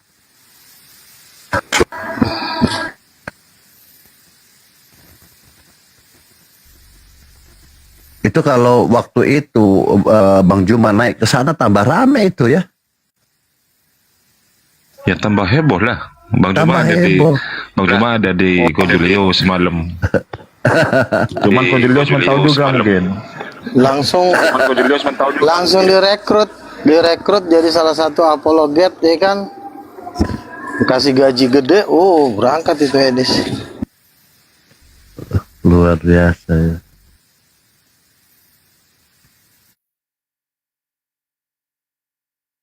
Sebentar, sinyalnya saya bagusin dulu ya. Ya, masa Nabi sinyalnya jelek? Ya, ada di ada grup aja. mungkin. Silakan naik Bang Wira. Bang Wira kalau mau naik. Wira, naik Wira. Ya, artinya gini ya, berarti apa yang disampaikan oleh Bang Juma tentang narasi-narasi itu, ini sudah sampai di Amerika ya, sampai dipakai sama Edis. Selamat sore. Kalau Selamat sore. Nah, kalau Edis saja mengatakan bahwa penyaliban ini karya iblis, berarti apa si Saipudin ini sudah tahu juga, berarti Saipudin sama dengan Edis nanti dia bernarasi seperti itu. Ikut-ikut Bang Juma ini nanti nih. Wah, bahaya ini, Bang. Begitu ya, Host? Silakan, Maut. Iya. Bang Wira setuju sama Edis apa Pak Bom? Pertengkaran Edis Pak Bom semalam itu. Saya baru masuk, Bang, udah lama saya nggak masuk, lagi off, ada kegiatan di hutan. Jadi nggak ada sinyal. Lagi ada kegiatan. Iya, No baik. sinyal ya. Apa cerita, Bang? Coba Ini dijelaskan sesuai dengan pernyataan Edis, ini saya buat tema. Edis bilang bahwa penyalipan itu karya iblis. Wira setuju nggak? Bisa saja. Nah, menyetujui kan? Mantap. Berarti ini murid Bang Juma tambah banyak, ngeri nih. Aduh ya Allah. Ya itu ya teman-teman. Jadi apa yang disampaikan oleh Bang Juma, kalau kita bernarasi, narasinya Bang Juma luar biasa ya, karena memang data mendukung gitu kan. Bang Juma ini bukan penghujat, tapi dia ada seorang akademis, orator ulung gitu ya, selalu menampilkan data-data yang valid gitu ya. Dan sekarang udah diakui oleh dari Bang Kuera tadi itu juga, wah bisa jadi memang iya kan seperti itu kan. Dulu bernarasi sedikit. Silakan. Jelas, waktu ada perjamuan 12 murid, itu langsung tunjuk hidung Yesus kan. Di antara kamu ada satu orang anak iblis gitu. Semua pada bingung siapa Yudas kan gitu. Bahwasanya dialah nanti yang menunjuk siapa sebenarnya Yesus waktu pas datang tentara Romawi itu. Artinya, dan memang terus dibayang-bayangkan oleh ujian. Contoh, waktu Yesus sebelum disalibkan kan dia pernah diuji di padang gurun itu. Kalau bisa kamu meloncat ke ini pasti ada malaikat, nanti ku kasih kekuasaan. Artinya udah digoda sehingga dia nggak mau tergoda, sehingga tidak mengikuti aturannya kemauan iblis. Sama dengan waktu Hawa itu digoda iblis melalui ular itu kan iblis kan bisa berujuk entah apa gitu, tapi Hawanya sendiri tergiur kasih suaminya Adam sehingga mereka dikeluarkan dari Taman Eden. Yesus tidak bisa, karena kenapa? Kan dua yang diciptakan Allah sendiri. Adam dari tanah langsung, Yesus dari roh. Lainnya semua kan normal aja seperti biasa aja. Lanjut.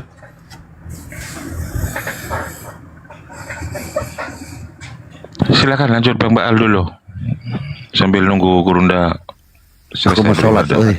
Oke, tapi nggak apa-apa sedikit. Jadi teman-teman, kalau apa yang diakui oleh Bang Kuera itu memang di sana ada seperti itu, ya seperti di perjamuan, malah Yesus memerintahkan sana lakukanlah gitu kan apa yang kamu mau kan seperti itu kepada iblis artinya kan, artinya bukan iblis yang dalam diri Yudas kan seperti itu. Artinya teman-teman ini pengampunan dosa ini pengampunan dosa dari iblis, bukan dari Tuhan. Begitu gampang kan? Ya kan begitu. Berarti yang mengampuni dosa kalian ini adalah iblis gitu. Gitu aja, saya mau sholat dulu aja. Lanjut aja, makasih. Tapi terima kasih Bang Korea ya, Anda sudah menguatkan gurunda saya, Bang Juma, luar biasa ya. Sampai semua insya Allah ya, guru Bang Juma ini akan mengadakan satu sekolah pendidikan atau pendidikan gratis untuk pendeta-pendeta agar paham tentang memahami Bible. Kelihatannya seperti itu. Nanti kita dukung. Silakan lanjut. Seperti itu, nanti kita dukung lah. Silakan lanjut.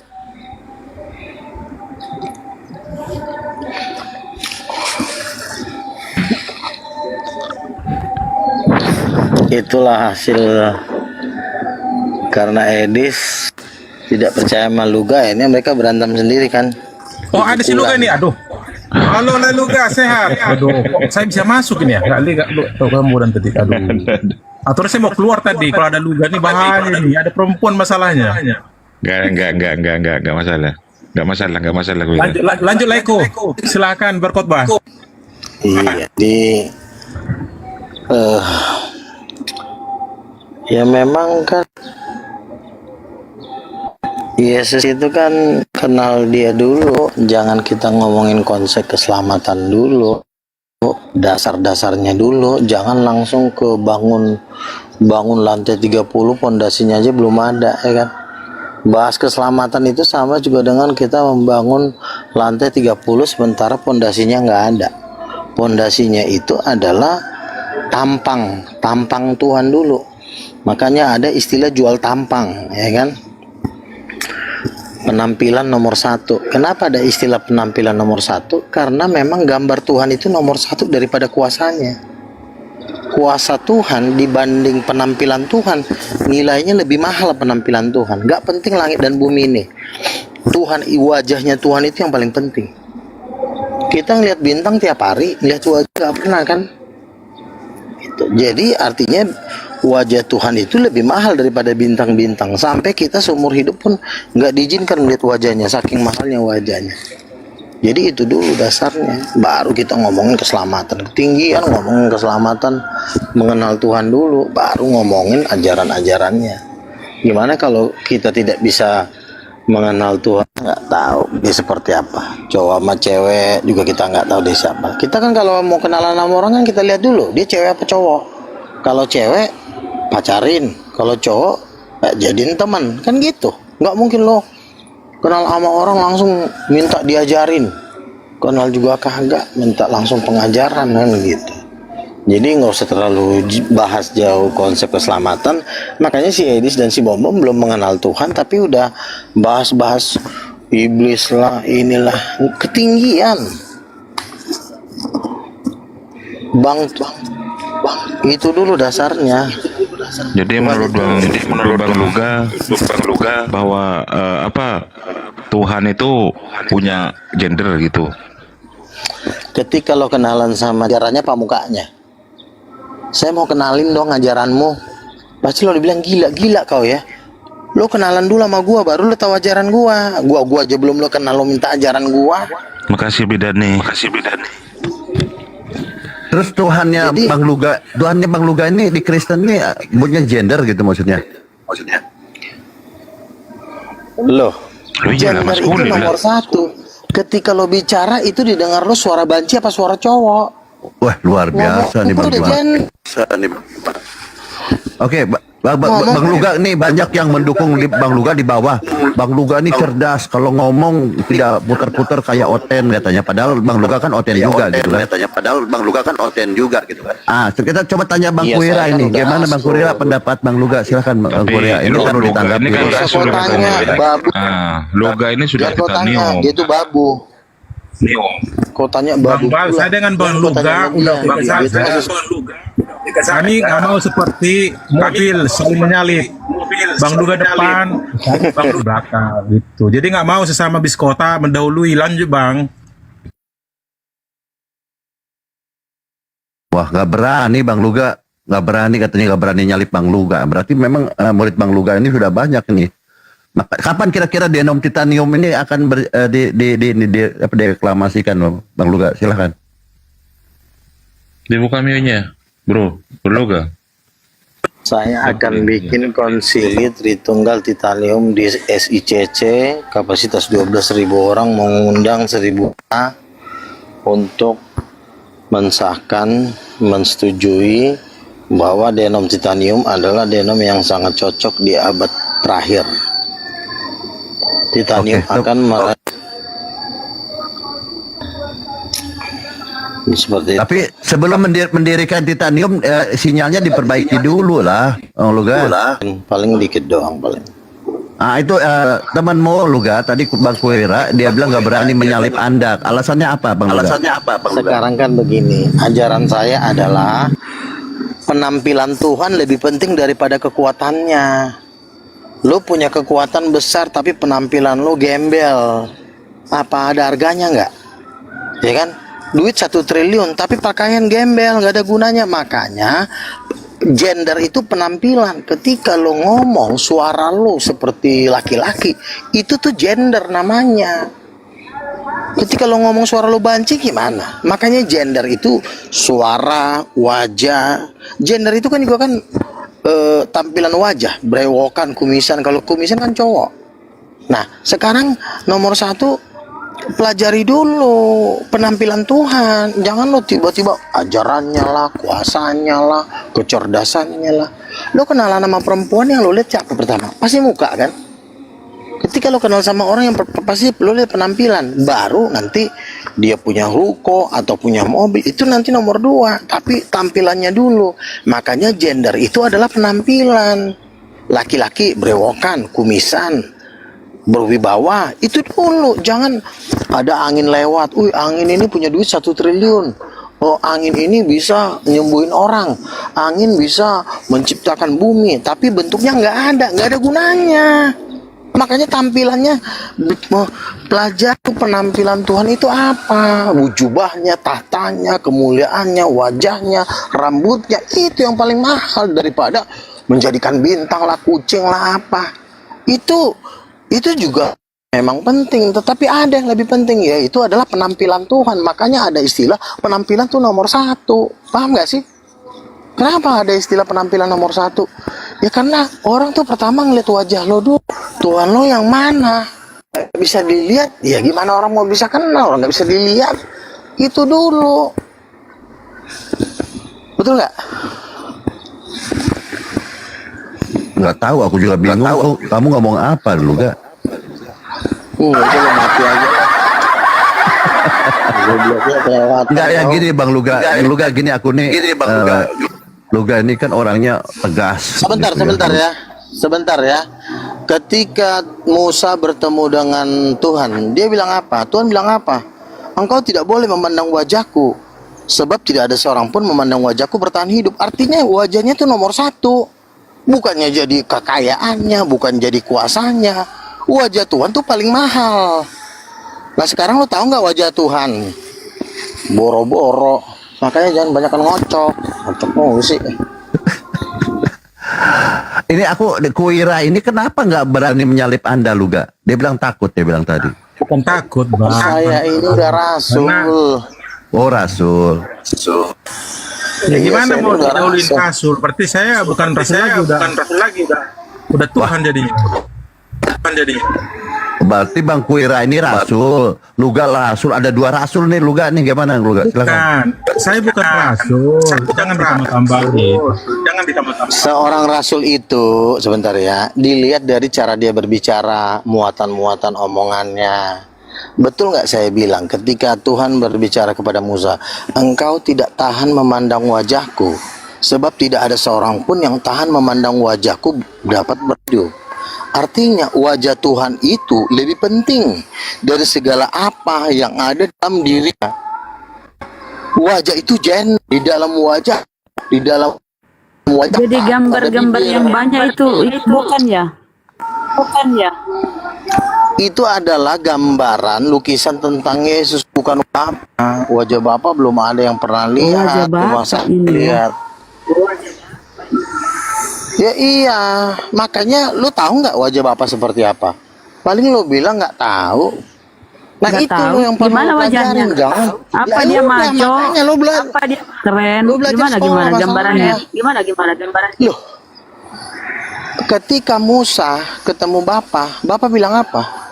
Tidak ada seorang pun yang memandang wajahku bertahan hidup. Makanya Tuhan bilang, engkau akan melihat belakangku. Punggungnya dikasih tunjukin sama Musa, tapi wajahnya nggak dikasih tahu. Kenapa? Karena begitu tampan dan begitu dahsyat wajahnya. Lalu tahu nggak wajahnya Bapak? Nggak tahu kan? Kayak sekolah yang benar. Jangan kerjanya main petak umpet. Nggak tahu wajahnya. Orang kita udah ke depan tahtanya udah pernah kok. Nah, gimana gambarannya coba? Ngeri atau maco? Ngeri. Atau Pernah satu mobil, wajahnya nggak udah. gini. Pernah satu mobil kan? Luga. Coba jelaskan itu waktu satu mobil dengan Bapak. Nih, gue kasih bocoran dikitnya aja ya. Gue kasih bocorannya dikit aja ya. Coba. Tuhan itu ketika dia duduk di atas tahta, yang kelihatan tuh matanya yang satu mobil rambutnya itu Luga. sebentar. Yang satu mobil, Bukan di yang situ, satu bukan. mobil. Kalau itu kan mimpi orang. Iya, Nah, itu ceritakan dulu lah. Iya, sebentar dulu. Jadi pertama, Bapak itu seperti laki-laki, sama seperti kita. Tapi perawakannya agak lebih tua dia dibanding Yesus. Kalau Yesus kan lebih muda, umur 35-an. Kalau Bapak itu umurnya agak-agak kayak umur 70-an. Seperti agak kakek-kakek sedikit lah. Itu matanya seperti kilat, rambutnya putih seperti bulu domba. Wah, di kursi roda itu ya emang Luga ya? Iya, tahta. Bukan kursi roda itu, itu tahta. Tapi ada namanya. Sebentar. Di tahta Tuhan ada namanya Ophanim. Ophanim itu malaikat tapi bentuknya seperti roda. Itu penuh dengan mata. Kau baca nanti ya Yeskiel pasal 1. Ada roda-roda. Itu berada di bawah tahtanya Tuhan. Itu bukan kursi roda, itu malaikat. Namanya Ophanim. Malaikat tapi bentuknya kayak ban. Kursi roda itu malaikat gitu ya. Bukan kursi roda kau ini. Aduh, ya Allah. Gimana kau mau maju? Itu tahta Tuhan, tapi makanya disebut Tuhan itu bertahta di atas cherubim. Nah, cherubim itu adalah roda-roda mobilnya Tuhan, tapi terbuat dari malaikat. Itu bukan dongeng, itu penglihatan Yeskiel. Ya tapi gini Bang Luga, orang ini mengatakan Luga ini bidat katanya, sesat katanya. Ini bagaimana orang-orang Kristen mengatakan begitu, kan kurang ajar itu. Gimana silakan. Sekarang gini, ada orang gajinya 1,8 juta per bulan, ada orang gajinya 1.800.000 per bulan.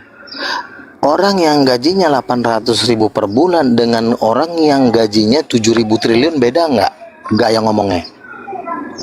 Beda nggak cara pikirnya? Beda kan?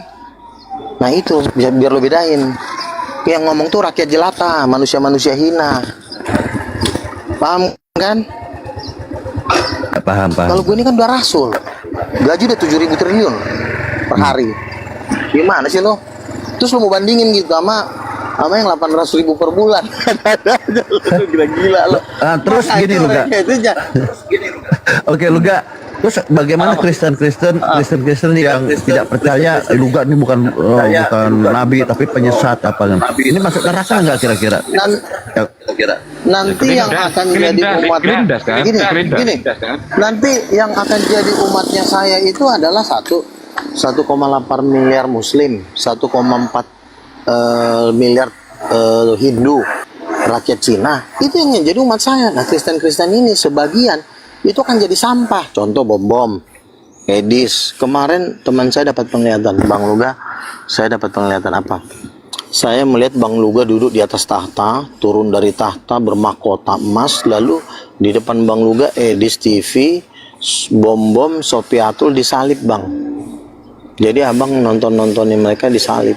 Katanya ada RK lagi. Aduh, ada Kak Tina di bawah. Ada sponsormu.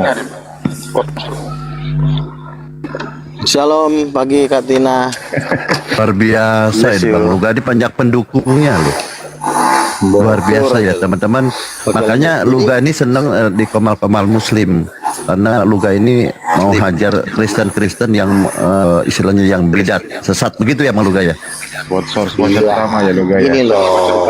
Gini loh ya, Muslim itu kan kita beda iman. Tapi saya ajarkan kalian, kita beda iman, jangan membenci, jangan berantem. Cukuplah si Edis yang masuk neraka, jangan pula kau ikut-ikutan masuk neraka, ya kan? Katanya semalam ada RK lagi di penglihatanmu. RK ya? Bukan. Iya RK. Pokoknya mereka disalib. Aku duduk di atas tahta, duduk pakai mahkota. Namanya siapa Bang? Ya. Bang Luka siapa yang bilang salah? Siapa yang bilang salah? Salib. Ada si Slayer, dia mimpi katanya. Bang Luga, aku mimpi Bang Luga duduk di atas tahta bermahkota. Lalu Edis TV bom disalib sama Sopiatul. Nggak ngigau RK itu juga. boleh. Ngigau. Orang dia belum mati. Ya terserah kamu lah. Loh, kan Tuhan kan bisa ngasih apa? Bisa ngasih penglihatan dulu tentang nasib-nasib seseorang ini. Tuhan kan lebih tahu nasib-nasib seseorang. Lo mau jadi tempe kayak, mau jadi apa? Tergantung perbuatan lo di bumi. Dan Kan itu menurut saya masuk akal karena udah berkali-kali. Penglihatannya udah berkali-kali. Bang Luga, bagusan gak usah disalib, didor aja pakai AK-45, kan selesai. Ngapain pusing-pusing? Iya. Salib lah, apa gitu. Dor aja. Itu kan urusan Tuhan. Itu kan urusan Tuhan. Awak kan cuma ini doang kan. Menyampaikan. Cuma gimana sih? Cuma ngamenin aja ya kan. Oke. Jadi ya begitulah.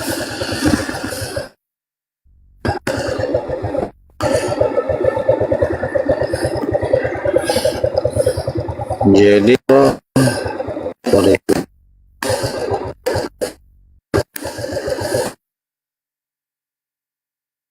Jadi gini, kalau kita ingin Tuhan, nomor satu itu adalah wajah dan pangeran dulu kalian. Wajah Bapa, jubahnya Bapa, kaos kakinya Bapa, sepatunya itu kalian pelajarin. Kita udah ketemu. Bapak tuh gantengnya bukan main. Rambutnya aja putih, matanya seperti kilat. Yang satu mobil dulu lah ceritain pipinya si Selain. Bang Luga, Allah itu makan tidak? Kalau dia ngomong tuh seperti guntur, seperti apa halilintar. Bang Luga, jadi Tuhan ini makan tidak? Makan nasi tidak? lah kita satu mobil kemarin Rolls Royce sama Bapak Roh Kudus. Kamu makan nasi bukan? makan lah kan kemarin Makan kita B2 dia? itu kan Makan B2? sama Bapak sama Roh Kudus perempuan. Makan nasi bukan? Dimakan nggak saksang? Iya makan nasi kan kita naik satu mobil kayak enak lah, ada sapi Bu, ada apa kopi B2 espresso, B2, cappuccino. B2 betul. Maka ditabraklah si bom kelindas perutnya gara-gara dia tidak mengakui saya sebagai nabi. Tuhan ya kan, salah sendiri. Makanya bertobat. Ini udah mau kiamat loh. Udah saya ini nabi bagi seluruh bumi, makanya kalian dengar supaya kalian nggak masuk neraka. Si bom aja udah mau dimasukkan ke neraka. Bang Arif, izin host. Ya kan? Bang Arif, izin host. Bang Arif bisa monitor. Silakan. Kira-kira Bang Luga nabi ke terakhir, abang setuju? Oh, itu Nabi Kristen jangan bawa Islam. Saya duduk di 24 tua-tua, 24 rasul, ring 1 saya, kolor. Bukan, yang saya tanya Bang Arif. Saya ring 1. Sudah saya jawab kan Kuira. Tidak ada hubungan dengan Islam. Kalau di Kristen kan pasti ada Nabi kata Luga. Ada datanya kok di Kristen. Nggak ada. Tanya kok. Silakan. Tanya kan di itu nggak ada dia. Tanya Nabi lagi. Nggak ada dia. Aduh, dulu aku lagi ngomong. Saya itu ring 1, ngerti nggak ring 1? Ring 1 tahu nggak artinya ring 1? Ring 1 itu adalah orang-orang. Iya, 24 tua-tua. Nah, 24 tua-tua itu adalah 12 rasul murid Yesus dan 12 rasul akhir zaman. Paling banyak dari Indonesia, salah satu engkau yang lagi ngomong ini.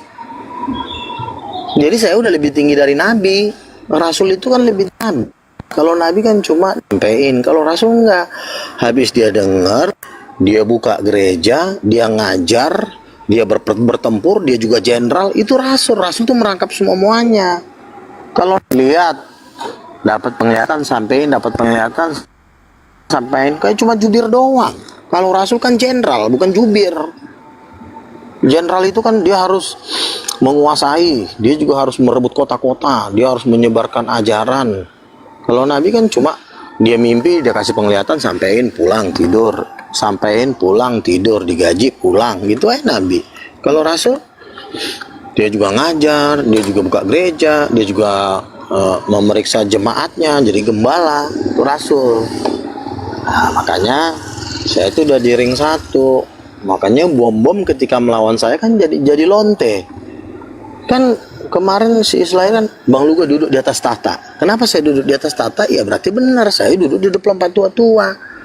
Bom-bom disalib, bom-bom Sapiatul RK disalib. Kenapa dia disalib?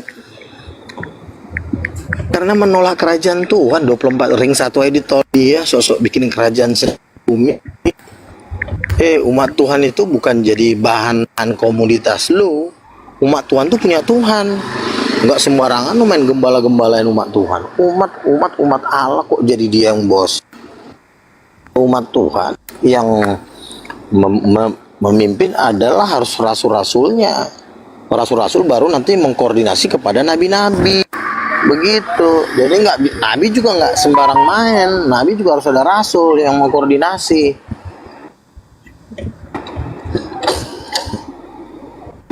Jadi begitu. Jadi saya kan mengajarkan bahwa penampilan itu nomor 1 daripada kuasa dan kerajaannya. Penampilan dulu. Punya kerajaan juga pakai, kalau bajunya gembel ngapain coba? Makanya kan harus pakai jubah yang bagus. Tuhan itu kan harus keren, ganteng. Harus rambutnya harus disisir, putih. Wajahnya seperti matahari. Itu baru ngeri namanya Tuhan. Kalau Tuhan tiba-tiba nggak tahu kita di mana dia berada, ya gimana orang bisa kenal dia? Jadi itu nomor mengenal Tuhan. Pembuat Tuhan, laki apa perempuan, nggak berkelamin, bentuknya seperti apa, roh nggak bisa dilihat. Berarti kan lu sudah menghilangkan kemuliaan Tuhan dengan bertamengkan kekuasaan Tuhan, tapi dan kegahnya lu hilangkan. Betul gak? Oh, Maria Marguela itu menurut Luga. Iya, Marguela itu menurut Luga.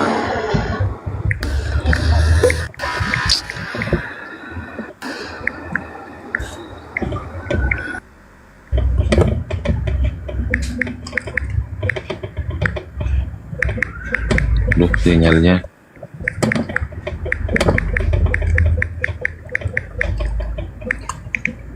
Apa yang kita bantah dengan Luga ya? Nggak ada. Iman dia beda dengan yang ini. Yang penting ya nggak nyerang Islam lah, Bunda. Nggak menghujat. Biarin. Itulah Kristen sejati ya teman-teman. Iya. Kristen sejati di Luga. Biar penonton Benar di lah, bawah. kalau ada anak Teos ya pasti yang ada kemudian mamanya tuh. teredukasi. Beginilah ya kekristenan, beda paham, beda deno. Nah, kita juga nggak bisa yang penting menyerang Islam. Dengar-dengar mau mengadakan konsili ya. Konsili ya, Luga. Konsili. Menyatukan Iya, betul. persek. Oh, kapan tuh di mana? Menyatukan persek. Oh, kapan tuh di mana? Sentul International Convention Center kapasitas 12.000 seat. Anggarannya berapa? Diundang ke si Anggarannya Bom-Bom. berapa itu? Anggarannya berapa? Anggarannya 2 triliun. Wih. Mau Bang minta Luka, dana Bang masih Luka, Pak pakai Tahir itu aja, yang punya Bang pakai- Maya pada. Bang Luka aja TikTok. Ya. Apa? Pakai TikTok Pakai apa? aja, pakai TikTok, nggak usah ngundang ke sono aja, TikTok nggak usah ngundang ke sono. Oh nggak bisa. Emang lu kira ini kerajaan bapak nenek moyang? Lo emang kerajaan kucing. Kita harus ketemu dong. Biar ngeri. Kalau Iya, cuma ngomong-ngomong masalahnya sini, pesawat siapa terbatas, tahu. Nah, ini bukan kerajaan gembel, ini kerajaan Tuhan. Bumi dan langit punya Tuhan kok. Ngapain lo menghemat-hemat di hadapan Tuhan? Tuh punya langit dan bumi, 1 bintang aja dijual nggak ada yang bisa beli. Lo kayak apa lo? Mental kenapa jadi mental kucing sih lo? Bukan, saya Semua serba menghemat. Ya, emang nih kerajaan bukan. ondel-ondel apa? Bukan kau yang ngatur. Kau sebagai dajjal, kau nggak bisa. Iya, ngatur di saya sini. kan memberikan masukan saja sebagai dajjal. Ya, mau saya bikin anggarannya 700 suka saya. Mungkin anggarannya 700 triliun bisa nggak? Bisa, suka-suka saya. Saya punya ide kok. Jangan Kuira ini tidak menerima kenabian Luga. Jangan nabimu loh Kuira. Justru Ini kan itulah nabi terakhir. bekas lonteng umumnya Nabi ini. terakhir ini. Kalian harus protes dia itu. Berarti nanti bisa tereliminasi kitab Anda gitu loh. Lontengnya Nanti ini bisa semua. tereliminasi. Dia bukan Islam kok. Dia bukan Islam. Dia nabinya Kristen. Buktinya dia mau menyelamatkan Anda. Dia bukan Islam. Dia nabi Kristen. Buktinya dia mau menyelamatkan Dia nabi hidup, Islam. Kalau kamu menyelamatkan itu ya. Islam, menyelamatkan hidup. Kalau kamu itu ya. Enggak lah kalau kamu itu nabimu bro. Nabimu itu bro. Bukan, kami udah nggak Kristen ada. dia. Nabi itu terakhir di setelah Yesus nggak ada nabi. Itu terakhir di setelah Yesus nggak ada. Iya, Oh, berarti gini Yesus aja nabi ya? Kira, kalau kau nggak Luga. Satu Yesus Masehi, katanya nabi berarti Luga. kalau- lagi ada nabi semua palsu itu. namanya juga Malaikat dajjal. udah nggak ada. Malaikat kan udah nggak ada, udah berhenti. Tahun 1 Masehi. Tahun 1 Masehi. Makanya saya bilang ini adalah Dajjal, inilah induk dari Dajjal itu.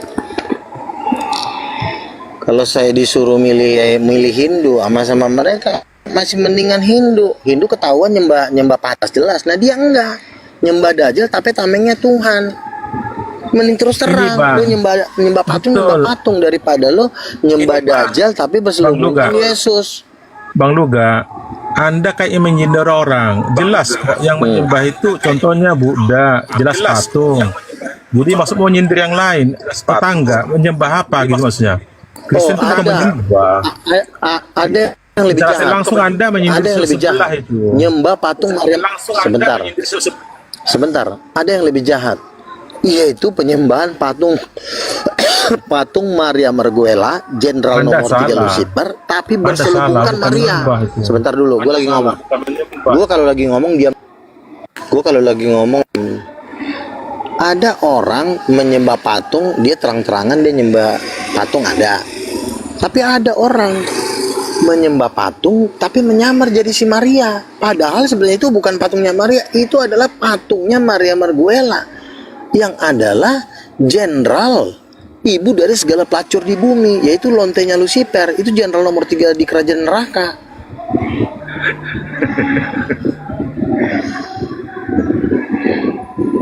Lo nggak tahu kan?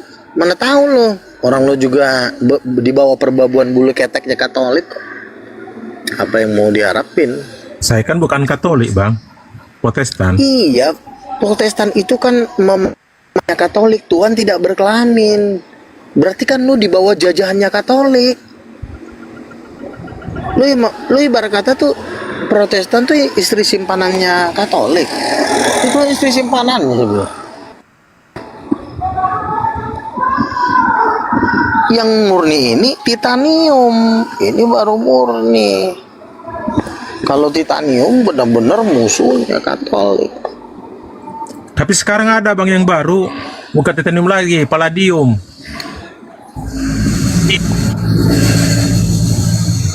Nah, itu terserah kau lah. Intinya kau kan Tuhan kau tidak berkelamin, titik. Itu aja intinya. Mau apa kayak namanya, intinya Tuhan kau tidak berkelamin. Roh Kudus kau bilang nggak berkelamin. Kamu kan Yohanes bilang Roh Kudus cowok. Nggak langsung, kamu Katanya itu dia. nyindir sebelah loh itu. Saya tahu, pura-pura tapi nyindir sebelah. Kalau Bang Arif namanya itu, dia tuh Bang bukan Arif, nyindir nabi terakhir sebelah. itu seluga tuh. Semua Coba saya dikritik sindir, dulu. semuanya saya sindir. Saya adalah nabi Tuhan bagi seluruh dunia. Jadi semua saya sindir. Termasuk Islam, termasuk Islam, Semuanya. termasuk Islam. Islam, Coba ngomong. Hindu, Berani nggak? Buddha. Berani nggak? Nggak ada hubungannya dengan Islam. Nggak ada Wira. Nggak ada Wira. Ini Luga ini kan Kristen lu. Kristen nggak ikut-ikutan.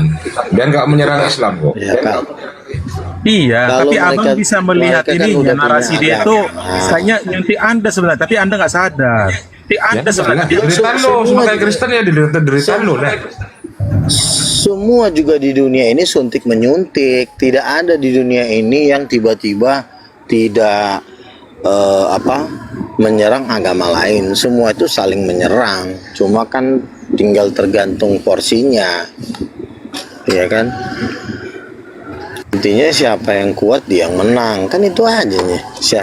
Kalau kata kasarnya siapa yang punya duit dia yang ngatur. Jangan mengatur selain donatur. Kalau kata Fuji kan gitu. Kayak Protestan, sok-sok ngelawan titanium, duit lo ada nggak? Kalau duit lo cuma 3.000 perak, mending lo jadi sapu. Kalau titanium kan duitnya kan, waduh, 100 orang terkaya di dunia ada di titanium. Jeff Bezos, ya kan, 4.000 triliun, semua masuk nanti gue masukin di titanium. Kalau Protestan siapa coba? Paling mereka jual-jual apa? Jual-jual tuak untuk ngedanain penginjilan, ya kan? Si Darni tukang tambal ban, paling duitnya 30 juta. Bagaimana lah dia mau mengajarkan doktrin Protestan, duitnya cuma 30 juta.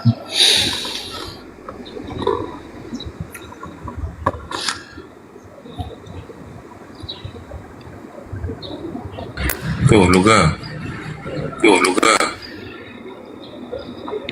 Terima kasih untuk singanya, Bu. Bukan singa ya. Buah melati. Ini kan, iya, jadi ya gitulah.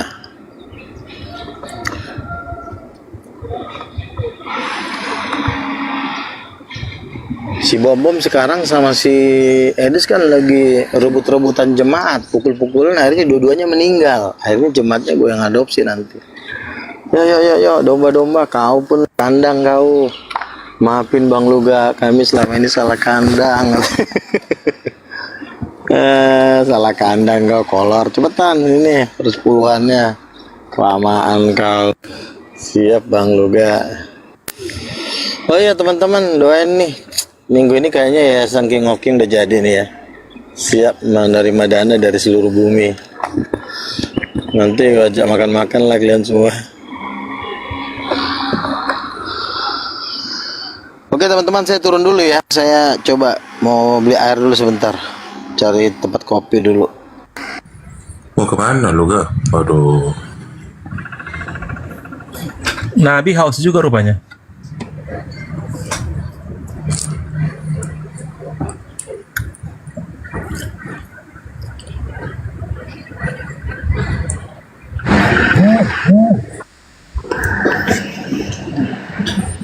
Luka. Udah keluar dia Mbak. Udah keluar. Mana? Biar ku kipas dulu uang ini sama dia, biar ku kipas. Udah keluar dia, udah keluar. Nah Luka, nggak sama kau duit. Mana dia? Luka. Dibilang tambal ban, Bunda. Bunda nanti dibilang tambal ban. Iya, tambal ban katanya aku ya kan. Mana dia? Sama kau, Luka. Mana dia?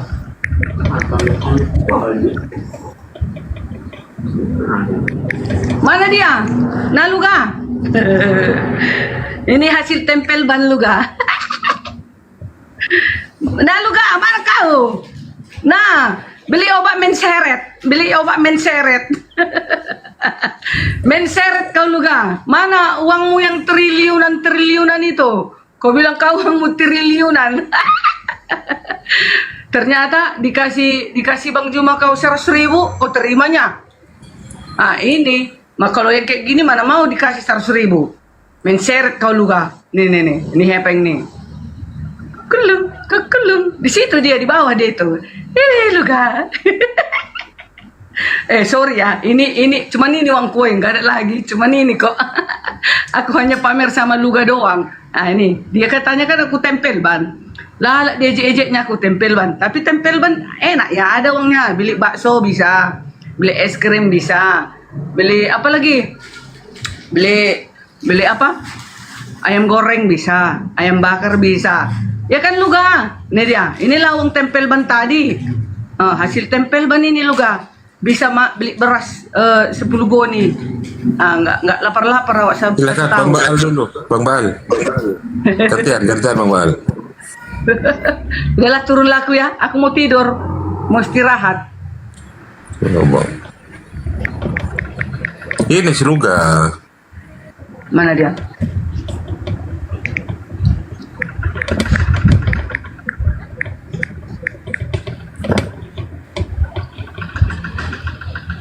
Aku naik hanya pamer apa doang sama si Luga. Lala dia aku tengok tempel ban, padahal dia uangnya pun tak ada. Dia ejek-ejeknya orang, tempel ban katanya. Dia uangnya nggak ada. Kalau Bang Juma, Bang Dito ngejek aku atau Bunda Rahma atau siapa lagi yang berduit ngejek aku, oke lah aku diem. Yalah karena uangku lebih sedikit ya kan. Si Luga. Kalau dia punya duit, mana mungkin dia mau terima uang dari Bang Juma 100.000. Pas pula aku tengok itu videonya, cuma 2 lembar kasih Bang Juma, terus Bunda apa itu yang di sebelahnya kasih 1 lembar. Kalau yang berduit mana mau. Si Luga ngoceh itu, penyesat itu si Luga itu. Silakan Kang Dito dikondisikan dulu Kang Dito. Ada pula Roh Kudus. Bang Baal kepental. Roh Kudus istri Elohim katanya. Gila si Luga. Siapa istri Elohim? Yahweh. Bukan, Roh Kudus yang istrinya Elohim. Masa dibilang si Luga Roh Kudus istrinya Yahweh. Apa itu? Oh. Kalianlah dulu coba. Kalian kan udah tahu pelajaran orang Kristen. Gak pernah ada sejarahnya orang Kristen bicara tentang istri Elohim itu, istri Yahweh itu Roh Kudus. Ada aja. Bentar ya.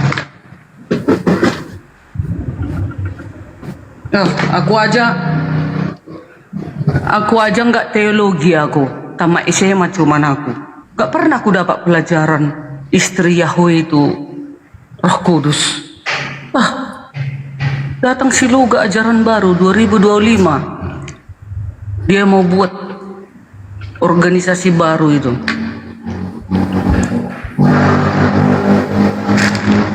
Adalah pengikutnya udah berapa? Kayaknya ada udah ada 5 kayaknya pengikutnya, aku tengok lebih. Percaya pula dia. Yang pengikutnya bukan yang bodoh-bodoh kulihat itu, yang cerdas-cerdas pula itu. Percaya Roh Kudus itu adalah istri Yahweh. Luar biasa. Jadi Bu Darni ini iya Bang Dito, titanium yang dibawa sama Bang Luga kan, betul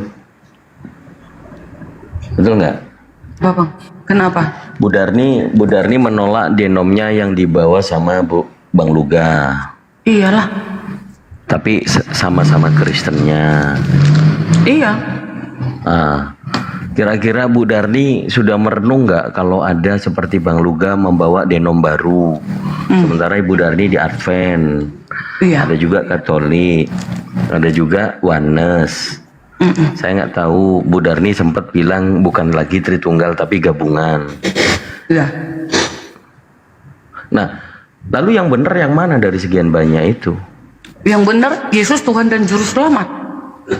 Itu yang benar. Enggak. Kita lagi bicara denom.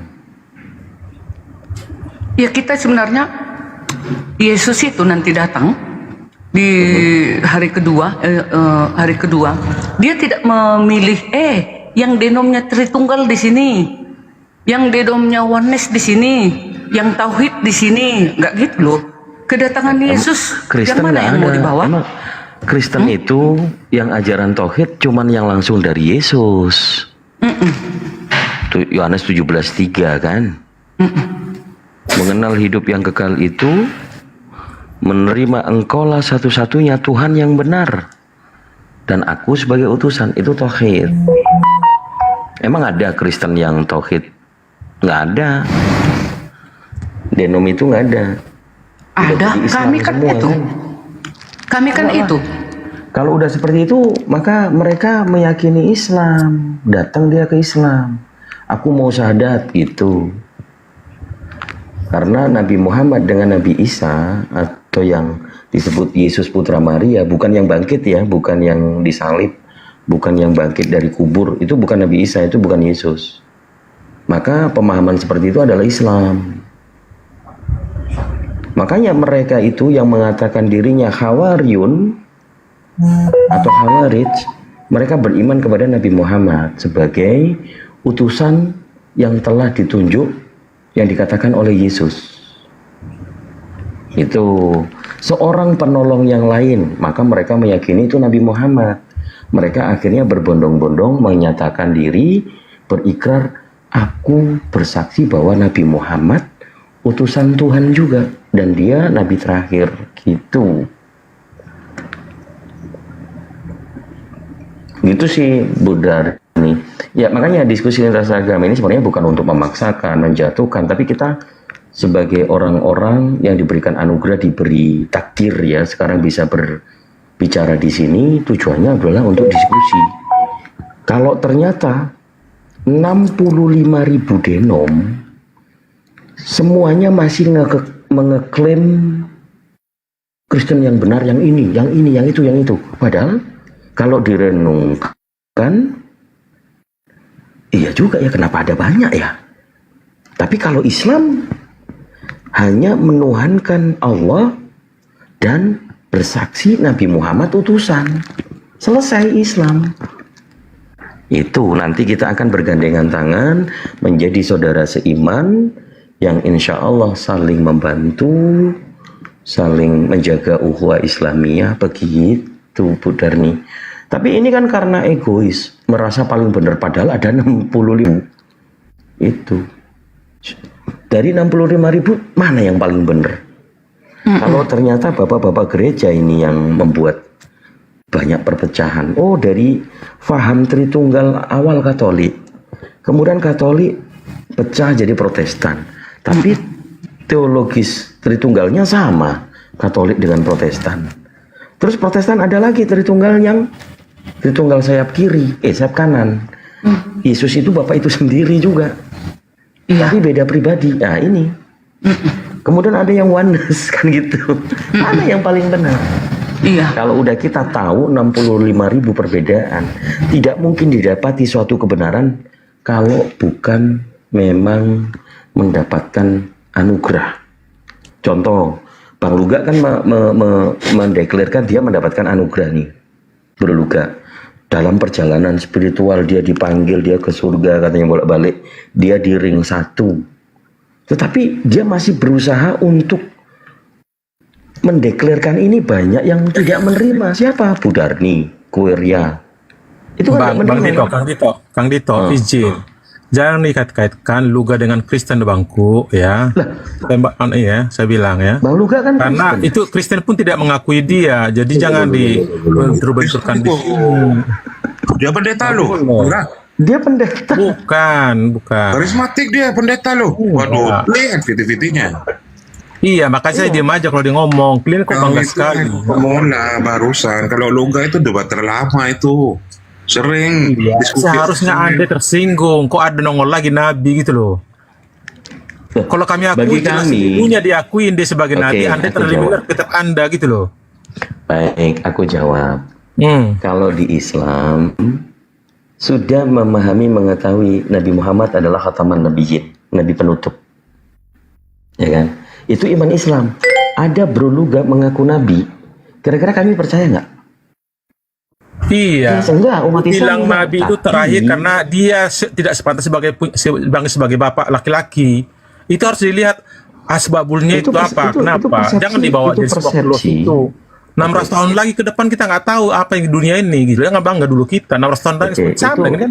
Kita nggak boleh melarang Bang Kuera. Manusia itu memiliki kebebasan. Iya, justru itu saya bilang tadi. Tapi jangan dipaksakan. Nabi Luga itu mewakili Kristen. Nggak bisa. Saya tidak bicara Luga mewakili Kristen. Bro Luga membawa denom baru, yaitu denom titanium. Iya, pengkoknya 3 orang aja gimana? Kok nggak dianggap gitu? Nggak, jangan klaim 3 orang aja. 3. Saya tahu. Jangan, itu Tapi di bawah ada banyak di loh. Komal ini dinaik-naikkan dia, coba. Komal Kristen mana bisa masuk dia itu, coba. Kalau benar dia sebagai ini, coba. Di manakah di Mana Komal ada? Kristen dia pernah masuk? Di Bal-Bali dia, di Bal-Bali. Justru itu saya bilang. Tapi kalau di Bang Arif ini dipanggil dia sebagai penghibur untuk dibenturkan. Saya terima saja, makanya kalau dia Jangan banyak ketawa kau Bang Dito. Di Bal-Balinya si Luga di seluruh room Kristen. Baper Bang enggak? Kuera ini baper dia. Ya, Nggak dari bisa Kang Arif begitu. dianggap seolah-olah mewakili. Justru Anda itu harus mengadukan dia ke polisi. Kok dia ngaku-ngaku ada nabi terakhir gitu loh. Ini mau kami Ya adukan enggak dia Bang dong, Dito. enggak ada urusan. Umat Kristen Karena gini. mau bersatu semuanya. Mau kami kumpulkan uang, mau kami masukkan si Luga ke penjara. Nggak usah lah, nggak usah. Kita nggak perlu itu. Namanya itu. Supaya nggak menyesatkan dia. Bilang nabi terakhir mereka punya. Ini kok ada nongol. Seharusnya Wira. processing. Kalau Luga itu Islam, ya nggak bertahan 1 minggu kalau dia mengaku nabi. Tapi kalau aku Kristen, ya terserah Kristenan. Ya kami nggak menganggap dia, cuman ya, Nggak ada ketahui-ketahuinya. kami anggap dia itu nabi. Iya, betul itu Pak. Yang saya heran Bang Arif, kenapa kok dia stay terus di Komal ini? Saya pun tadi masuk ada Luga, kalau nggak saya udah nggak masuk. Saya tadi saya udah kok ngomong apa ini anak. Oke, gantian. Saya luruskan. Oke, lanjut. Kita nggak bisa membatasi Bang Kuera. Ini metode media dakwah perbandingan agama. Nah, ada seorang manusia mengatakan, saya membawa denom titanium, saya Kristen. Itu kan declare. Itu declare, statement point. Terus ada umat Kristen yang lain mau berdiskusi dengan dia. Nah itu haknya dong. Nggak bisa kita mau batasi. Tuh. Kemudian, saya tadi bawa ada 65.000 denom. Menurut Bro Kuira dan Bu Darni, mana yang paling benar?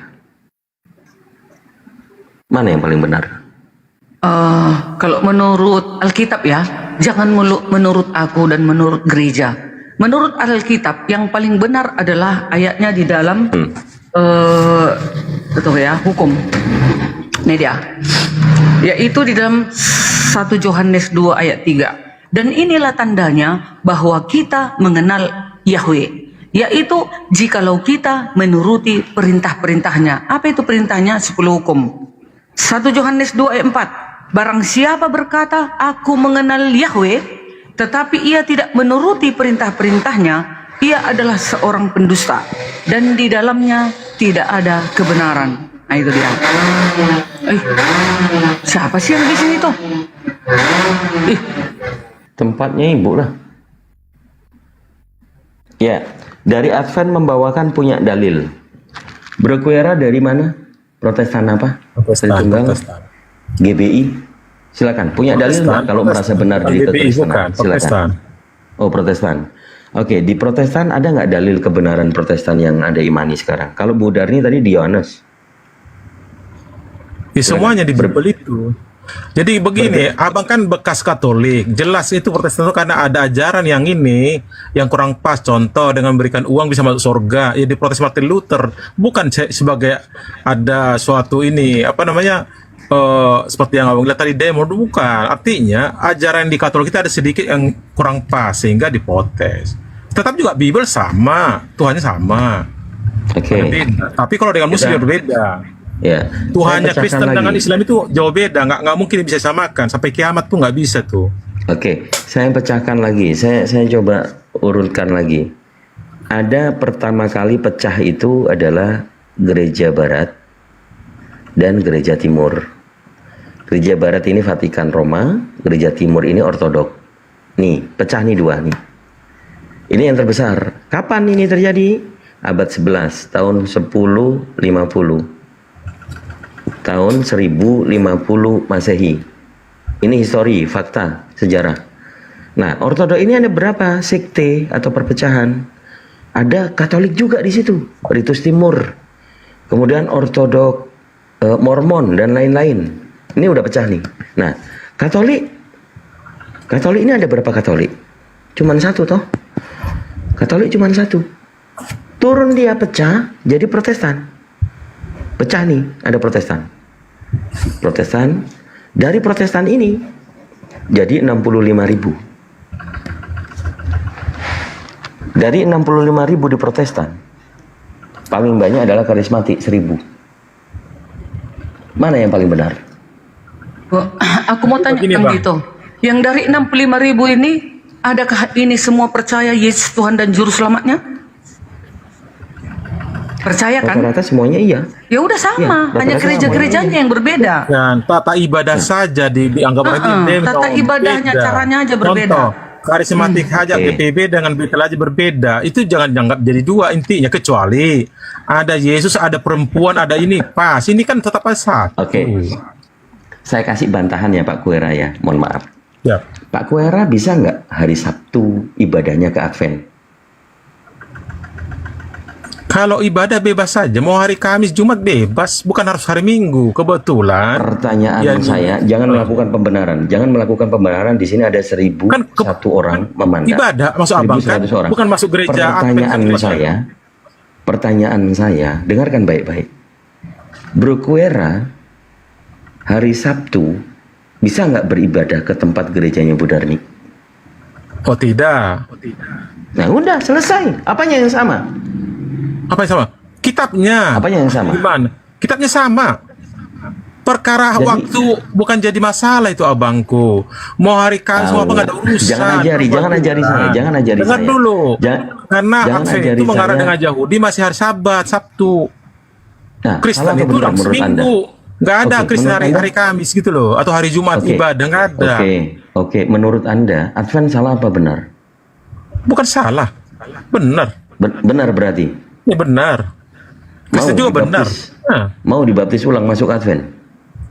Kok pertanyaannya kok lucu? Artinya begini, sekarang tujuannya, goalnya kemana? Goalnya adalah jelas-jelas denom itu berbeda. Kalau tetap dikatakan sama, Anda sudah menjawab. Nggak bisa, saya hari Itu Sabtu tata dengan Bu Darni. ibadah. Namun kitabnya satu. Bukan dia pakai Weda gitu loh. Tetap Bible. Masalahnya di mana? Ya dasar itu dasar. Kalau Anda menggunakan pembenaran dasar, kami itu udah tahu kalau denom itu Bible-nya satu. Iya udah selesai. Representasinya banyak sehingga membuat sekte-sekte. Jangan ajari. Kita bahas denom itu kita udah tahu rujukan parameter dasarnya. Denom itu kitab satu yang diyakini sola scriptura dalam Protestan, tetapi pengajaran yang dilakukan oleh beberapa petingginya ini membeda-bedakan. Beda nggak? Beda ternyata. Tadi bro nggak bisa hari Sabtu ke Advent, kan gitu. Kenapa Anda masih berkelit? Jangan melakukan pembenaran di sini. Kami bukan anak SD, bukan lulusan SMA. Bukan hanya sarjana. Ini tempatnya kita berakademisi ya. Kita tempatnya untuk berdialog, ada data dan menguasai data. Jadi Jangan ini digiring abangku, seperti Kang Dito, Anda sampai membuat seperti 65.000 denom. Di Kristen itu mau 100.000 pun denom, kami satu saja kok, sama. Bedanya cuma tata ibadah doang. Nggak ada ngaku contoh, denom ini salah, enggak. Iya tujuannya kan beribu-ribu jalan ke Roma. Bisa dia menggunakan tata ibadah ini. Yang penting dipegang bukan Weda. Gitu loh. Itu artinya abang. Jadi jangan dibahas-bahas itu. Nggak ada, kami nggak bakalan tersinggung mau buat sekte kan itu denom kan sekte. Contoh yang namanya karismatik ada, Betel ada, ini macam-macam. Ada yang ngakui adat. Ya nggak apa-apa. Buktinya kita bersama kok.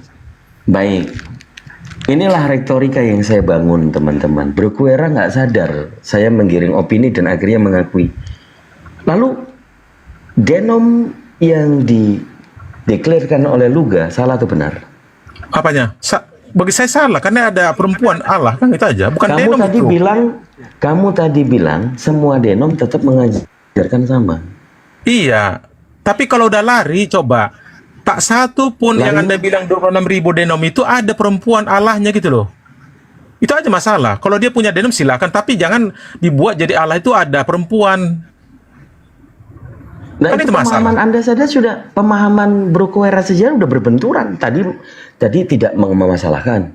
Iya, tidak masalahkan. Sekarang ada denom baru dari Luga Titanio. Bukan. Kan saya bilang sama Bang Arif, dia cuma 3 orang orangnya itu, 3 orang. Datang sini bang, jangan halu aja dia ngomong. Jangan Nggak ada klaim. aliran dia Kalau tuh. ada, nggak, kemarin ada Cuma, berapa Ustadz Arif? Intinya di Bang Ada Arif ini di asli Wise. munculkan nama dia, cuman seolah-olah, waduh dibawakan tapping-tapping. Itu yang asli Kristen Siluga. Saya tahu maksudnya apa, tapi Anda tidak tersinggung. Dia nabi terakhir di seluruh, buktinya kan dibilang akan saya selamatkan Islam Hindu kecuali Islam yang Dajjal, kata coba. Anda itu kok nggak marah? Oke, Bang gitu? Guera. Bang Guera, saya nggak marah sih. Saya hanya, kita diskusi untuk mengambil poin intinya. Ya. Berguera Tritunggal kan? Tritunggal. Hafal Iman Rasuli nggak? Aman. Hafal nggak Iman Rasuli? Ya. Kalau Iman Rasuli poin ketiga itu gimana? Iman yang Roh Kudus. Sekarang nggak usah ke sana, kita diskusi. Oh, bukan. Baca aja dulu. Baca aja dulu. Bukan ngajarin. Bacakan dulu. Bukan, bacakan dulu. Bacakan Kayak dulu. pendeta di sini nggak perlu dibahas-bahas yang gitu. Tentang kita mengarah ke ini ilmiah saja. Maksudnya kok ngajarin Iman Rasuli? Ngapain saya omongin ini Muslim semua? Apa urusan? Contoh, apa layak saya ngomong baca Al-Fatihah gimana coba? Anda gimana? Bisa kebeli Ya nggak lah. apa-apa. Kalau saya umat Tapi kalau Islam. pendeta yang ngomong saya terima. Masa Anda yang tidak Kristen nyuruh saya bilang Iman Rasuli sama dengan Anda? Coba saya bilang ada Tapi Anda percaya? Tapi Bang Guera percaya, saya pernah Katolik dan saya tahu Iman Rasuli. Anda yang ngomong kan gitu.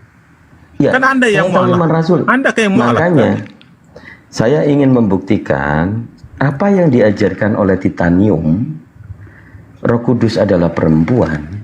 Ya, Iman Rasuli itu cocok nggak dengan Matius 1:18? Iya, dia ngambil di itu aja. Sebenarnya di poin 2 dia ngambil dia. Telah dikandung dari Roh Kudus. Pertanyaan saya, Iman Rasuli dengan Matius 1:18 sama atau beda? Saya cek dulu. Sama, dikandung dari Roh Kudus. Dikandung dari Roh, bukan. Bukan. Iyalah. Matius 1 ayat 18. Matius 1:18. Kelahiran Yesus Kristus adalah seperti berikut. Bu Darni, sabar dulu. Matius 1:18 yang mengandung adalah Bunda Maria. Ternyata ia mengandung dari Roh Kudus. Iya. Yang mengandung, iya di situ Bunda Maria kan? Yang mengandung. Iya. Oke. Yang mengandung Bunda Maria. Di Iman Rasuli apa? Oh, Iman Rasuli neatar ya. Iya, saya masa dikirim ke sana lah Kang Dito. Itu Kang Dito aneh-aneh. Itu kayak menggiring ke ini supaya si Luga yang menang. Nggak boleh gitu, Bang. Yang dikandung dari Roh Kudus, lahir dari anak darah Maria. Itu kan Sama. memang udah paham. Tapi kan seolah-olah ada celah. Tapi kalau nanti saya mirroring Anda kejepit sendiri nanti kan gitu. Mau saya tanya dengan pertanyaan kemarin itu. Bukan. Siapa nama mamanya apa? Mamanya Ismail enggak? Anda nggak men-share juga nggak bisa jawab. Coba siapa mamanya Ismail? Nah kan gitu, kan gitu loh. Bang Guera, premis Dari Roh saya Kudus. Bukan, maksudnya kan Dikandung dari Roh Kudus. Enggak. Sama. Jangan Tunggu dulu, jangan Bang tergoncang. Kuira. Apa yang dipertanyakan Bang Kang Dito, Iman Rasuli yang ketiga dengan Matius 1 ayat 18 sama? Kedua maksudnya, kedua itu maksudnya. Yang ketiga Iman Rasulinya ini yang ketiga nih. Yang dikandung dari daripada Roh Kudus, lahir dari anak Maria. Itulah pengakuan Iman Rasuli yang ketiga. Yang Sekarang kedua itu sebenarnya. Kedua bukan. Guera gimana sih nggak apa Iman Rasuli sok-sokan gimana? Yang ketiga Iman Rasuli ini ada berapa poin? Yang ketiga. Terus Iman Rasuli itu ada 12. Iya, ada 12. Lalu yang di dalam Matius, kelahiran Yesus Kristus adalah seperti berikut. Pada waktu Maria ibunya bertunangan dengan Yusuf, ternyata ia mengandung dari Roh Kudus. Sama. Mengandung dari Roh Kudus. Terus apa yang Kang Dito tanya? Mbak Der, ini maksud dia mau giring dia kayak si Luga mengandung. Nggak bisa kita nggak bisa. Gantian Coba dulu. kalimat itu kan yang bisa menjebak sebenarnya, tapi kan bukan itu. Gantian dulu ya. Lanjut. Gantian dulu. Poin ketiga Iman Rasuli, Bu Darni udah membacakan, tapi Bu Darni karena mungkin nggak paham bahasa Indonesia. Iman Rasuli poin ketiga itu, ia dikandung daripada Roh Kudus. Kalau Matius 1:18, ianya Maria mengandung dari Roh Kudus. Di Iman Rasuli ianya adalah Yesus dikandung daripada Roh Kudus. Maka yang mengandung siapa? Roh Kudus atau Bunda Maria? Nggak dijelasin. Ia dikandung daripada Roh Kudus. Yang mengandung siapa? Sama itu, Kang Dito. Iya itu. Sabar dulu. Sama. Pelan-pelan kita. Artinya sama. Pelan-pelan dulu kita ya. Atau mau tak balik kamera dulu? Buatkan analisa. Gak usah ngarang lah, Kang Dito. Bukan ngarang. Sama itu. Sabar dulu. Iya. Ia dikandung daripada Roh Kudus. Ia dikandung dari satu. Ia mengandung dari Roh Kudus. Ia mengandung. Nih, tampilin. Gurunda kalau monitor infonya. Ia mengandung dari Roh Kudus. Oke, ini. Ini yang iman rasuli. Ia di sini adalah Yesus dikandung daripada Roh Kudus. Kalau yang Matius 1:18, ia mengandung dari Roh Kudus. Ia di sini adalah Maria. Mengandung, ini Maria yang mengandung. Kalau ia, ini Yesus dikandung daripada Roh Kudus. Yang mengandung siapa? Makanya kalau ikuti kata hati, ikuti dogmatis, nggak pakai akal, cuman imani saja. Bukan gitu Bang Dir, kan gitu. Anda jangan sabar dulu. Sabar dulu dong. Sabar dulu itu nggak ngaruh kok sama Kristen mau ditaruh apapun nggak masalah. Yang penting bahwasanya itu Roh Kudus yang di kandung Maria. Sabar dulu. Kalau Bro Kuera memotong pembicaraan orang itu tandanya kejang-kejang. Diam dulu, jangan emosi. Oke, silakan. Ini kita lagi membaca kan gitu. Ini iman rasuli. Ia di sini adalah Yesus dikandung daripada Roh Kudus. Kalau yang ini Matius 1:18, ia di sini Maryam, Bunda Maria mengandung daripada Roh Kudus. Yang membuat Bunda Maria mengandung Roh Kudus. Kalau yang Matius 1:18, kalau yang iman rasuli, ini Roh Kudus yang mengandung Yesus. Salah. Iya dikandung gimana? Yesus dikandung dari Roh Kudus. Ya kalau makna Yesus ini dikandung dari Roh Kudus. Yang mengandung siapa? Yang mengandungnya Maria dong. Ada nggak tulisannya Bunda Maria yang mengandung di iman rasuli? Ya ini kan ia mengandung dari ia ini kan si Maria mengandung dari Roh Kudus. Iman rasuli Yesus dikandung dari Roh Kudus. Apa bedanya? Yang mengandung siapa ini? Si Maria lah. Nggak ada tulisannya begitu. Kalau kami orang Kristen pasti tahu kami siapa yang mengandung. Tulisannya kan nggak ada. Nggak ada pun di situ, tapi sejarah kekristenan yang mengandung itu si Maria. Coba dicek lagi Bu Darni. Di mana pun dicek, mau di seluruh mana pun dicek. Maria yang mengandung. Dia kan Kuira. Oke, dengarkan. Setelah kata-kata ini ada dan Anda salah apa? Itu salah ngomong pasti kena giring. Lanjut. Udahlah Kuira, jangan begitu. Karena kok kayak trauma kali sama saya. Ini ada kata dan nggak Bu? Iman rasuli. Iya dan. Dari apa ini? Dari Roh Kudus dari Roh dan dilahirkan. Saya hafal kok. Teruskanlah Bang Dito. Dan dilahirkan oleh Maria. Darah Maria. Yang melahirkan lahir dari anak darah Maria. Ya udah. Lahir dari anak Maria. Yang melahirkan manusia. Iya. Gitu. Yang mengandung siapa? Maria apa Roh? Maria lah yang mengandung. Siapa lagi yang mengandung? Di mana di sini Maria mengandung? Oh ya Mang. Palanya aku nengok kau Kang Dito. Udah 52 umurku Kang Dito. Si Maria yang mengandung. Ada aja kau Bang Dito. Nggak usah kau ikuti perkataan si Luga. Ntar lagi mati tuh, ntar lagi. Nggak lama lagi matinya itu. Marah Tuhan sebentar lagi sama dia. Masa? Kalian pelihara si Luga itu? Siapa? Bentar dulu, sabar dulu. Apa? Yang membuat iman rasuli siapa? Itu kan yang tahulah. Kami di Advent nggak pala kami hafal ini. Nggak ada kami disuruh menghafal ini kalau di kami. Oke, Bro Kuera. Ya. Yang membuat iman rasuli siapa? Tuhan atau manusia? Manusia. Iyalah. Kalau manusia yang Kalau mana Tuhan? Gimana tertulis di Bible itu dibuat iman rasuli? Itu kan pengakuan.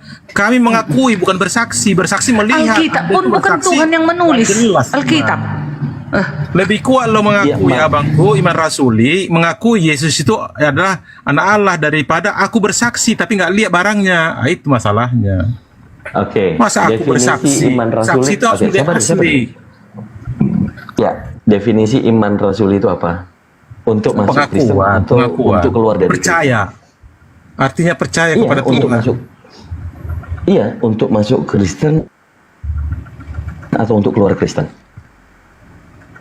Gimana? Kalau Kristen dia mengakui ada iman rasuli keluar dari Kristen. Keluar. Oke, berarti untuk masuk Kristen kan? Iya. Untuk masuk Kristen kan berarti kan? Iya.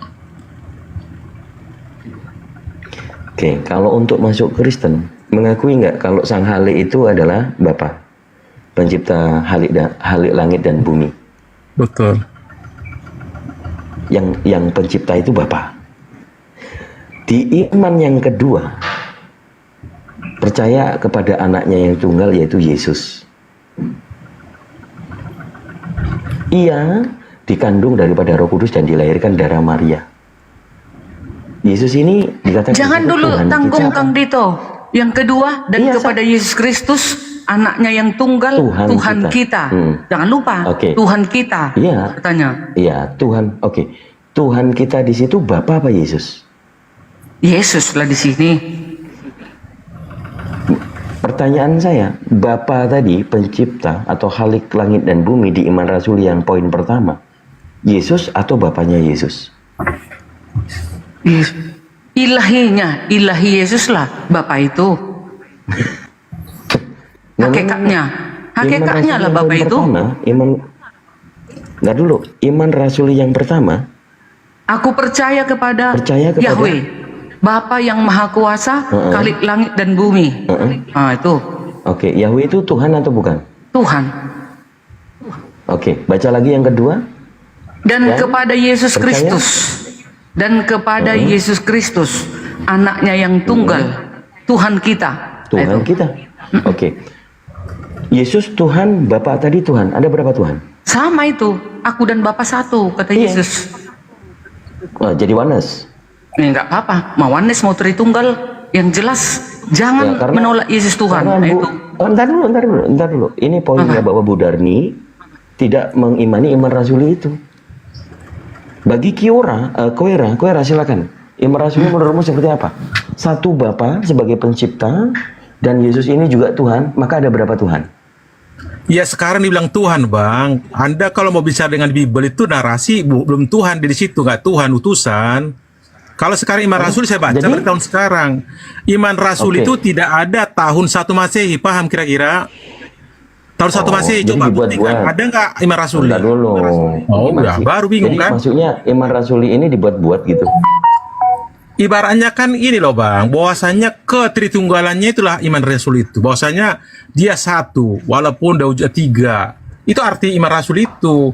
Supaya kita percaya, oh begini gitu loh. Kehadiran dia itu, gimana? Kita bedah dulu. Yang halik langit dan bumi siapa? Yesus apa Bapak? Allah Bapa, pencipta langit dan bumi. Bapak. Yang Tuhan kalian siapa? Yesus. Sekarang ya, betul. Oke. Yesus dan Bapak sama atau beda? Satu, bukan sama, satu sekarang. Udah kembali ke satu, betul. Pertanyaan saya, ya. Sama atau beda?